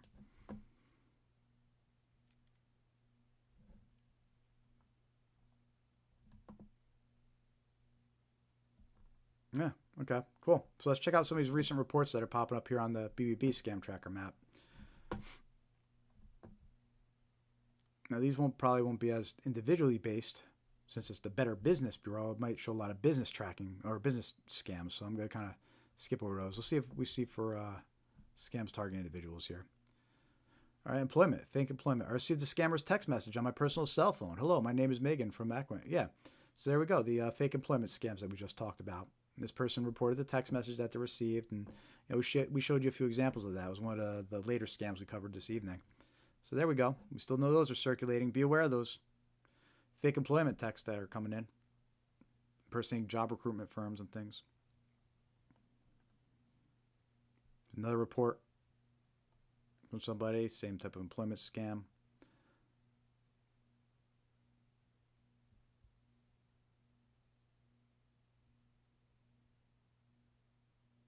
Okay, so here's somebody reporting a pet scam. That's rough. Yeah, so we hear about these sometimes when we talk about the recent scam headlines. And in this case, somebody was trying to purchase a puppy online and paid a whole bunch of money in advance to cover insurance and delivery fees and all sorts of things to get this puppy. And then the dog never arrived. So they lost $3,400. Right, so that's important to be aware of when it comes to these online pets. Scammers, that's a big thing with scammers. And you got to make sure that they're real if you're going to get, purchase this pet. And the thing with the scammers, they can provide you pictures, they can send you videos. It's very hard to know for sure. So be careful with these online pet agencies. There we go. Online purchase, vehicle purchase scam. You have to be careful with vehicle purchases online. Let's see what this says. Used car seller, offer used car for sale online on Facebook, right? So he's finding these listings on Facebook that any scammer could use and post. We agreed to terms of delivery, however, making a deposit of $350 through Apple Pay, which, by the way, is kind of a red flag too, unfortunately, is scammers are starting to use Apple Pay more and more because you can't retrieve those funds. So this guy got suckered into a $350 deposit on a car using Apple Pay. Then they say you got to pay for more transportation. Right, so then they hit him with $500 transportation fee. And that's kind of a theme that you see a lot with these scammers. They start off with, they hit you with one fee, but then it evolves into another fee and another fee, and they just try to keep on getting more and more money out of you. And that's what happened in this guy's case, where he was trying to buy a car, but it was a scammer online. And we hear about that a lot. We hear about fake titles and deposits being made on cars and trailers.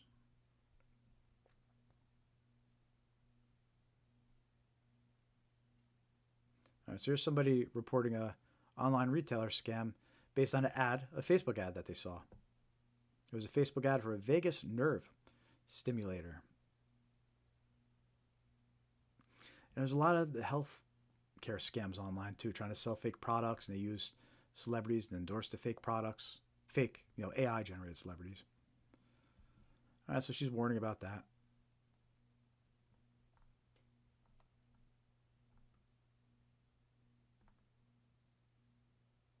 A lot of fake job opportunity texts being reported here. Amazon recruiting team.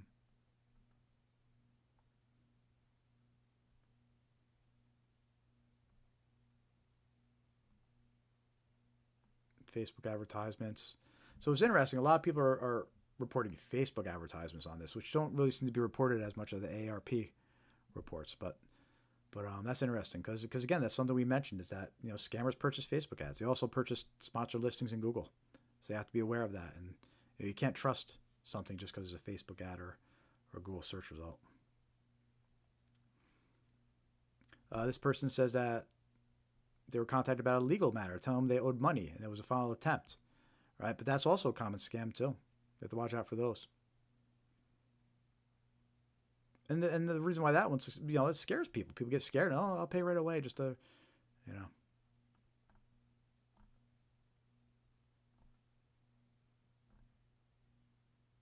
Lots of job offer reports here. That's why I keep on scrolling past them. Job offers, job offers. This was reporting the loan one. Every day he gets calls from different phone numbers saying he's pre-qualified for a loan. I get that one a lot too. That scam, super annoying. I think Dave, if you're still here, I think you were saying you get those all the time, as well. Those calls about loans.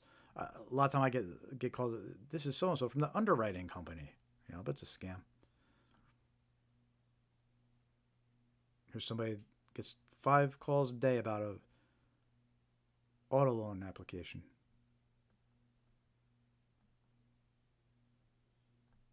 More employment scams. All right, so here's one. I was contacted by telephone. Contact claimed she was a service rep with Amazon. Her call was about a stolen ID and counterfeit accounts. She wanted to know if I purchased an iPhone. I advised her that I did not, and that I have no credit cards on file with Amazon. So this is a good example of a fake order scam. Let's read it. Let's read this one a little bit more and see what this person says. And this one is an example of the scammer reached out to this person over the phone and said, "Hey, we saw a purchase of an iPhone." He advised her I did not. I have no credit cards with Amazon. I used PayPal. She spoke very quickly. It was hard to understand her accent, which I believe was either Indian or Pakistani. I asked her to send me an email regarding what we spoke about and the details. She made excuses that would be delayed, and by then it would be too late because the iPhone will go out and da-da-da. Right, yeah, so there you go. It's a good example about these. They get you on the phone. They don't want you to hang up. They'll try to keep you on the phone.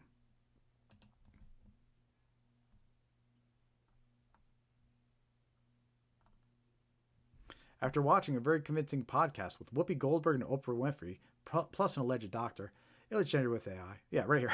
The podcast may possibly be AI generated. Yeah, of course it was.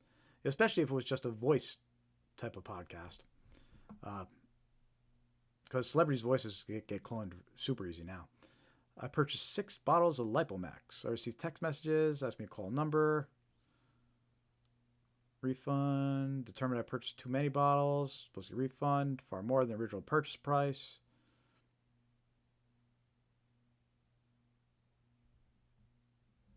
Let's see. Let's look at the details of this one. Then we'll probably do one more and then wrap it up. After speaking, so she purchased these bottles supposedly, and she gets a call. They told her she purchased too many bottles and offered to give her a refund.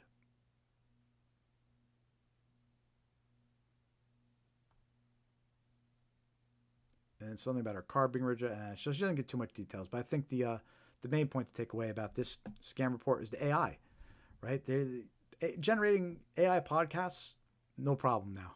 It's super easy. AI videos promoting products, no problem, right? You really need to watch out for AI. And it's important to be aware of that. And let's see, let's take a look at this last report and then we'll wrap this up. I was led on by a fake company acting as if they were real and had me create a bank account to receive funds and never got anything. Okay, well, he didn't give too many details about that, but I'm going to assume that it was an employment scam that tried to tell them to set up bank accounts that they were going to use for the various tasks involved with the job. But the thing with that type of scam is what these scammers will do is they'll trick people into opening bank accounts, and then they'll use those bank accounts for other scams. They might even have planned, they'd send this person as a courier to pick up money from victims, right? And they deposit it into the account thinking that he's just acting as a courier, but he's actually being scammed too. So they trick this guy into creating an account, then they have him run around getting deposits from victims, puts them in an account, and then he's the one that actually transfers them to the scammer. Anyway, that's interesting. But you know what? We're going to get this wrapped up. I prefer the AARP scam tracker map. That one's a little better, but looks like they're having issues tonight. So, BBB it was.